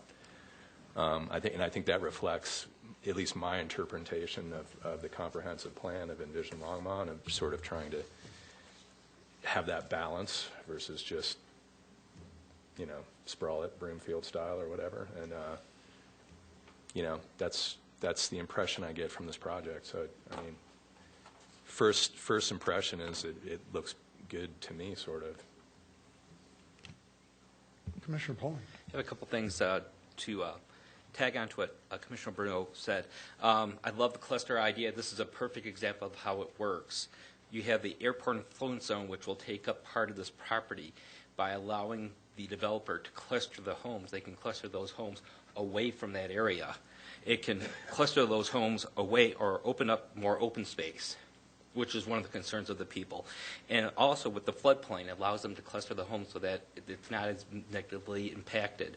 I also want to make note, we did get a letter from Jeff Thompson. I did review it.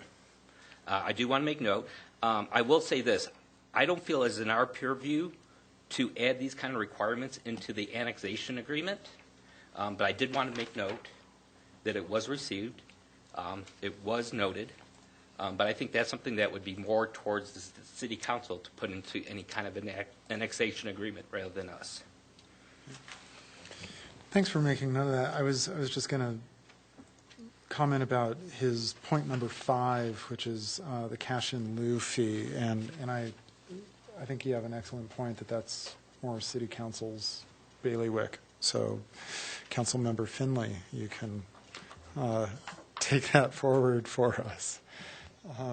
And we also received the comments on our desk from Mr. Schnatzmeyer, and so we have seen and reviewed those as well.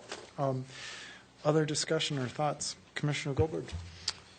Yeah, we've addressed most of the neighborhood concerns, and Don did a good job kind of checking them off one at a time, but we kind of went over the 500 trips per day on 9th Avenue pretty quick. Tyler, can you come on down and tell us a little bit more about are 500 more trips per day on 9th Avenue, is that a huge impact, or is that a blip on the map for you?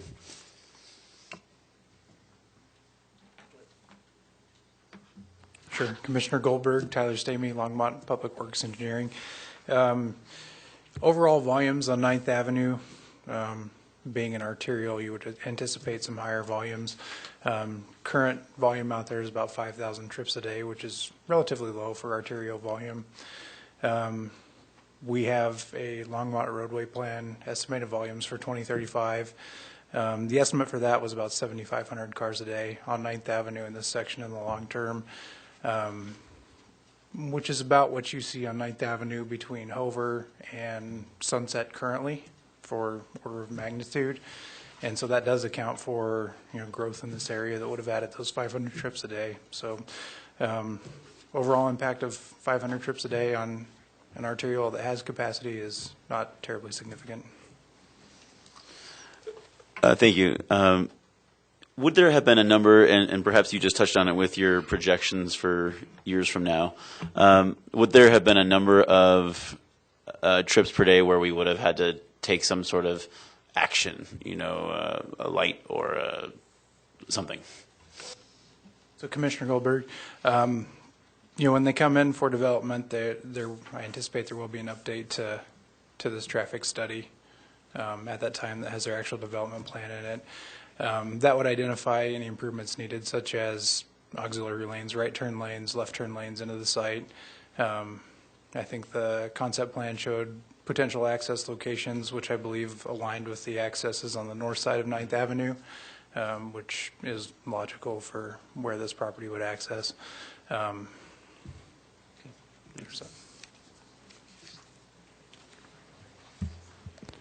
I'd also like to note that, as we heard from the applicant, this proposal puts forward a variety of housing types, adds to our resiliency, and also the trail link to the St. Vrain Greenway that would occur and help us complete that, and that's an important thing too. So those make me feel like this is a good proposal. Don, I had one technical question. I just saw it in my notes. St. Vrain Valley School District provided an analysis of what the effect on the schools would be, but in our packet, their spreadsheets, the bottom line was a division by zero error. Does it matter that we did not actually get their actual number?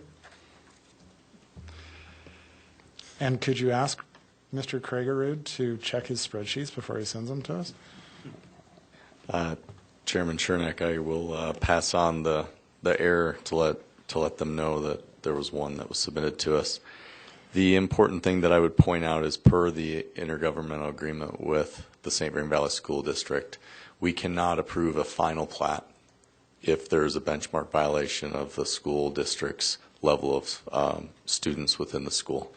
So at annexation, typically what happens is these numbers are now added as a projection, and then they try to figure out at what point in the future those students are going to hit the school.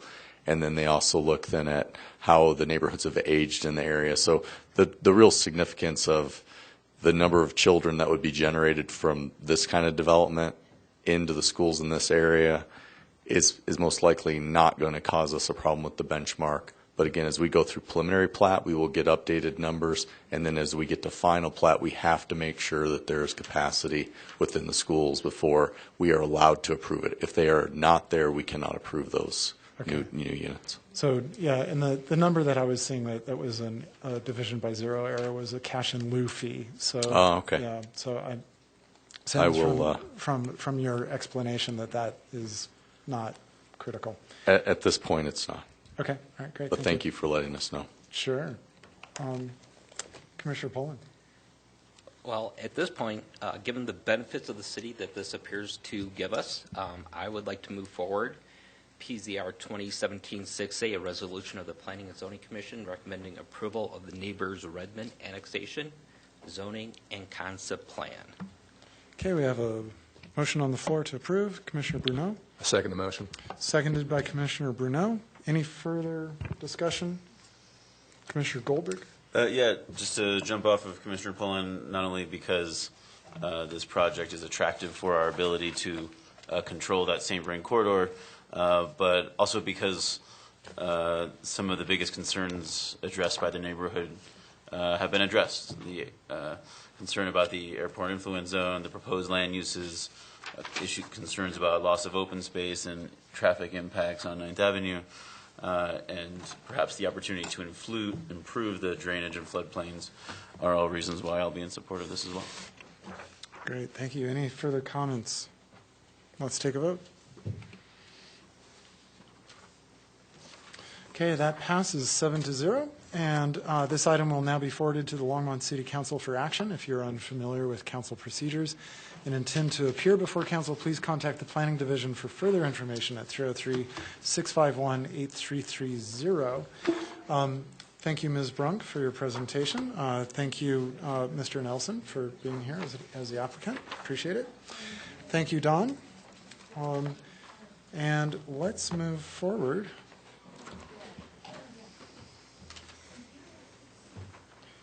We now move to item 14 in our agenda, the Parks at Stonebridge Preliminary Plat and PUD Plan with Senior Planner Ava Parachevsky, PZR 2017-5.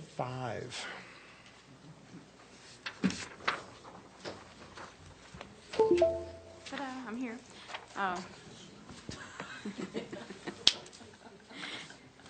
Uh-oh, well that wasn't what we wanted to do.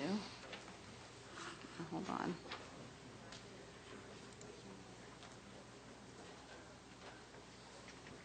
January 18th, right?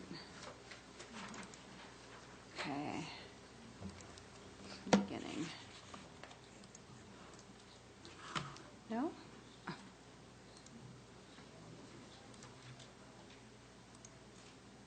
Slideshow from beginning.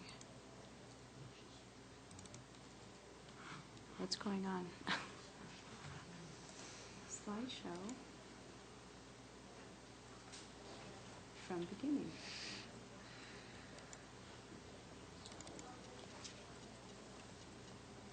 Why isn't it doing the slideshow? Where's that? There you go. Oh, thank you.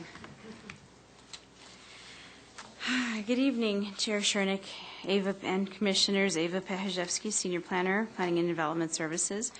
Tonight, we're going to be talking about the Parks at Stonebridge preliminary plat and preliminary PUD plan. I'll start off with orienting you at the project location. This is a 17-acre property on the south side of Nelson Road. It is immediately west of the Schlegel subdivision in Boulder County. It's east of the Meadowview subdivision, and it's Westbrook Village, I believe, subdivision here, and this is a Boulder County random lot here. This property was annexed initially as the Park Meadows property on this north half of it, and then last year the Bouse family, who owned this house here, owned the bow up to here on the property line. They owned about, 9 acres or so. And so they came in for annexation, and part of their concept plan was to tie these two lots as one development, a residential development. And so that's what we're here for. Again, it's the property zoned residential PUD. Townhomes are a permitted use in the PUD zone. The land use designation for this property in Envision Longmont is called single-family neighborhood, which limits the density to a maximum of 8 units per acre. So for this 17-acre site, the max would be 136 dwelling units that could be allowed here. But they're proposing 92 townhomes plus the Bouse property, which technically makes it 93 dwelling units, which yields a 5.5 dwelling unit per acre. So they are underneath the maximum threshold. A couple other things to note. We've been talking a lot about the airport lately. This property is in that big circle in our zoning map of the airport influence zone. And anything in that zone, our zoning code says, can't create any interference with navigational signals or radio communications. There are some height limits when you're in the AIZ, and they relate to airspace penetration, but in this instance, it's a 2-story, 26-foot residential building, and they've got the same exact buildings sandwiched between them, or they are sandwiched between 2-story buildings on west and east side, so it's pretty safe over there to do that. Nevertheless, just something of note, something we put in the annexation agreement. You may not see it because you don't see the agreement, but we do require notes on the subdivision plat and on the development plan and in the CC&Rs, all letting any property owner know that they have to acknowledge that they're living near an airport. There may be some noise nuisances, and they have to hold the city harmless. So all of those are covered. And so we'll go with the first request. This is a preliminary plat. I turned it this way so we can all be looking north. So this is Nelson Road here. And so they are doing, and again, these are going to be 90, this is one lot here. This is the 2-acre Bouse family property. They're going to just plat off a piece for them to keep living there, and they're going to come in off Craig Road, which is down here. And that'll be their main access. The other 92 units are part of the townhome development, which is a series of 4 and 5 plexes. Access comes primarily off Nelson Road, and then they have this sort of looped as you can see, looped right-of-way and through a cul-de-sac. There's a second point of access here into Oakwood Drive, which is in the Meadowview subdivision here. That street was stubbed out here purposely for any future development on this site because fire department requires 2 points of access. Let's see what other things I wanted to go over. Oh, and so the lots are small. Obviously, they're townhome lots, so they're, between 2,000 and 5,000 square feet lots. The site also provides 5.5 acres of common open space. I'll go through that in the next slide. That's all platted here as outlots.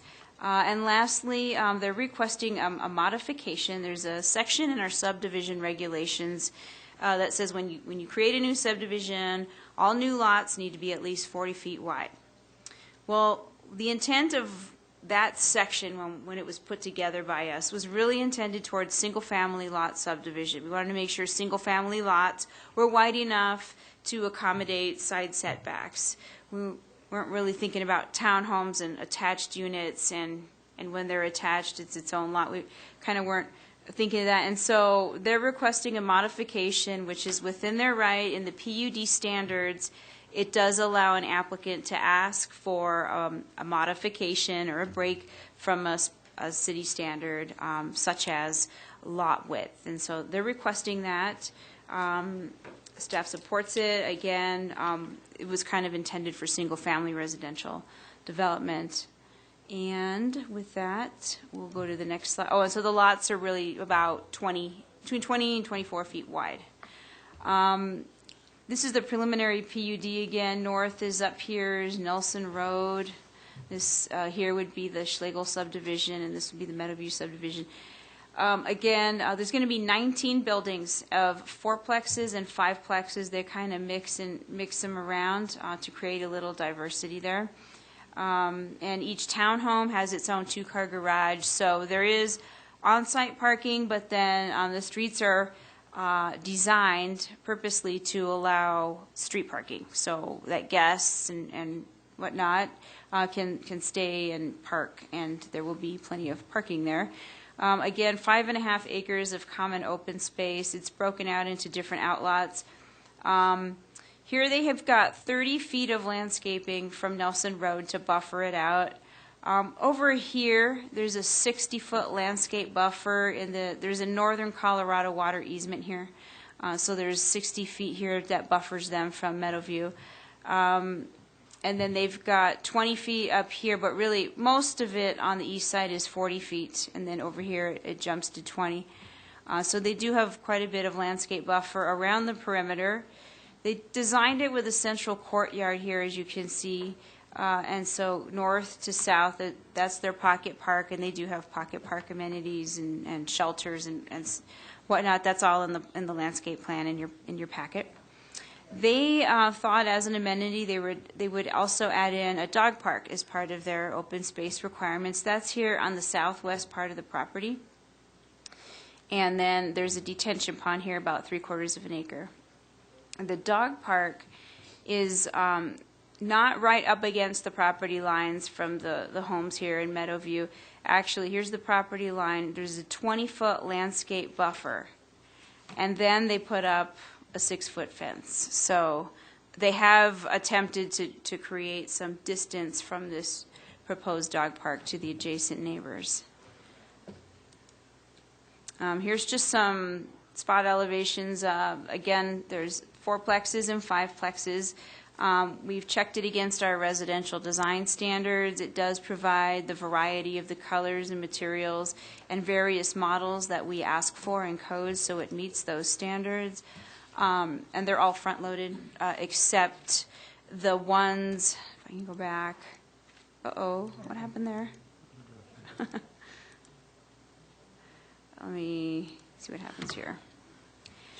Everything's front-loaded except these 4 lots here where you would come in and go around from the back. And we'll talk about those lots in a second. Well, I'll just talk about them now. So down here, these lots are currently in a floodplain, which you can't develop in a floodplain. However, the applicant is working with FEMA and getting a CLOMAR. And so it's a conditional letter of map revision for those of you who don't know. And so they are optimistic they will get that. And once they get that, the city would allow them to build. But out of an abundance of concern, we've added a condition that says if this doesn't go through and FEMA rejects you, and we've already been through Planning Commission and we don't want you to make another trip back, we've added a condition that says these 4 lots, if they do not receive the COMAR, they must all be converted to one open space lot and just be some kind of common open space amenity for the residents to use. So just wanted to cover that piece as well. Oops, hold on, my mouse isn't working. Trying to go forward now. See if we can get back in the slideshow. Okay. Okay, it's the mouse. Sorry. Let's try enter. That's better. Let's get back to where we were. So we went through the plat, went through the PUD, the elevations. Just want to talk real briefly about some of the development issues and how we've handled them. One is a portion, again, I just went through that. So the portion of the property is in the floodplain. We talked about that and the condition that we've added in case things don't work out with FEMA. Secondly, there are some healthy existing trees that would need to be removed. Those are up on the northeast corner. There's an old house on the northeast corner, and there's 2 trees. There's other trees, but they were Russian olives, and the city forester said, make them go. So the only trees that he wants mitigated are the 2 that are near the old house there up at the northeast corner. He gave them a value, which we've sent them in writing, and so we've added a condition that says you need to make sure you make that tree mitigation payment before we plat this. Regarding traffic, I did get a couple of letters. Some are in your packet. One may have gotten on the dais tonight, some last-minute ones. But generally speaking, I know there's concern about people being able to get in and out of, say, the Schlegel subdivision or even Meadowview currently with traffic as it stands on Nelson Road. A traffic memo was submitted with the application. It's expected to generate close to about 600 trips a day, AM, PM, everything combined in and out. At this time, our traffic engineer, who's here, can further elaborate, but it didn't warrant any new deceleration lanes, any new traffic signals, or any widening at this point and at this location. We do have some capital improvement designs on widening Nelson in the future that aren't specific to this, but so that's that. And then again, proximity to the airport. Again, I don't want to beat that one to death, but we do have measures in place to do plat notes for that. And then for species and habitat, they submitted a species and habitat report. There were no state or federally threatened species or habitat identified. There was an eagle nest somewhere, maybe not on the property, but within 1/3 of a mile. And so we'd added a condition limiting the window when you start construction. It's kind of important that if they're in nesting season that we don't have grading trucks go out there and scare them off. So we try to have developers do that outside of their nesting window. And with that, so your options tonight again are you're approving the preliminary plat, preliminary PUD, and that modification to the lot width, PZR 2017-5A.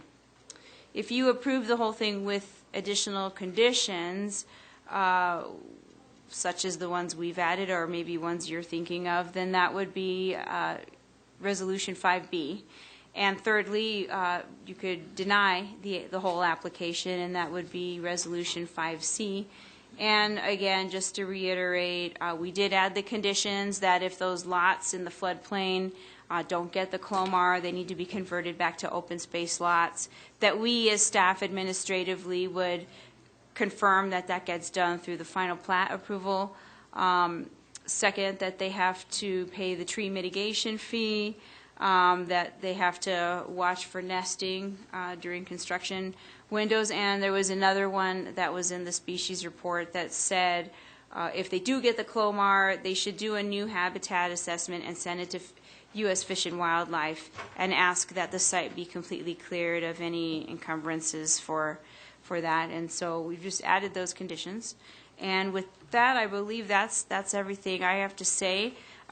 Mickey Leba of Promontis Group is speaking on behalf of the applicant, and of course happy to answer any questions. Okay. Any questions for Ava at this time? Okay. Just a quick technical question. What's the percentage of open space on the proposal?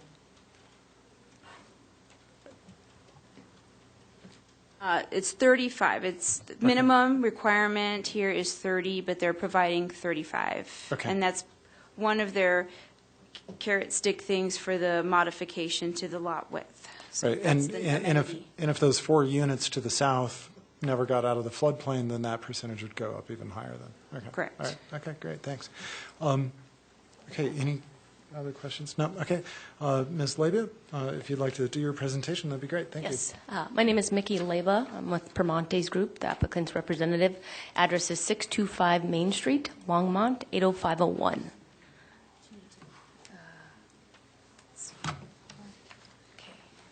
Let's see. Yours is. Does any of that look like yours? The last one, yeah. Okay, hold on. The mouse doesn't want to move down that far. Okay. Yeah, that's it. Is it this one? Park, yes. And there should be a PDF called PZ presentation. Which? Very end, very last one. This one? Yes. There we go. Okay, so then. How do you? So mine's just a PDF, but there's. Oh, it's just a PDF. Yeah, Okay. so- okay, thank you. All right. Well, thank you for the opportunity to present our request for preliminary plat and PUD development. This is a little screen, so let me get used to this here. There we go. I don't want to go back through what Ava presented, but I thought this was important to show the aerial on our site location. And you can see it's we're surrounded by existing developments, and this has kind of been left alone. I'm sure many of you have driven by there, just seen this vacant piece of land for quite a while, and the roadways stubbed into it from the west. But you can see here, just to go again over what Ava had indicated, Schlegel subdivision developed to the east, and then to the west, Meadowview over here. And then we have Boulder County properties to the north of Nelson, and then Boulder County parcel, which is south of our development between Dry Creek and our property. Let's see here.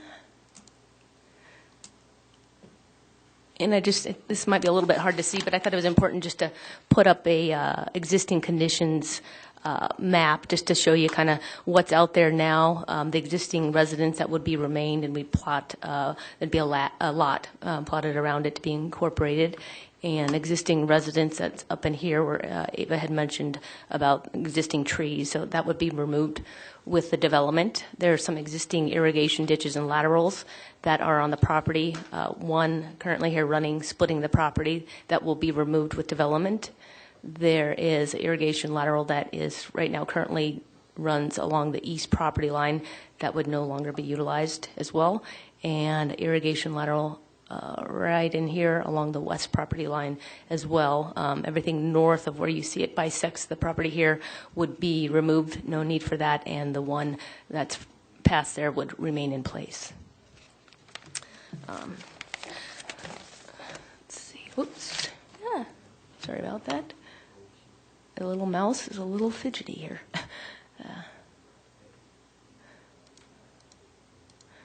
All right. So the Parks at Stonebridge will provide a high quality of townhome community that utilizes creative design to enhance its residents' lifestyle through large areas of open space and innovative design. The centerpiece of this design is the wide pedestrian boulevard, as we call it, of green open space that runs in front of most of the homes, providing an opportunity for neighbors to visit and kids to play. An additional amenity planned, is mentioned here, was the community dog park in the southwest corner of the property, which would be right in this area. Townhomes will have their own private yard and courtyard adjacent to the pedestrian boulevard, which would be along this area here.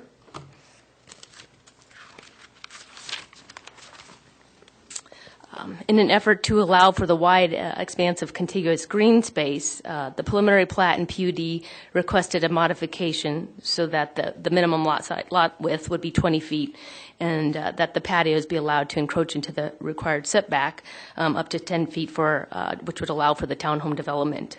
This request does not result in a more intense density. In fact, the proposed plan is less dense than allowed by the current PUD zoning. It simply allows for the better utilization of the land, buildings, and open space to create a more livable and innovative design.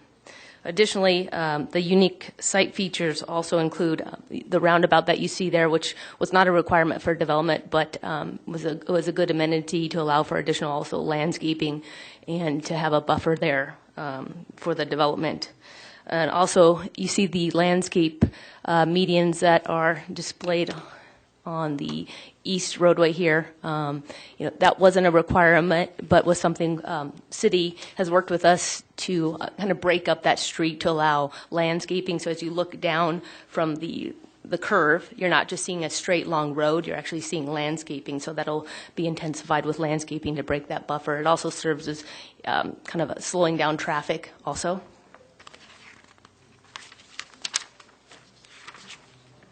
So again, 19 buildings, 92 townhomes. The one lot there, approximately it's about 2.3 acres that will remain in Bo's property, and they'll continue to live on that property.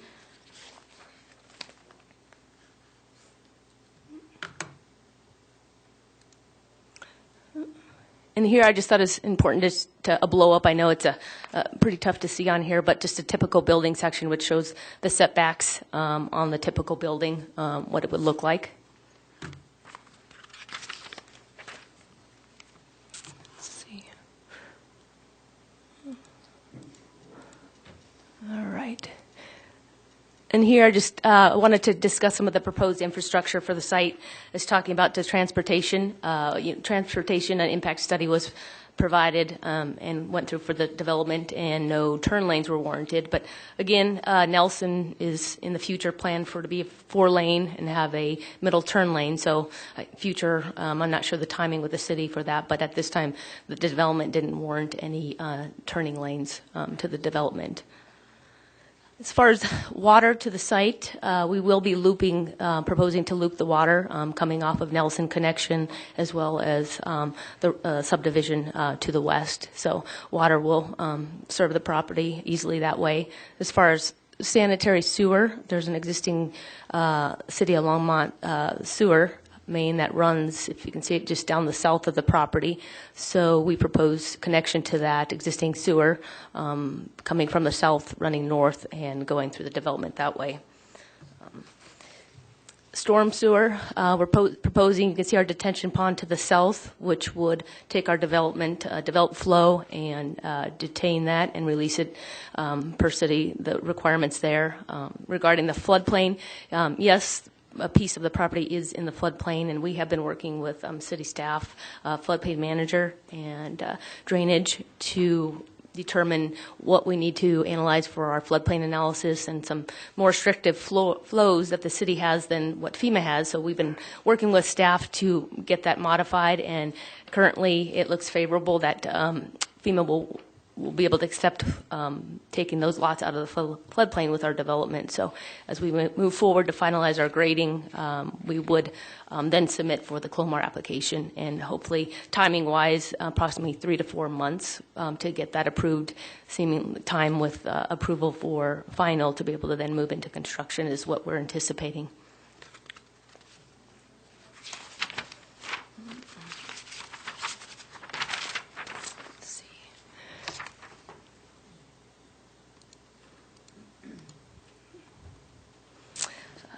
Just want to talk a little bit about landscaping and open space. Again, we're proposing 35% open space, which is above the required minimum of 30% landscaping. The landscape design provides an attractive aesthetic feel using tree-lined streets and planting areas that incorporate diverse and low water use plant material to provide seasonal color and interest. We'll have ornamental grasses shall be used to create movement and texture and act as a backdrop for colorful perennials and blooming trees and shrubs. So we have buffering is provided along Nelson Road, along the east and west property lines to soften the edges and screen the homes. Stone features shall be used at the entrance at strategic locations throughout the development to add character and provide a unique identity for the community.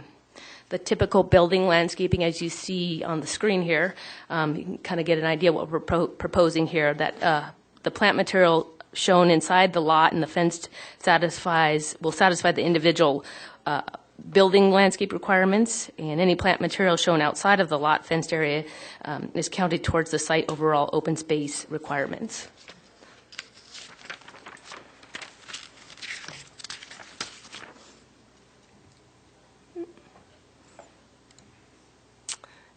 In here, I thought this was a great photo. You can kind of get a better view. It's always hard to see on paper 2D view, but right here you can see the pedestrian boulevard, as we call it, which is down the middle of the site and what it would look like. You can see the fencing that would go around each individual lot would have their own kind of closed area that they could have a dog or something in that area, and then it abuts this nice open space here for kids to play and a nice amenity for everyone to get to know the community. So I thought that was a good photo to present.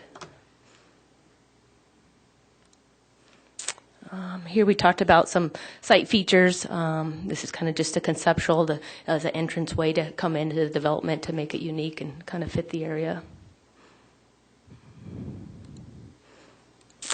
Architecture, again, just more photos of, 4-plex and 5-plex units. There's 4 different color schemes proposed that are kind of spread out so they don't all look the same. But again, just wanted to show those and the unique, and it meets the community, just ideas on what those look like. Again, in closing, just want to thank you for the opportunity to be here, and just, I guess we request your support and moving forward and recommendation for approval for our preliminary plat and PUD. Thank you, Ms. Leba. Yes. Any questions for Ms. Leba at this time? Commissioner Goldberg. Thanks, Ms. Leba, for being here. The city has outlined several conditions that in their recommendation for approval of this project. Are you able to meet all of those conditions?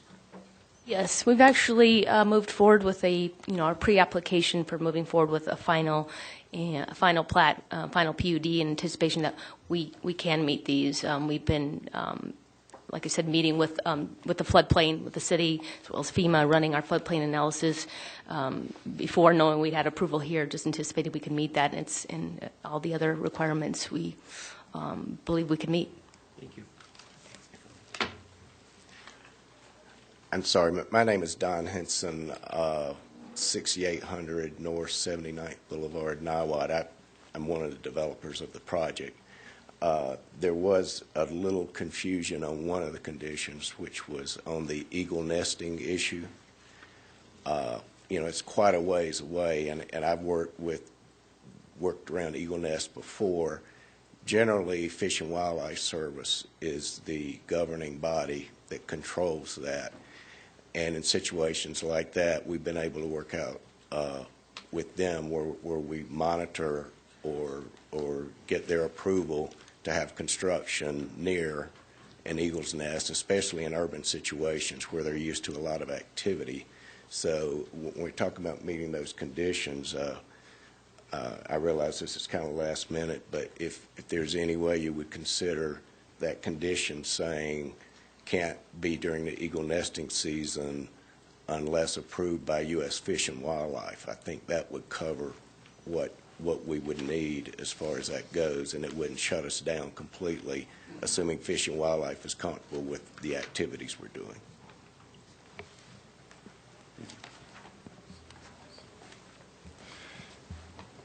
Okay.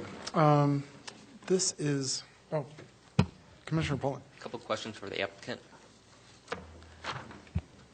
Real quickly, one of the concerns raised was over on your east border, the west side of Schlegel. Somebody had mentioned about septic tank issues.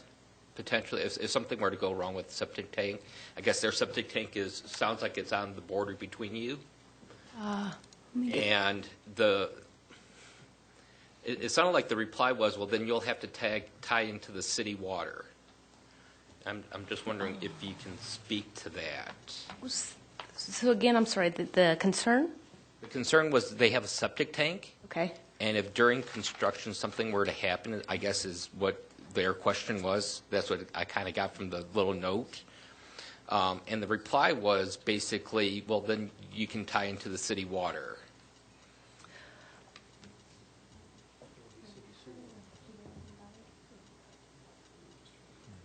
So I'm not familiar with that concern, so I'm just trying to, you're referring to It was the number one issue, and it's example, septic tank east of site, west of Schlegel, and applicant's response, neighbors notified that when their septic systems fail, they will have to tie into the city sewer system. Oh, that's from the neighborhood meeting. Yeah, that was from the neighborhood meeting. Yeah, it's in the neighborhood meeting document.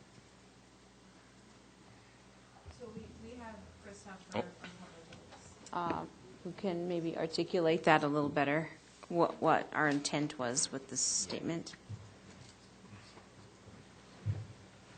Commissioners, Chris Huffer with Public Works and Natural Resources. As we've been working with the applicant and as a policy within the city, we always try and look for ways to serve properties that are currently on septic systems with city services in the future. We've been working with them to try and provide corridors through their development that in the event that someone's septic system does fail, they will most likely not be able to get a permit through Boulder County again to replace it because sewer system would be within 400 feet of their property. So with their design and in between some of the buildings on that, their eastern side, Schlegel's western side, we've allowed for some corridors for future extension of sewer between those homes to be able to serve those lots in the future, serve the Schlegel lots in the future. Okay, thanks for the clarification. That sounds a lot better. Yeah, thanks. Another question for the applicant. Sure. You have put the dog park on the southwest side. And at first I was like, dog park, that's a good idea. But we did get a letter, and after reading the letter, I kind of have to kind of agree with him a little bit. You've put the dog park basically up against the people who currently exist there on the southwest corner, almost along their entirety of their one building and away from your building. And I can see where a dog park could get loud. I'm just wondering, have you thought about another place to put the dog park? It seems like you stick it in the corner of your lot, but it happens to be up against the other, the condo, or the condos there at Grandview. Right. And the landscape, I thought we were working towards that buffer, having the screening and the 20-foot buffer plus additional the landscaping for the dog park, as well as the screening with the fence to provide adequate screening there and noise. I do know that we would need to meet the city requirements for dog parks and the posting for when they're open, when they're closed, to meet that as we move forward with design and make sure it's... But they were talking about a 6-foot fence. What are our requirements or our limitations as far as fencing on a border like that, as far as the density of the fence and as how high the fence can be? Well, in a residential zone, 6 feet is the max. The density of the fence? Lattice versus just an open... Well, we'll just look in our fence code, and there's a variety. I mean, there are restrictions: no chain link, no wire type of thing. But typically, wood fence is fine. Off the top of my head, I have to go grab the code and look. But I'm trying to get an idea how much it would buffer the sound. I think a cedar fence would buffer more than, say, a wrought iron fence, where it could traverse through the holes. Personally, I don't know. I think that was their intent to mitigate. They put a 20 feet of landscaping and trees. You got 20 feet of landscaping and trees, and then this 6-foot tall fence, and then the other owner has a 20-foot backyard, because that's pretty standard for residential. So you've really got about 40 feet between sitting in your house and that fence line, theoretically. I'll follow up. Ava, what would be somebody's recourse with the city for noise issues coming from a dog park? So, Chair Shrinick, my mic's, oh, there it goes. There we go. The city has standards for private dog parks. Then you have to have trash receptacles, and there has to be screening and signage, et cetera. Those are all in the municipal code, and you have to apply for one. And I know that when we went through the review, Mickey turned one in, and our natural resources staff reviewed it. So it provided everything we asked for. In terms of excessive nuisances like barking, I would presume there would be signage, and I guess if it was a problem, we'd have to call animal control out and speak with whoever's maintaining the dog park, the HOA, I guess the representative of the HOA. Okay, that's what I thought. We're almost to the witching hour. We have an item in our bylaws that says for us to continue past 11 o'clock, we have to pass a motion and approve that motion. So, Commissioner Flake, I don't think that's why your light was on. No. But would you like to make a motion? I move that we continue beyond our witching hour of 11 o'clock. Okay. So that we can get all the business scheduled tonight done. All right. Do we have a second to that motion? Commissioner Goldberg. Second. Seconded. Let's take a vote by voice. We don't need to do it formally, but all in favor say aye. Aye. Anybody opposed say nay. Okay, it passes unanimously. We will continue past 11 o'clock. All right. Can I just add to that, to the Sure. dog park as well? This area here, I think we covered, that is a 80-foot northern Colorado water conservation.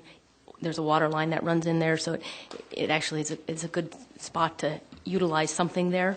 Without having trees, you can't have it close enough to the water line, so incorporating trees in the dog park to be able to utilize that area, I think fits well in that location. Okay, and so what are some of the constraints that the water district put on you in terms of what you can't put in that area? Right. As far as I know, there's spacing requirements for trees in certain distances just because of the root zones and those type of things. We have been working with them to agreeable with the dog park, concept and present that to them. So I don't know. I'd have to ask my client if there's any other options that were presented to them. Okay. I don't believe so. Okay. All right. Thank you. Commissioner Flake. Thank you. I have a question about that self-same dog park. I notice it's next to the detention pond, and there's crusher-fine surface because you are dealing, of course, with the water line. My understanding is that other kinds of surfaces can be used, providing the roots are not too deep into the water line. My concern actually is in regards to the proximity of the detention pond, and so I'm wondering how the elevation corresponds, the grading of that dog park and the edges into the detention pond. My concern being that if we have any kind of a storm event, is the dog park going to drain, or is it going to get puddles and mess? Well, the intent will be for the dog park we haven't gotten through final grading, but everything to be captured and water quality provided with the detention pond before anything is released out of that pond.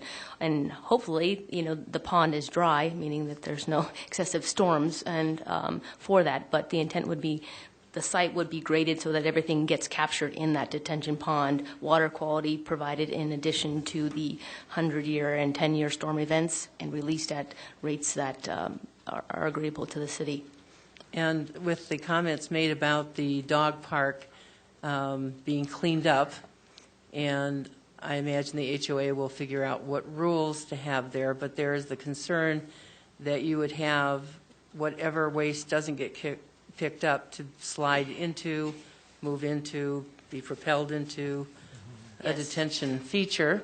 Correct, and there are some, we have some concepts and details that are in our plans, the receptacles and how that's dealt with. As a dog owner and a fan who frequently goes to dog parks, we all should be doing our part to clean that up, but I think with the HOA, make sure it's maintained, they will need to take care of that in regard to the city requirements. And then the last question on the dog park regards of lighting. So you have some lighting, I assume that's going to be at the dog park, which I'm going to assume, I'm not clear on it, that it's going to be well buffered so that the adjacent residential development doesn't have to see the bulbs and the lighting from not only the dog park, but the remainder of the site, since you're an infill development. And I noticed that the fixture on your plan is an open fixture, which, depending on the size of the light bulb, ends up projecting whatever distance. So can there be buffering for that lighting system so that it's only lighting what is needed to for each individual unit and perhaps a sidewalk and driveway, but not adjacent development? I know that the city has lighting requirements, and there are the buffering and downcast lights, and we need to show that we're not putting excess lights off-site, but we can certainly look at different options for fixtures and those items as well through the process. Right. The ones that you have featured there do not show any buffering against light trespass.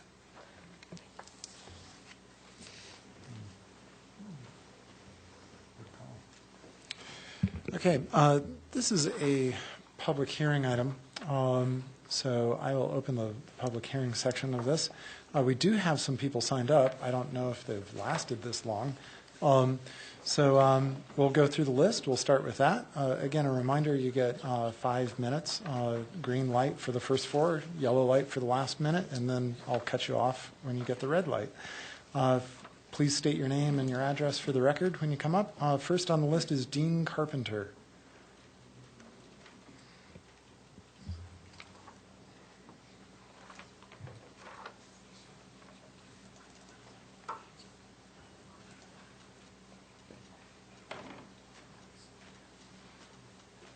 I don't know any of you, so I'll just address you as a group right now. And hopefully I'm proper in my presentation. I'm Dean Carpenter. I live at 9681 Schlegel, about the middle of the project. How much backfill is going to be put on that lot? Because if they don't, they're going to be a setting in water at the bottom. If they fill it, they're going to push the roof line of every one of these 20-foot lots clear up to where we lose all view of the mountains. Longs Peak will be gone. 20-foot wide lot? That's crazy. Just piling more stuff in there. That's my first output. We have wells. Who's going to pay for redrilling those wells when you disrupt the water table? All I've gotten back in comments is, that's your problem. We will lose the well. The state will not give us permission to redrill it. We've already lost over 13 feet in depth. We have left-hand water district. There's no way I can afford to water our lot paying a water district for the water. None of us can. There's been a number of wells in the past few years that have gone dry because of construction by the city and various other agencies. Septic. There's no place to put our septic, and there's no city septic in that subdivision. And we're on the west edge. They've got a whole double lot to the east. They have no place to go. There's no septic, no well, or there's no sewer system in those areas at all. So we're going to lose our septic, we're going to lose our water, and we're going to lose our visibility. Because these townhomes, how many stories? Nobody's answered that. Now, I've been to a lot of these meetings, and they raised these concerns, and they've been totally ignored.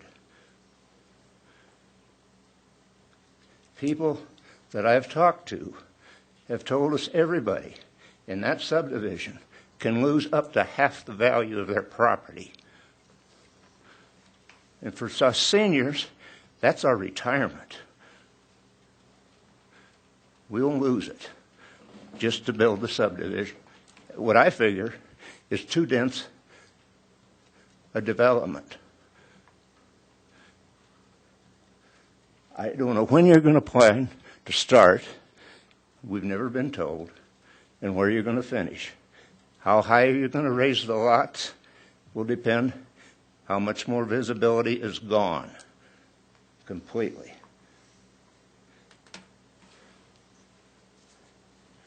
How far away from our property lines will the units be?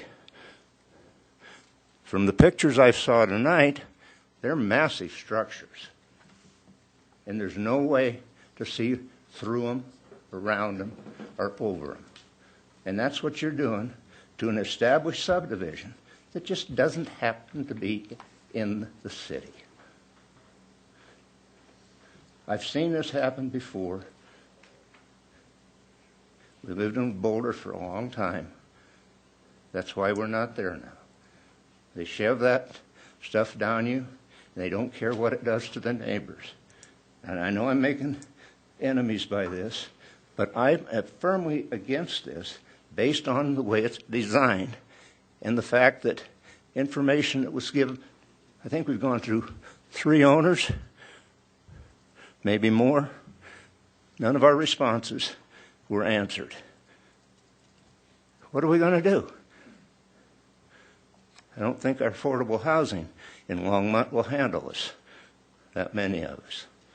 And with that, I'm going to quit before I say something that I regret. Thank you, Mr. Carpenter. Next on our list is Susie Hankin.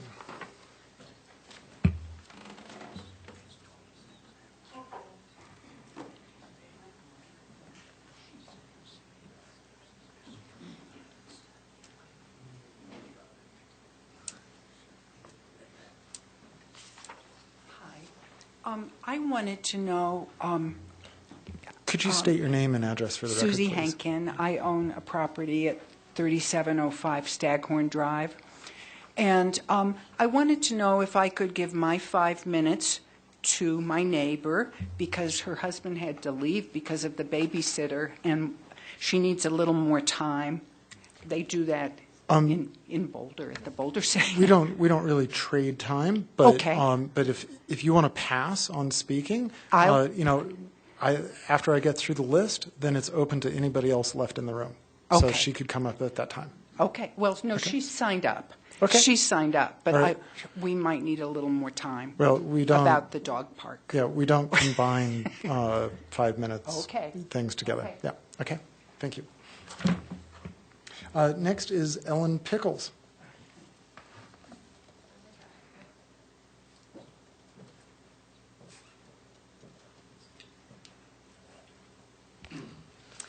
My name is Ellen Pickles. I live at 3701 Staghorn Drive. My concern is over the dog park location. I have a compilation of my 6 neighbors that live in the area. We have been sharing our concerns and suggestions for the dog park. So we are lots 55 through 60 in the Meadowview development. First of all, our lack of privacy is a big concern. We're worried about people milling around back in that area. I think the developer is intending that this is going to be a private dog park, but it's right along a public trail. So I'm concerned that other people in the area will be using the dog park, and it's not going to be limited to just the residents. Also, we're concerned with the usual unsightliness and stench of an unkept dog park. Dog parks, usually their conditions deteriorate over time, so I'm concerned over how this is going to be maintained, how often. Also, the biggest concern among us all is the small 20-foot buffer that's between our back of lot and the edge of the dog park. A 20-foot buffer is from me to Commissioner Shernick. That's not very far. That's the depth of a parking space. We're going to incorporate a trail through there and an existing irrigation ditches in there, and there's supposed to be screening. I don't see how that's possible to fit all of that within a 20-foot space. Let's see.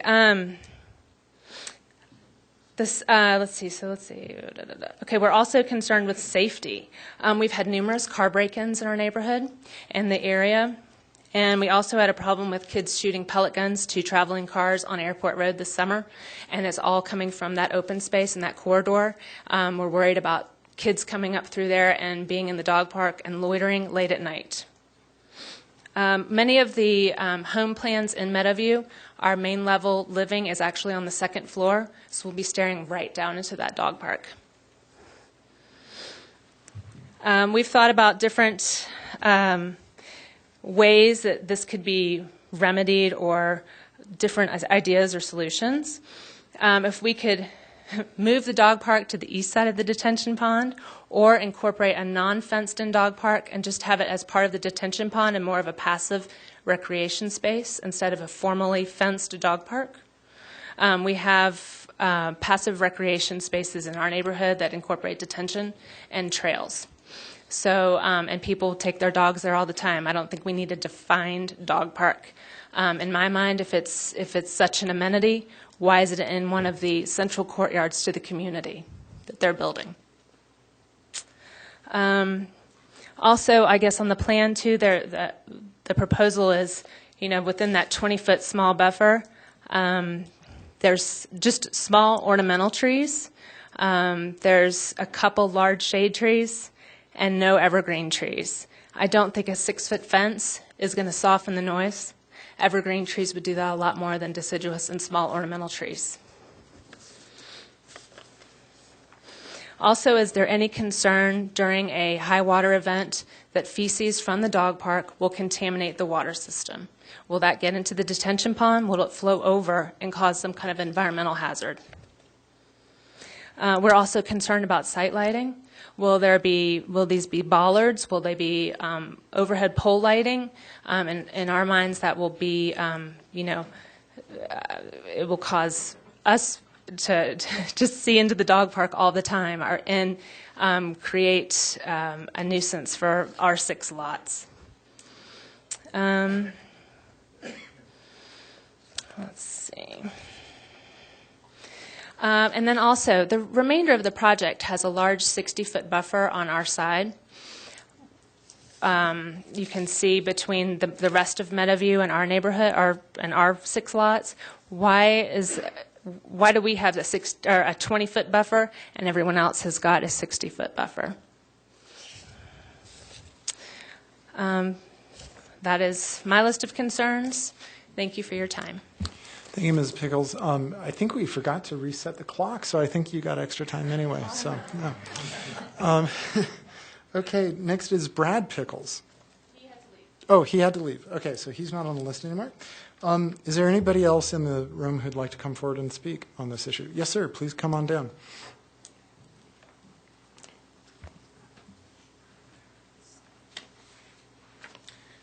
Good evening, Commission.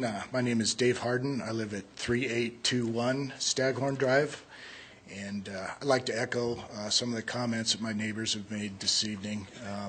Basically, I think the dog park would be a bad idea. I live far enough away from that location where those 5 units would be, but I've also wanted to bring up that I have lived in Meadowview. I'm an original owner, so we're talking 1995. And one of my biggest concerns would be traffic. And, I know I stay off Nelson as much as I can anymore. If I'm going to the store, I'll try to work my way to Clover Basin around there. but the second egress that goes through the site onto Oakwood and then would split off to go up Barberry to get onto Nelson or up Staghorn to get onto Airport. I mean, you know, hitting those two artilleries there, or, those roadways, at certain times of day is very difficult. I would propose that, 7:30 in the morning, the fire station there would probably not be able to get out at Barberry. You double the population there, that's about the same size as Meadowview. A lot of that traffic is going to go around, and about the closest exit would be past the fire station, or straight out their exit. I think that would be a problem that should be considered. I just think there's a lot of traffic hassles with Nelson Road. I'm not a proponent of that 20-foot townhome width. I think a density in there would 40-foot would be proper. I think that was probably what was thought of 20 years ago when Meadowview was designed. Oakwood's rather narrow street, a lot of parking on the streets because we do have condominiums that are across the street from the fire station. It's just, in my opinion, not enough room. Like I said, I've lived there for 22 years, and I think that's all I wanted to add, so thank you for your time. Thank you, Mr. Harden. Appreciate it. Is there anybody else who'd like to come forward this time? Okay, seeing no one, we'll close the public hearing and go back to questions, discussion from the commission. Commissioner Bruneau. I like the idea, a lot of the idea of the increased density myself. I mean, the thing the dog park seems to be a little bit of an issue for me. I mean, that seems a little legitimate as far as the issues there, just having it snugged right up against those poor folks. And then, I think Miss Pickles made a valid comment. I mean, if there's 20 feet and there's a trail and there's a ditch and there's not a whole lot of real buffer there. And but I mean, the thing that really concerns me the most are these folks over on Schlegel Street. And granted, there's not that many houses there, but I mean, if the concerns over the view and the well and the septic are legitimate, I feel very torn about sort of throwing those people under the bus to get this pushed through. And I was actually remembering that development that was going on in downtown that was more of the co-op. I don't know if you guys remember that one, but it was basically an old farm, and it was. I know that the developer in that case made some pretty significant strides towards protecting the view of those people that were already there across that street. And I can't remember. I mean, I think that's Third, or it's not Third. I can't remember the name. Spruce Street. And so I'm just wondering if maybe something like that could be achieved here. I don't know. I mean, I really hesitate to say yeah to something that's really going to have a significant impact on these people that have been there for a long time.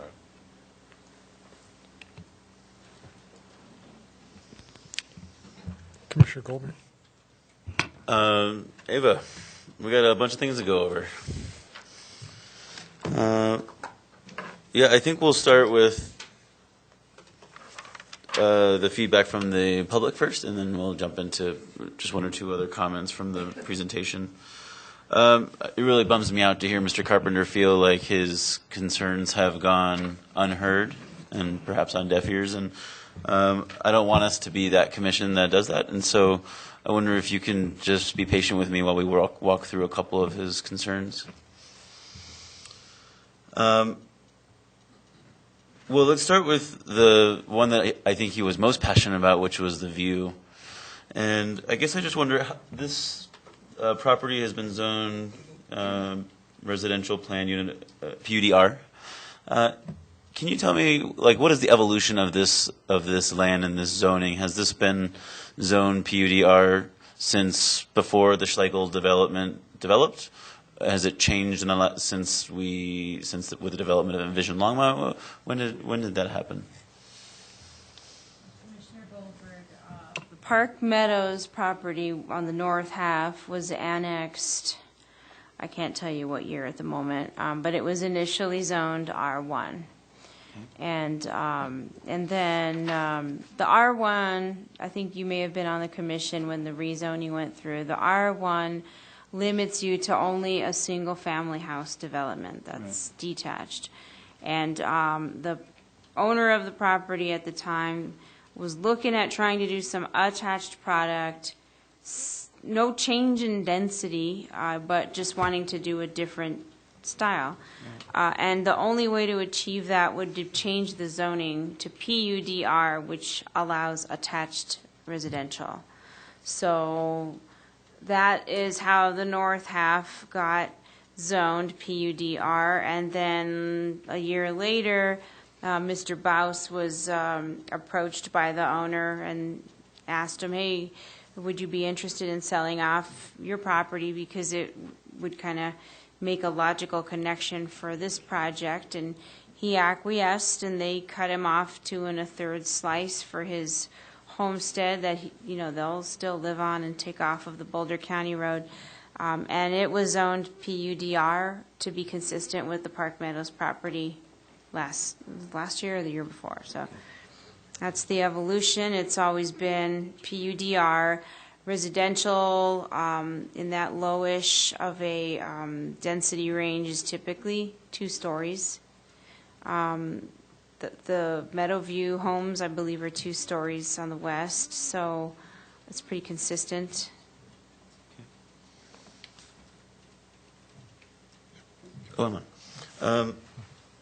Okay, so just to be abundantly clear, when the folks moved into the Schlegel neighborhood, or when the folks bought their properties in the Schlegel neighborhood, they were under the impression that the zoning for the land next door was going to be individual, was going to allow for single-family homes without unattachments, without these kind of townhome styles.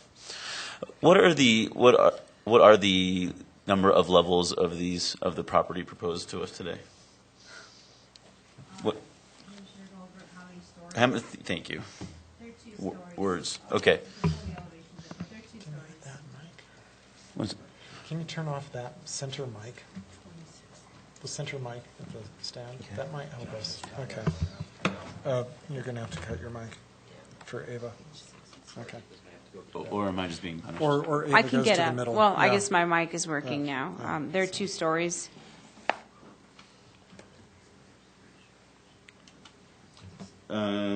Okay, we have this microphone thing going on. Ava, it would be easier, actually, if you were at the middle, and then we wouldn't have to keep switching mics on and off. Okay, turn your mic on. Thank you. Awesome.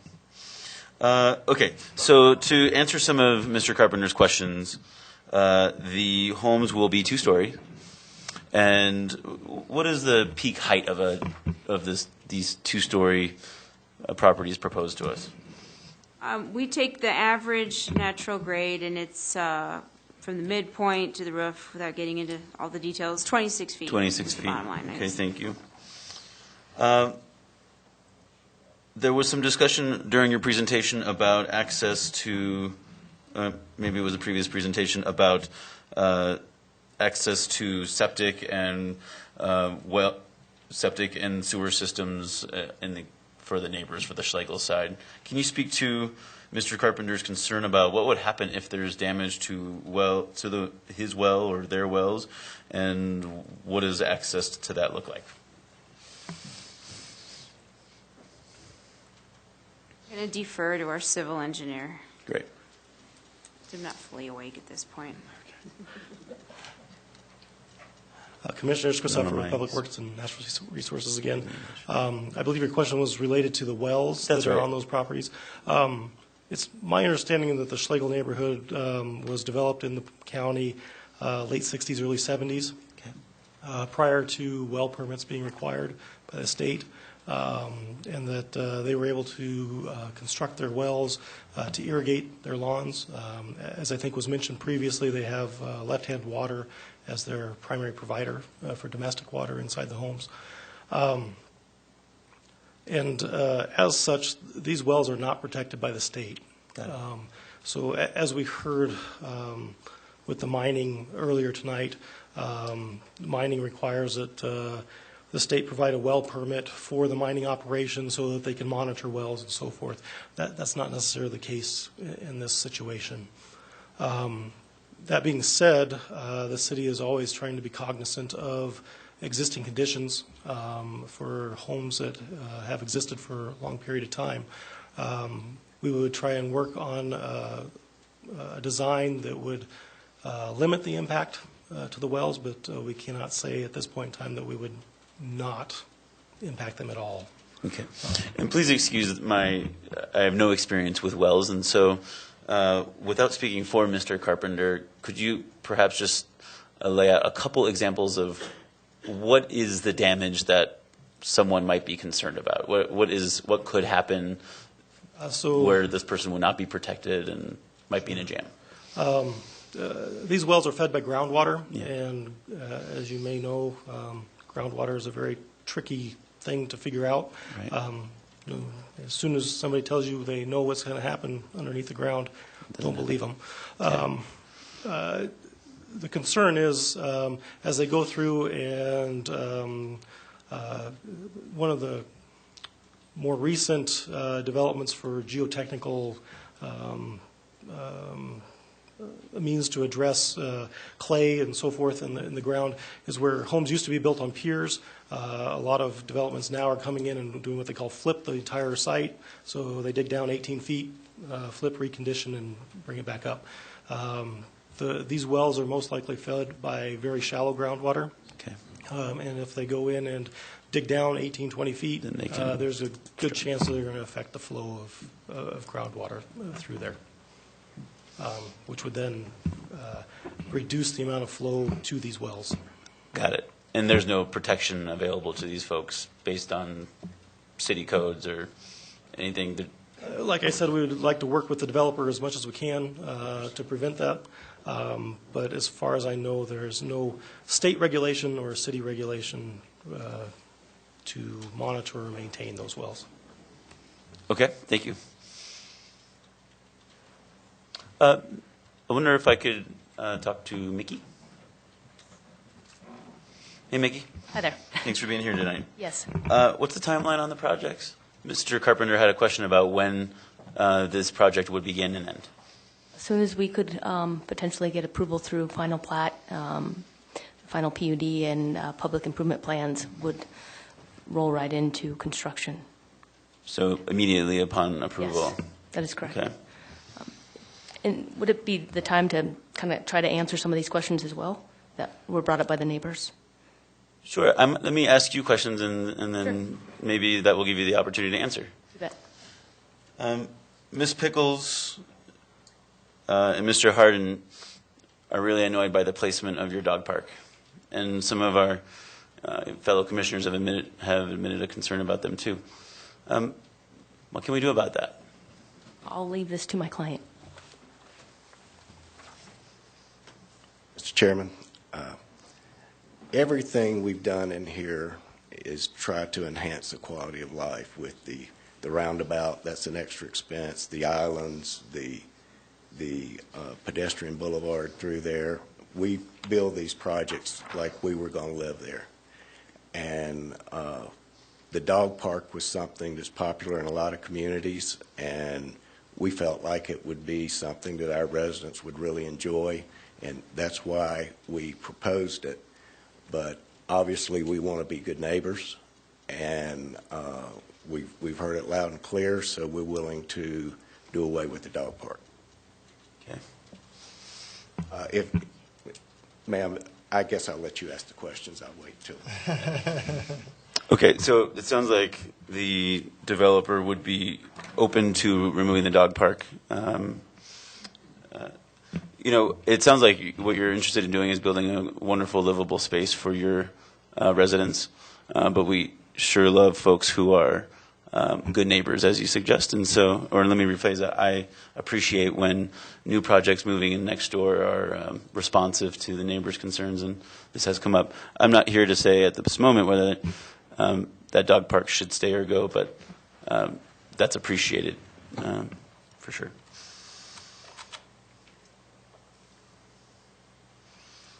Okay, well, that could potentially remove a lot of questions about dog parks. I think I'm going to let go of the mic for a few minutes. Commissioner Pullen. Another question about the sewer and water. So I was not aware of this. So they have actually water, though, from left hand. They're not getting the water to the house from their wells. The wells are only basically for outdoor watering. Is that your understanding? Yes, Commissioner Pullen, the outdoor wells are for outdoor use only. The domestic is coming from left hand. Okay.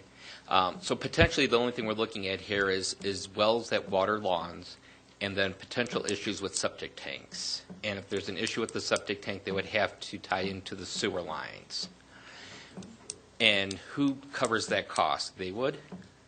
Yes. At this point in time, the way that the city provides sewer to outdoor or outside residents is through outside sewer tap agreement that goes to city council. Generally, the progression is that if a property has a failing septic, they go to Boulder County. Boulder County then will come out and assess it. They will say if it's functional or failing. If it's failing, then that gives the city staff the ability to process the outside sewer tap agreement. And then we also work with the property owners on the extension of the sanitary sewer service as well as a main. So in the past, we've tried to get as many property owners together as possible to help spread out that cost of extending the main to those properties. And for the septic tanks, do we anticipate issues just with the people along that border between the Schlegel and this community, or are we also worried about people on the other side of Schlegel, on the east side of Schlegel? Commissioner Pullen, the city is concerned about all septic fields and septic systems that are within the city boundaries or adjacent to the city. Thank you. Commissioner Goldberg.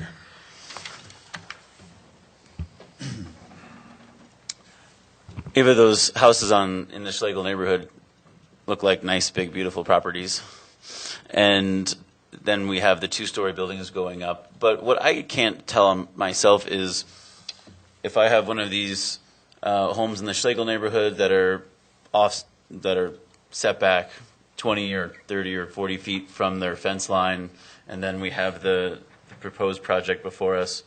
I just wonder, what is the real impact of a 26-foot tall building once you're 40 or more feet away? I wonder if you or someone else can help me understand how detrimental this is to the folks who are next door. I just want to add, as far as the height and the setbacks out here, just so you can get in perspective, our setbacks from the property line, we have the 40 feet, but between our proposed buildings and the existing homes, we're looking at close to 100 feet. So then you look at your view corridor, if the homes are 26 feet, you still have views. You're talking about 126, 100 feet horizontal and 26 foot vertical. So I'm just going to chime in there real fast because back to one of your previous questions, that northern property originally was single-family homes, and Ava, if I'm correct, our height limit on single-family homes, detached single-family homes, would have been 30 feet, right? So even with R1 and SFH, you could have been even taller. Commissioner Bruno. Well, I'd just like to add that in looking through some of these plans, I'm seeing peak of roofs. I mean, I think we're talking about midpoint of roofs for the height. I'm seeing peaks in approaching 33 feet on these plans. So something to take into consideration unless I'm reading it wrong. I believe to the peak it's closer to 30 feet, but let me verify.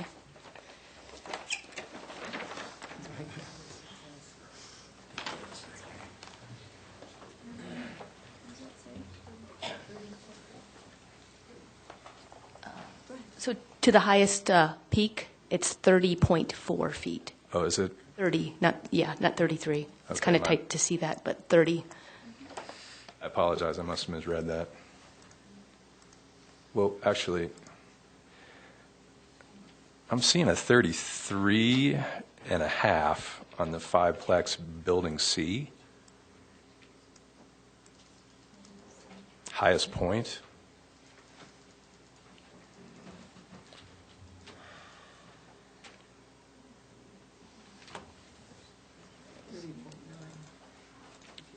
Building C does show 33.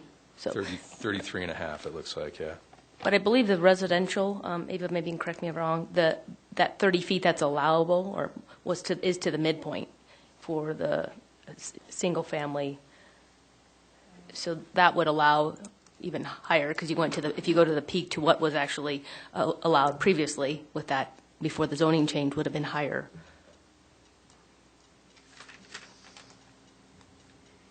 Is that correct, Ava? I just want to clarify that. Mike? I just want to clarify. Mike? Oh, sorry. Hit your mic. The planning department, it's in our land development code, how we're allowed to measure height, and it's from the midpoint of the roof. So we don't take it from the peak.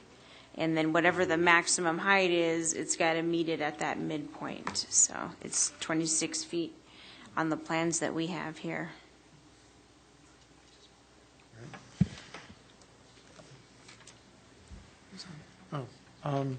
Commissioner Flake is next, but we need to turn off Ava's mic. Jeez. Okay. Thank you. I had a question regarding your units. Now, do you have any single-story units? Are they all two-story units? What I see on some of them is a garage on the edge? The end units are single. Sorry? The end units are the single story. So there's not a monolithic No. height there. They're varying heights, and towards the edges, toward the cross street, for example, there are single-story Yes. developments. Yeah.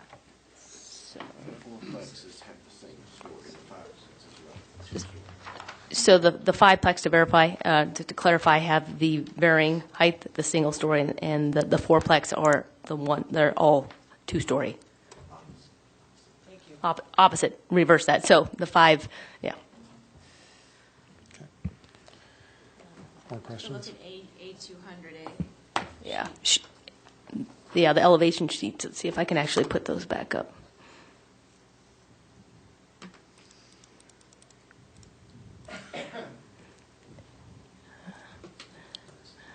Commissioner Goldberg? Hey, Ava, the applicant asked for a modification or suggested a late modification to the conditions laid out by the city's conditional approval, which was, I think they were looking to kind of repeal to the Fish and Wildlife Association for permission to build, I think perhaps during but far away from an eagle's nest. Has that been brought up to you before, and does the city have a stance on that?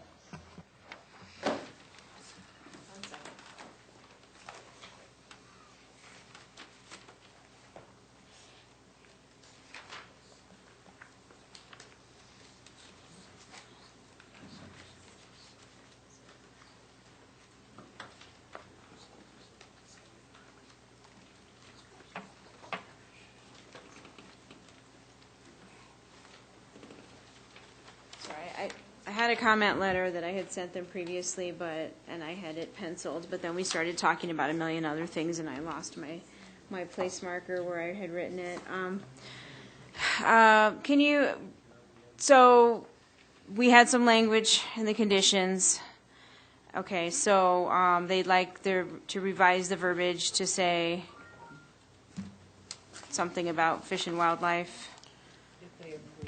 Yeah, it was something specifically about eagles, Right. Because there was an eagle's nest nearby. Our condition is, Just give me 1 sec. It's here, and I just lost my place. Um, I need to go find my letter. okay. Chair Sturman? Commissioner Flake. I think I recall that the exception was that rather than not doing construction during the nesting season, that if that construction could go on as long as there was no effect as determined by Fish and Wildlife as to the eagles near the site. Yes, but the condition is about construction dates is for migratory birds, and But so, in reference to the department that would, Fish and Wildlife Department would, if they were in approval, then. Right. So Okay. this was a previous comment I had made to the applicant, which says that the species report noted that there was a nest nearby, not necessarily here on this site, but nearby within a third of a mile. And the report recommended that habitat disturbing activities such as grading and scraping, tree removal should occur outside of the breeding season, or from the non-breeding season, August 1, March 31st, to avoid disturbing the nest.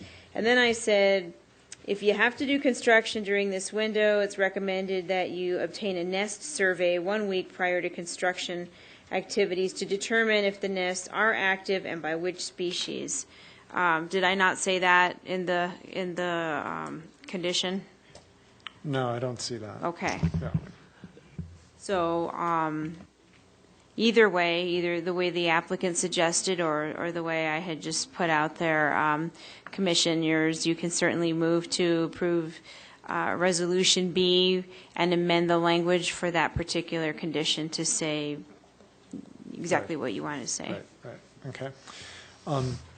I would think we would go along the lines of having the applicant and city staff and Joni Marsh determine what is agreed upon, especially after 11 o'clock at night. Right. Yeah, I don't think we need to be constructing any rules here. Yeah, if I just read the recommendation from city staff, it says, and to restrict construction during nesting periods. Yeah. That feels, I don't know how defined that is or not, but we'll want to address that at some point. Chairman Shernick? Yes. If I could jump in for a moment. Yes, of course. So most recently, what we have agreed to with another applicant at the time of final plat and prior to grading is, in fact, they went to U.S. Fish and Wildlife and provided a mitigation plan that was acceptable to U.S. Fish and Wildlife, and then we proceeded within the grading window, which ended October 15th. So there are some different windows, and certainly that would be, I think, a model that we would follow as we get to final plat.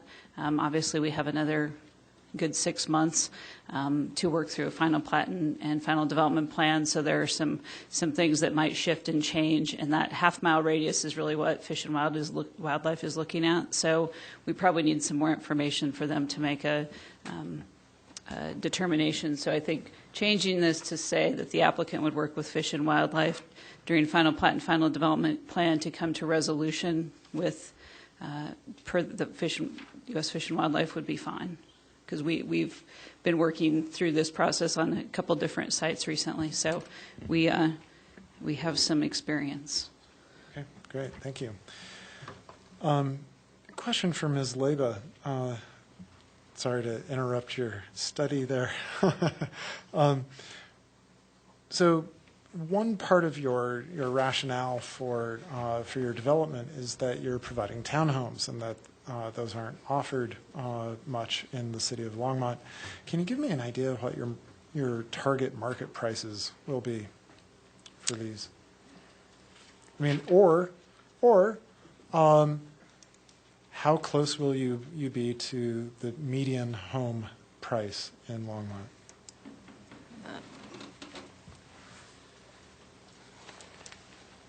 If I may, Mr. Chairman, our target price range is to start in the low threes there. We realize this is not, as you use the terminology, the capital A affordable housing, but one of the reasons we're doing this is try to address the workforce housing need. And this is what we found is probably the best way to do that, to try to start in the low threes. And obviously some people upgrade and do different finishes, and it goes higher than that. But that is our targets, beginning in the low threes with these. Okay, thank you, Mr. Hanson. Other questions? Discussion? Sure. Commissioner Goldberg. Ava, what is the workforce housing rate in Longmont? Is there a formula for that? Chairman Chernick and Commissioner Goldberg. So the affordable housing standards don't actually have a specific classification that goes to workforce. We have affordable housing definitions, and those are matched to area and median incomes, which obviously in Boulder County is frankly on the high side for the Front Range. So typically when we're looking at targeting affordable product, we're looking at 80% AMI and lower. And that definition is based on an annual scale that gets upgraded. So we don't have something that specifically would say they're meeting a workforce target as currently identified in our housing plan. Thank you. All right, well, it looked like the mics were quiet, so I figured I'll just throw out some ideas. Well, I think the presentation changed a bit today with the applicant's willingness to remove the dog park. I'm not entirely sure that's the right decision, and I'm not sure if we're the ones who should make that decision or not. So I guess I just want to throw out, we'll just stick with theme dog park for a second. Is that something that we should lay in a condition that the developer remove the dog park from their plan, and or not? Ava, question for you.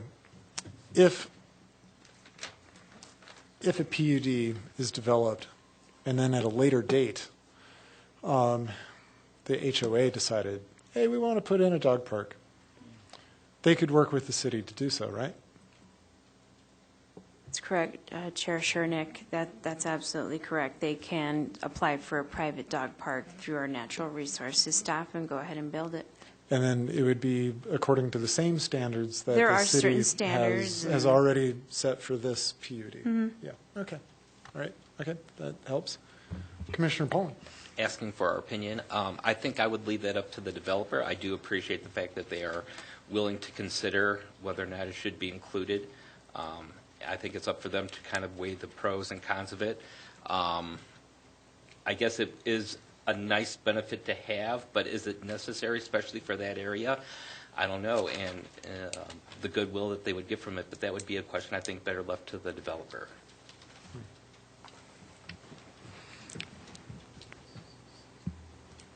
Commissioner Bruno. I agree with you guys on the dog park. I mean, I basically am leaning towards maybe something that the developer can handle later on. I'm still hung up on the fact that I'm not sure that this project meets the criteria of will not significantly adversely affect surrounding properties, specifically the Schlegel area. I'm not sure that, like with that other project on Spruce, there was an effort to sort of step those buildings up and maybe make the ones closer to the Schlegels shorter. Maybe you can build up a little bit extra on the western side. The septic issue, I'm a little fuzzy on that one too. So I'm not 100% confident that it meets that specific criteria. View-wise, otherwise, and I'm a little hesitant to just say it's a good idea. I mean, I sort of am under the impression that maybe it could use a little bit more work to accommodate the, those people on the eastern side. Commissioner Flegg. I too have some issues with the adjacency of the other development, and I was relieved to be assured that their potable water is not determinant on the wells. So that's a good thing. They still have their water, and that there is a way to work out and figure out how to do sewers. I realize it would cost something. I don't know where that kind of a discussion would go. I am concerned that there hasn't been more of an understanding that perhaps having nice green lawns is maybe not a truly a sustainable thing anymore in Colorado, and that concerns me a little bit. people get used to what they're living in, they want to maintain that, but at some point they might have to decide that a more xeric kind of landscape is better, especially if you don't have the water to have the lush green grass. I am really concerned about the dog park issue, and pleased that the developer is looking at that and thinking in terms of what do we do with it.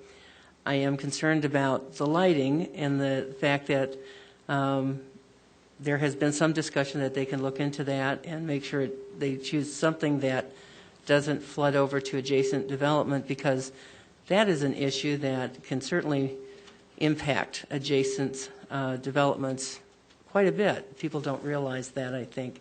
So I have mixed feelings. I don't like to design somebody else's project here at Planning Board and Planning and Zoning Commission, sorry.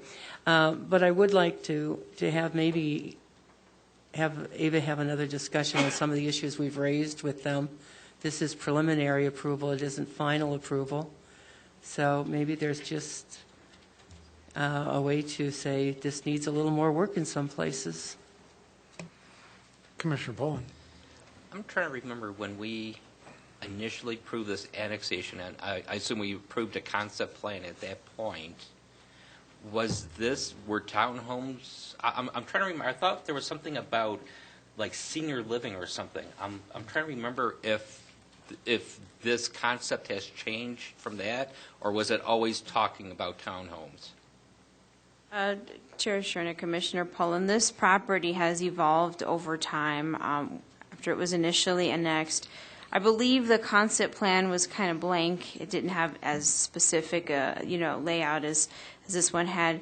My understanding was there was another subdivision in southwest Longmont when we used to have required affordable housing obligations that was able to work out a deal to take the number of units they were supposed to provide affordable on that project in southwest Longmont and put them here on this property. Maybe that's what you were thinking, but there were no specific plans laid out per se for that affordable housing. It was just a sort of a shifting of numbers, if you will, through annexation agreements. However, then, as you know, City Council many years ago removed the affordable housing provision, and this particular property became unencumbered with that. Commissioner Poland, just if I can chime in. Sure. My memory of when we did talk about the annexation and what made sense was that you have Meadowview to the west, that's high density. Okay, you got Schlegel to the east, that's low density, and that this would be somewhere in between. And but that our idea was that we were basically stepping up toward the west. That's my memory of it. This seems to fit that. Okay. If I'm correct in my memory. Okay. I remember the stepping up. I just didn't remember what densities we were talking about back then. Yeah, the exact numbers might have changed because I think we were on the old comprehensive plan, and so we might have been talking about like R2, like going from R3 to R2 to R1, and so R2 was. I mean, what's the density of this one? 18 DU per acre? Yeah, this current proposal. With Envision Longmont, it's been changed. It can go up to 18 per acre. Okay, and what this proposal is, what the park's proposal is how many DU? 5.5 per acre. It's on the low end of the scale of medium density. It's very low end of the scale because R1 density tops out at 5. Right. Yeah, in the old schema. Yeah, right. And it was R1. Yeah. So yeah. I mean, I think our previous discussion was that we were talking, or at least had in mind that it could go like up toward 8 DU per acre, something like that. More questions?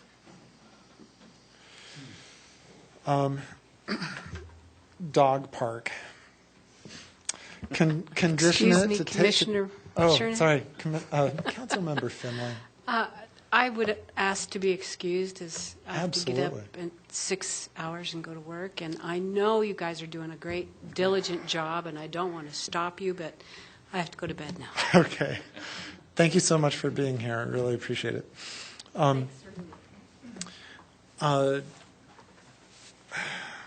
Do we condition this to take the dog park off the table? The applicant is willing to do so, so it seems. Take it off now and then let them give them time, basically, to work with the neighborhood, with the neighbors, and come back at final, like Commissioner Flagg said, and either the dog park is there or not. As compared to Commissioner Poland's suggestion, which is to not take it off at this time and just see where the chips may fall. We would assume that the applicant would continue to have discussions with the neighbors to the west in terms of that amenity. It does, by the way, just my editorial here, strikes me that calling the dog park an amenity, and I think you've realized this, that it's become a deleterious amenity to you as a whole because the neighbors are so against it and you don't want to do that. So even calling it an amenity at this point seems contradictory. So I personally would lean toward striking it and just conditioning the PZR and removing the dog park from the PUD at this time. Eva, so they still have to go through a final plat. So even if we prove it with this, they can remove it from the final plat, correct? Yeah. That's correct. I mean, the dog park per se was not a requirement of our zoning code. We just need X amount of common open space. We need a pocket park. They've got the pocket park in the courtyard. So this can just be open space, if you will. Right.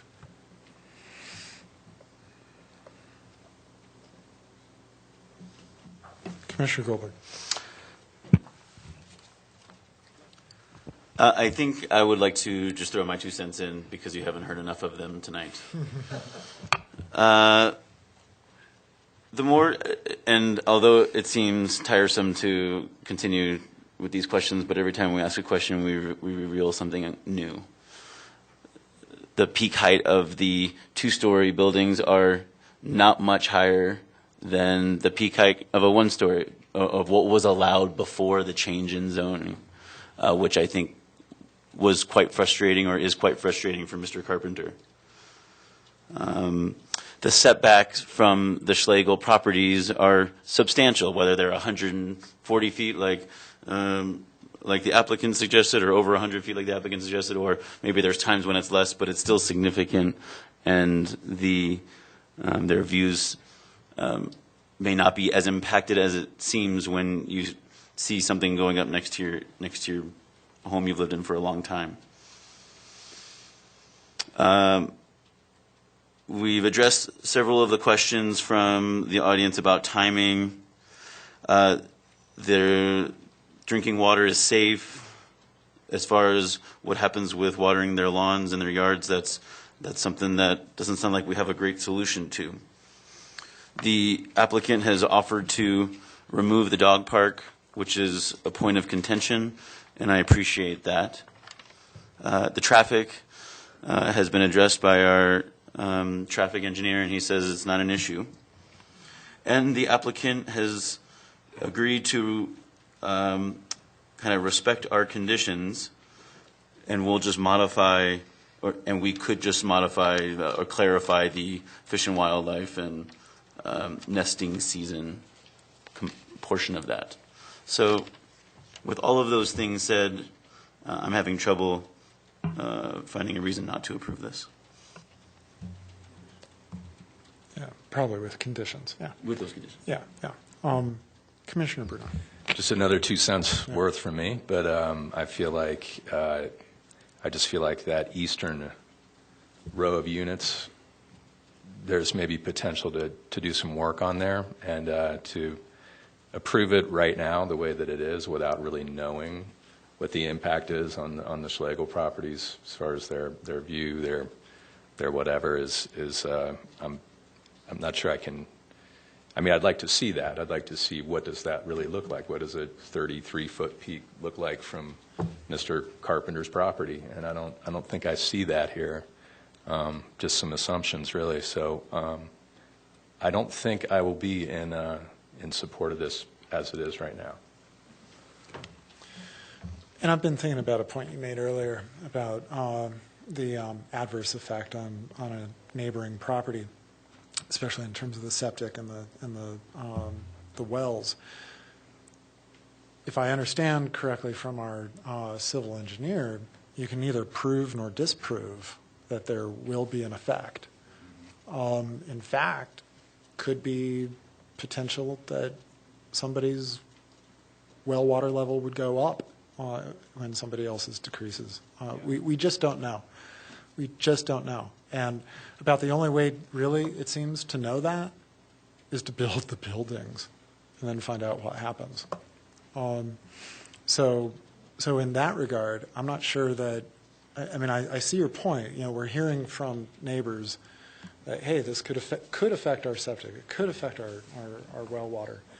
They've seen their well water drop, but we don't know why their well water dropped. We don't have proof that construction dropped their well water. So that's also conjecture. I like your point that it would be nice to have some perspectives for, you know, like some view studies, you know, to see what the view shed actually looks like. So, Commissioner Pauling. You know, the one thing that I really have to try to get clear in my head, because with the view, and I think we hashed this out before in the last meeting. We talked about it with the view, and you know what? Unfortunately, people note that there's going to be development, and really, this in the terms of development, it could be worse. The one thing that I'd like to get a better feel for, maybe the civil engineer can help me, is with the septic tanks. And I've had a septic tank before the house. What are our worries with the septic tanks? Because I don't think it's with the septic tank itself. Is it something to do with the leach field of it? I'm trying to understand what our concerns of what could fail with the septics, with their septic systems by putting in this development. Commissioner Pauling. One more. Nope. Do it again. There you go. Now it is. Is it there? Okay. So I'm sorry if I misled you. The issue with the septic fields and the septic systems are not with that the development will adversely impact them. Actually, by constructing the sewer line in the street, as has been shown, that's providing a sewer line that's adjacent to those properties, that we were trying to space these and provide a corridor to bring sewer from that main line over to the Schlegel in the event that some of their septic systems may fail. Being that these were constructed 40-plus years ago, there is a likelihood that their leach field could fail just based on use over time. Not necessarily with their septic tank itself, but fields failing most likely. Oh, okay. So it's something that would probably normally happen anyways. Yes. And being that these are on less than 2-acre lots, they don't really have a means or a way for the county to provide a permit for them to build another field adjacent to it. They most likely will not have the property in order to make that happen. Thank you for the clarification. Another follow-up question on that, though, please. And this is a little bit beyond our purview, but I am really curious about this. So would life be better and cheaper when their systems fail if Schlegel were annexed into the city? In other words, if they were part of the city rather than part of the county, would... Chair Chernak, by being part of the city, we wouldn't have to do an outside sewer tap agreement. It wouldn't have to go to city council. And being within the city purview, there's pluses and minuses both ways. By being in the city, then they would need to also be on city water as well, right? Which would be an additional expense for each of the property owners. So yes, there are some positives to being in the city and some Okay. drawbacks as well. All right, fair enough. Commissioner Goldberg. I'd like to make a motion. Okay. And I would like to, I'm going to beat this up for a second, so just roll with me. Move that we approve PZR 2017-5B, which has the conditions that the developer address the floodplain issue, the tree mitigation requirement, and to come up with a mitigation plan that's acceptable with Fish and Wildlife and remove the dog park from the project. So another way to put that would be all of the existing conditions and add a condition to remove the dog park. And clarify the... And add a condition to clarify that appropriate work is done with Fish and Wildlife to come to a resolution for final plat, or whatever it was Joni said. I don't think it was and for the final one. Oh. And maybe Joni just wants to say it. Yeah, maybe Joni can chime in. Maybe Jane can read that.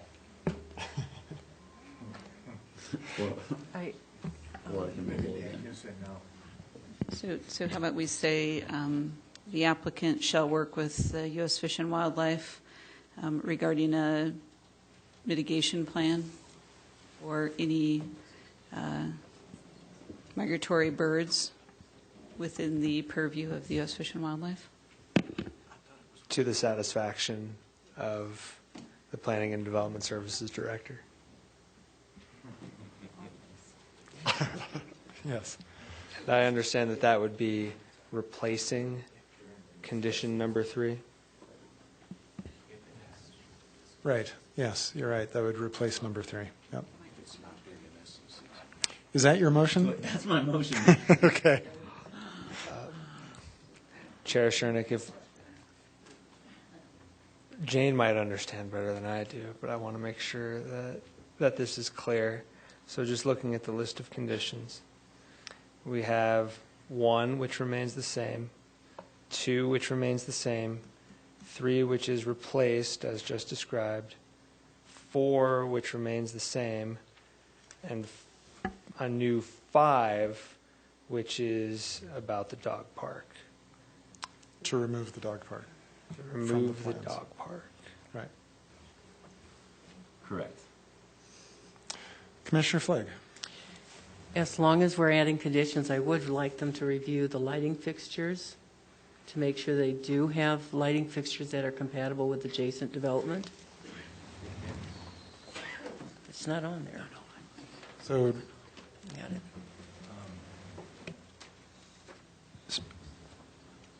Am I okay to talk? Yeah, Commissioner Burnett. Just a comment on the lighting thing. I'm Yeah. not saying we shouldn't or should not put it in there, but I mean, essentially, anyone from the adjacent neighborhoods can call code enforcement at any time, and if there's not downdraft, downward lighting, and they're seeing the bulb, and it's causing a problem, they will enforce it, because I've seen it done many times. But Hang on. Ava's going to clear up the lighting issue. Commissioners, please read your PUD packet, and the last 2 pages is the photometric lighting Right. plan, which shows that there will be 0 foot candles crossing the property lines. Right.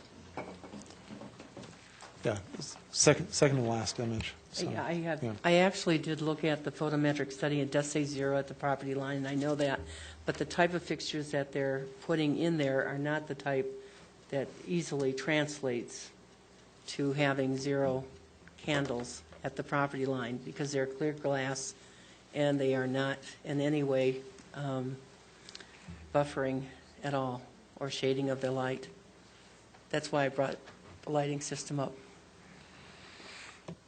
Okay, so, and the lighting code requires full cutoff light fixtures, which is...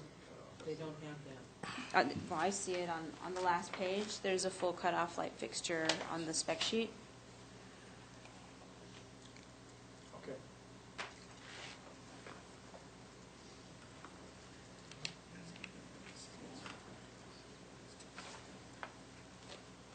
Okay, I see that one, but Ava, where I'm looking is the one that's right next to that full cutoff fixture that would fit on the house itself to provide light. That's not a full cutoff fixture in any way. And nor is the one that they're looking for. If you see to the left of that full cutoff fixture, there's also what looks like something that would fit either on top of a wall or on the top of a pole for lighting for pedestrians, and neither of those are full cutoff fixtures. So,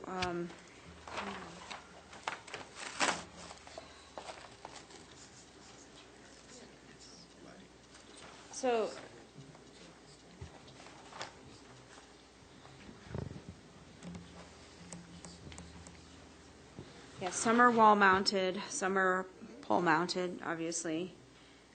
They have to meet our standards. They haven't put the right standards. Again, this is just a preliminary plat. The slide specs all have to go through final review. So Okay. We'll give it an even harder look. Thank you. Okay, so we have a motion on the floor, as described. Do we have a second? I'll second that motion. Seconded by Commissioner Pollan. Further discussion about the motion? We know what we're voting on? We know the conditions that have been added? Cool, let's take a vote. All right, that passes 6-1 with Commissioner Bruneau dissenting. This item now enters a 7-day appeal period. During this time, any aggrieved party may appeal the Commission's decision by submitting a written appeal letter stating why the Planning and Zoning Commission's decision should be amended or reversed by City Council.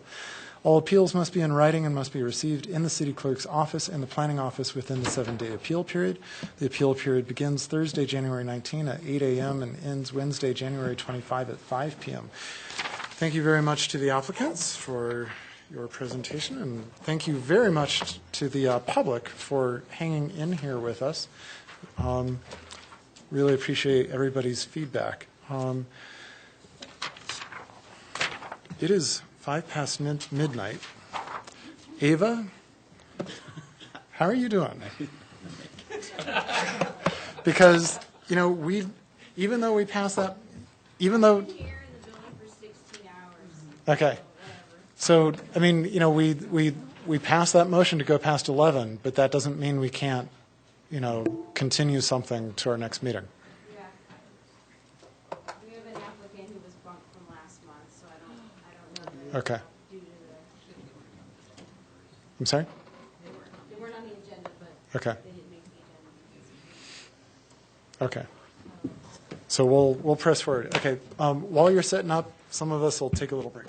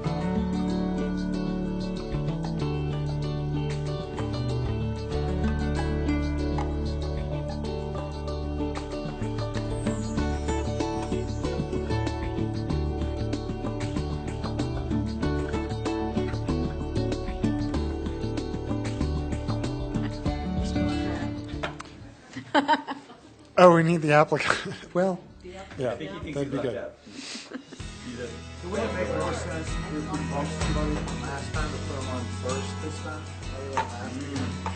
He wasn't on the agenda. He wasn't officially on the agenda. No.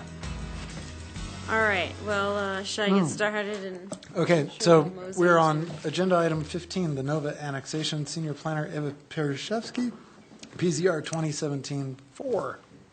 Good evening, Chair Shernick and Commissioners. Thanks for hanging with us. The Nova annexation, I believe this application will be much more straightforward than the others that have arrived before, hopefully.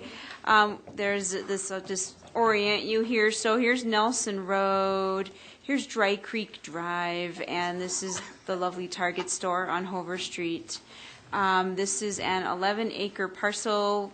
Well, there's 3 lots, but altogether it makes about 11 acres along Nelson Road. It's currently in Boulder County and it's zoned ag. They are requesting to be annexed in and zoned R3. If you look in our Envision Longmont comp plan, this property is designated as mixed-use employment, which does allow for high-density residential as an allowable use. According to the annexation map, it does meet the 1/6 contiguity that's required by the state. So I'm just going to briefly run you through the concept plan. As you can see here, they're looking at potentially doing an apartment complex, 256 dwellings. That's approximately 23 units per acre. They're going to have parking. They're going to have 4 3/4 of almost 5 acres of common open space. This will be done through a series of apartment buildings, as typical with a complex. 3 stories on some. In the middle, 2 stories on the perimeter with attached garages.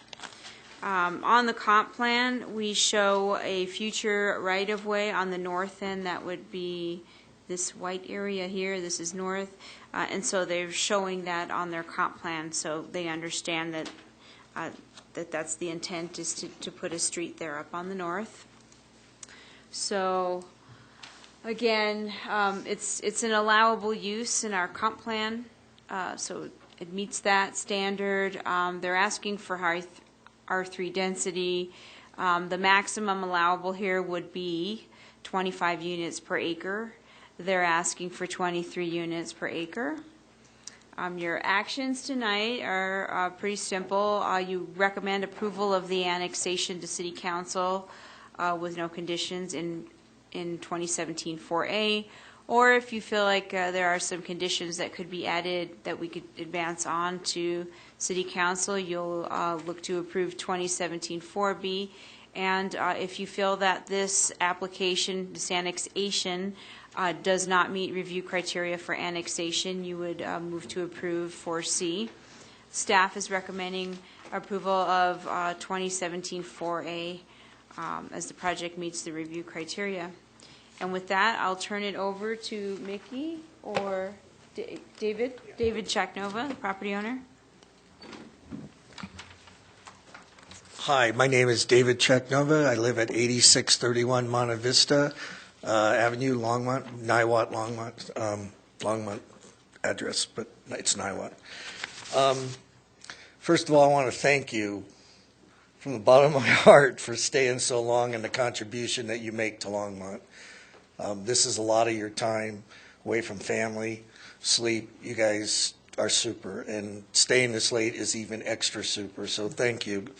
Another reason why is we've been in the queue here for over a year, so I'll try to make this as quick as possible. I've been around in Longmont since 1981. I've been doing a lot of commercial development in Colorado, especially Longmont.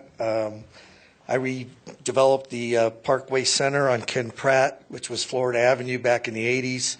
It had been vacant for 5 years. I redeveloped that and then added 100,000 square feet with the movie theaters, the 5-story building, brought First Bank, McDonald's, the Armadillo restaurant, for those that remember.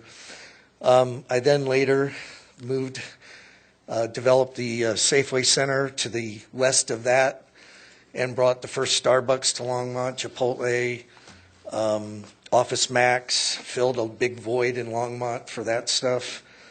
I then did the King Supercenter at 17th and Pace. That speaks for itself. I then did I redeveloped the first original shopping center at 9th and Kaufman. It was the first Safeway in Longmont. I redeveloped that in 2006 and brought Tuesday Morning to Longmont, Family Dollar, and then we bought the Walgreens and put that into Hancock Fabrics, which is now gone. But 2004, I developed with Stephen Tebow, good friend of mine. We did the Crossings project that filled a big void in Longmont with restaurants. And the study showed there was a big leakage of tax dollars leaving Longmont. So we did that project. That took us 2 or 3 years, Jody? Long time. It was an unusual project because we were doing some things different that the city had never seen, a shared parking concept with restaurants. And it was we worked with Carl Worthington, who is a planning genius. He did the Pearl Street Mall, Denver Tech Center, really wonderful guy. And so I've done a few projects in Longmont. This is my first residential project in Longmont. I'm involved in a residential project down in 3 cities, Denver, Aurora, and Greenwood Village. It's all 3 cities. I've owned the property for 12 years. A light rail station happened to go in there, so now I have a light rail TOD project, so lucky me. So in any event, this is an infill. When I bought this property in 2005, 2006, I had originally planned to put commercial development on it. Could never get commercial to go there. I made a big mistake. We could also never develop it because of the floodplain issues, until Lichen Gulch happened. Once Lichens Gulch happened, the recession was in full force, and we couldn't develop it anyway. So around 2013, 2014, I started talking with city staff again, getting their feedback. And in 2015, we had some serious discussions with city staff and to say, what do you think needs to go here? And, it really came back that, hey, this makes a great multifamily site. It's next to Target. It's next to shopping. It's next to the rejuvenation of the Twin Peaks Mall area. It's on a bus line. So 30 to 40% of the people that are living in Southwest Longmont are coming from Boulder. They commute. So this is a good site. It's on the bus line. And Boulder people do use buses. So from that aspect, city then said, David, you got to get permission from the economic development because you're taking land away from their primary use. If they'll bless it, we'll look at supporting it. So we met with economic development. They looked at it for 2-3 weeks and said, this is a great multifamily site, probably the best in the city. So we have a letter in the file from our original annexation from economic development supporting this to go to multifamily. This was before the city did the rezoning of the comp plan, if I'm saying that right, when they changed uses. So I went through the hoops, but now it's been changed, so I didn't need to go through it. So to make a long story short, we had a neighborhood meeting. We had maybe 4 neighbors show up.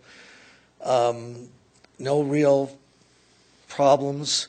A couple of the neighbors I had talked to individually, personally knocking on their doors before that. We started talking with one neighbor who was directly affected to the west of us. They had just retired and were planning to move to the western slope. The first thing they said, we've been waiting for this property to develop. In fact, why did it take so long?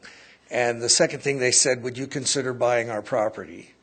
So we worked out a deal, and their letters in the file, they've been absolutely wonderful, absolutely, and they're retiring on the western slope. So that's that 1 acre parcel to the west that was added to that. Mickey will talk about the things. We basically have gone through the pre-application process, the neighborhood meeting, the application and the determination, the DRC agency review.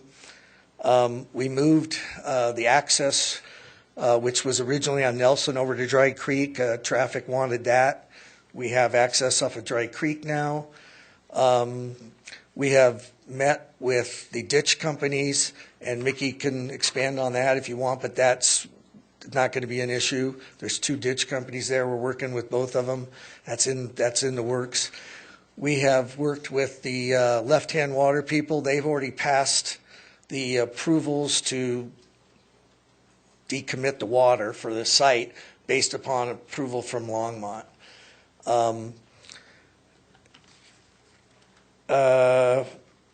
What else?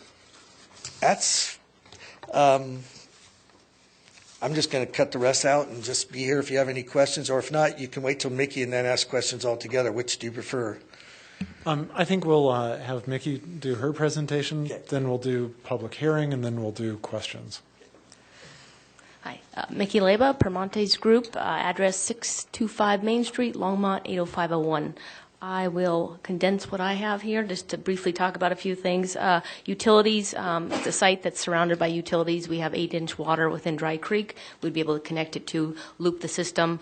Sanitary sewer, there's an existing 27-inch sanitary sewer line running on the north side of the property, just adjacent to where we'd be dedicating right-of-way, so easy access to sanitary sewer to connect through there.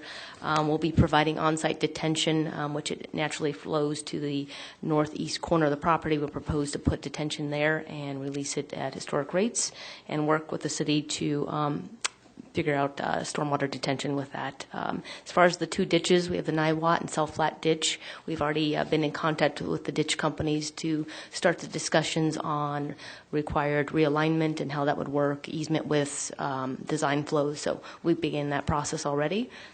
For that. As far as transportation, my company, we provided the TIS study. There's 2 access points off of Dry Creek. They meet the access spacing. Requirements will be met without any variance requests. The level of service works for the concept plan presented. The proposed concept plan does not cause any benchmark violations to critical intersections at this location.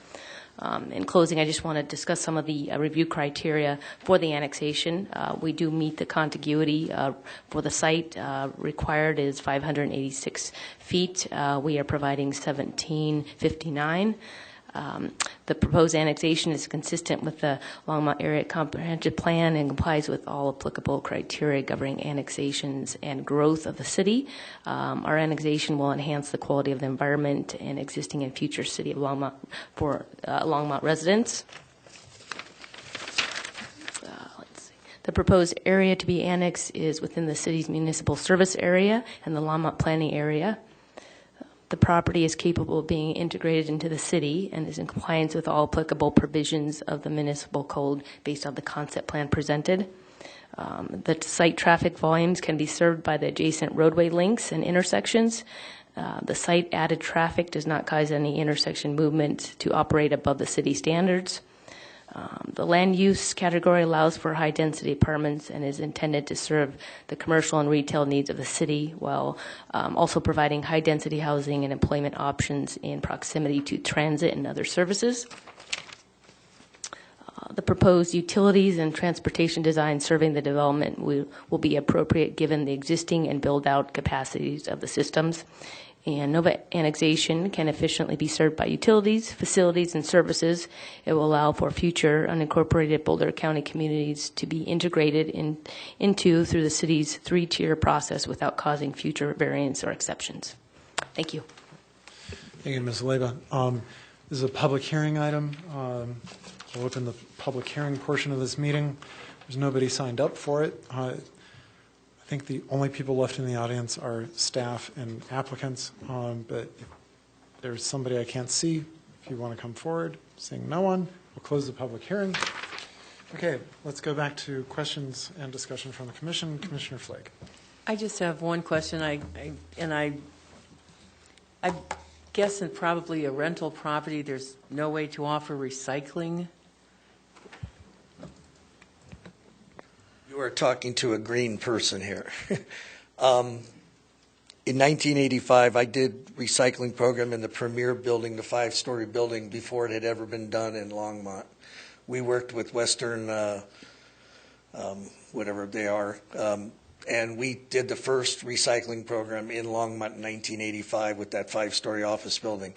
I can't tell you how the apartment building is going to be done, but I'm sure, I'm not an expert. Adam, do you put recycling in your? Okay, he's the architect from Denver. They build them into the project, so the answer is yes. And if they didn't, I'd make sure it would be. Commissioner Pullen. Ava, can you please remind me of what we have recently approved in this area as far as other annexations? I know there was a couple other things we've done in this area. And my concern is, reading through the letter from the airport, the guy from the airport, yeah, and his concerns about putting in a residential area. I just want to get understand what we've already put into this area. Yes, Chair Shernick, Commissioner Poland. I think the most closest property that was recently annexed is the Fairgrounds Marketplace. Let's see if I can pull up a map. Okay, so we're here. This is Dry Creek Drive. This is Hover. This is Home Depot. It's this property here. Mm-hmm. And it was designated as high-density residential on this western half, and then regional commercial on this eastern half. That's the most current annexation that has happened nearby. Okay, thank you. Commissioner Goldberg. For the applicant? It's David, I think. I'm sorry. Yeah. David, is it an issue for you, for your project to go up in the airport influence zone? I think there's going to be height restrictions related to it and getting approval from the FAA. Is that going to be an issue for you? It's my understanding. Oh, there you go. Okay, it's my understanding, Commissioner Goldberg, that once we're approved here and once we go through site plan review, we have to make an application to the FAA. I just got the forms a couple days ago, and we'll be meeting with we'll have a preliminary meeting with them after this meeting. Nothing formal yet, but we'll get that in the works. We know we have to get their blessing, so yes, we understand that. Thanks, David. One more question. As it relates to the airport influence zone, your apartments look really nice. Will the folks purchasing these apartments be annoyed by the airplanes flying over? I'm sorry. Well, I'm sorry. Will the folks buying your properties be annoyed by the sound of the airplanes flying above head? The plan on this is a rental apartment, not a for sale product. We just talked about that hearing. Just to give you some background, I like full disclosure, and I will instruct our architects, and you can put it into the approval if you so want to approve us, that we will put on our plans and on our approval that we will put into whatever, so they have notice. On our project, on the King Supers project, we had John Lang Homes back in 2003 or 4 put in all their real estate contracts that 12 acres on the corner would be a shopping center. So they all had notice. It was in their real estate contracts. But so we'll do whatever's reasonable to do that because we don't want to offend anybody. I have a question for you, Mr. We could put that in the lease agreement or whatever. We got on the dais a document that wasn't in our packet. It's from CoBank in Wichita, it looks like. And they're saying that they own mineral rights under your land. And they don't object as long as your project doesn't impede their ability to develop its mineral estate. Hopefully it's not gravel. So do you know what kind of minerals they might be extracting so that you actually can knowingly say that they won't disturb your project once it's built? My attorney, I talked to him briefly about this, and basically we don't know exactly what mineral rights. We authored a letter to him. We have not heard back. It's my understanding that whatever they would want to mine, they wouldn't be able to do anymore. So, because it's in the city limits once you annex it. So, but I may be incorrect about that, so I don't know. we certainly would, we could certainly have an answer to the city council prior to them approving that, but I don't know the answer to that fully right now. Sure. So Ava, is something like this where we absolutely have to have an answer to this before the project could go forward? Chair Shernick, this is only annexation and it's not development, so they would have to come back for site plan review, and at that time we'll notify mineral rights owners again, and I suppose we can cross it then. All right, great. Okay, thanks for the clarification. Commissioner Pullen? Ava, since it's in the airport influence zone, I know that when they sell property to individuals, they have to have it in the contract that the people are aware that they're buying in the airport influence zone. Is the same thing true for leases? Good question. We don't require it for leases. It was always to be put in covenants. Okay. So when you bought a house, you got the covenants and you saw the airport disclosure. We would also require them to put the airport disclosure note on the cover page of their site plan. But there is nothing that I'm aware of that would require the city to put it in rental leases, but it could be a good condition of approval, during site plan review.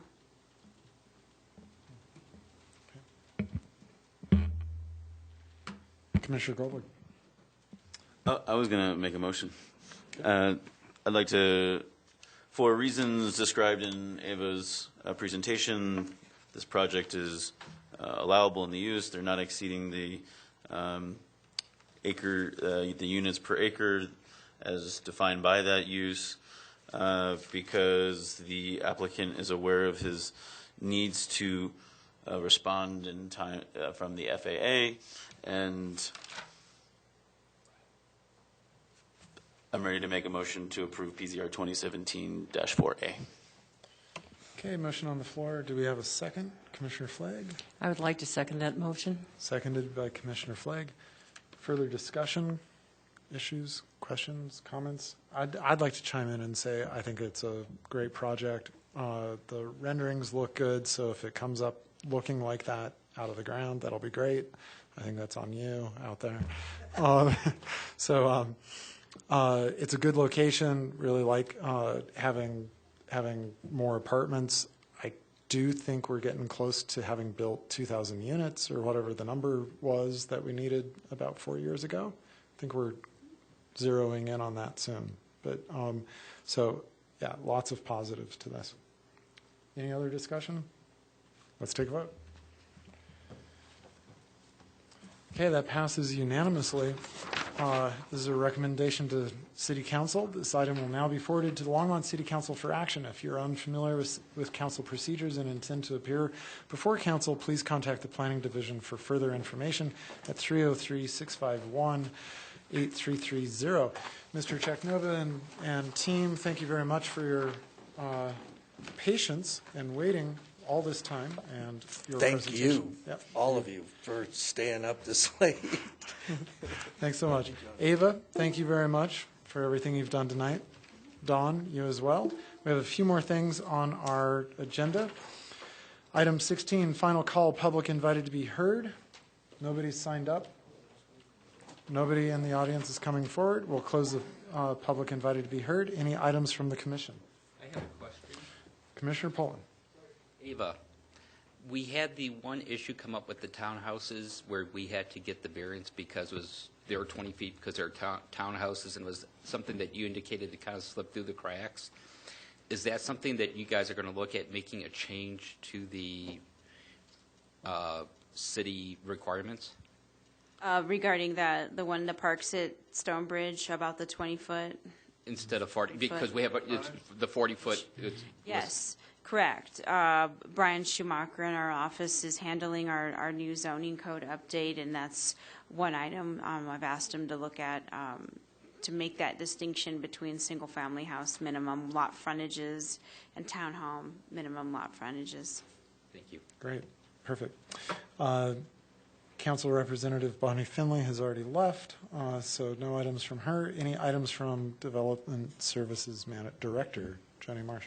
Thank you for your patience, and thank you for getting through this agenda. I know it was long. I would say that after Don calculated that we had 165 applications submitted in 2016, both my staff and you all have done a Herculean job of development in the past year. So thanks for your patience. Next week's agenda will not look like this, and I will try to manage a little bit better, although trying to stack a meeting at Christmas also is usually frowned upon by citizens. So here we are in January, so Happy New Year. And then Thanks. our meeting next week starts at 6 p.m. for a work session, right? That is correct. We're going to kick off with a work session on the code updates, and please get Jane your dinner order so that at least you have something to eat. Okay, great. Thank you, Jenny. Last item is adjournment. Unless somebody's opposed, we'll adjourn.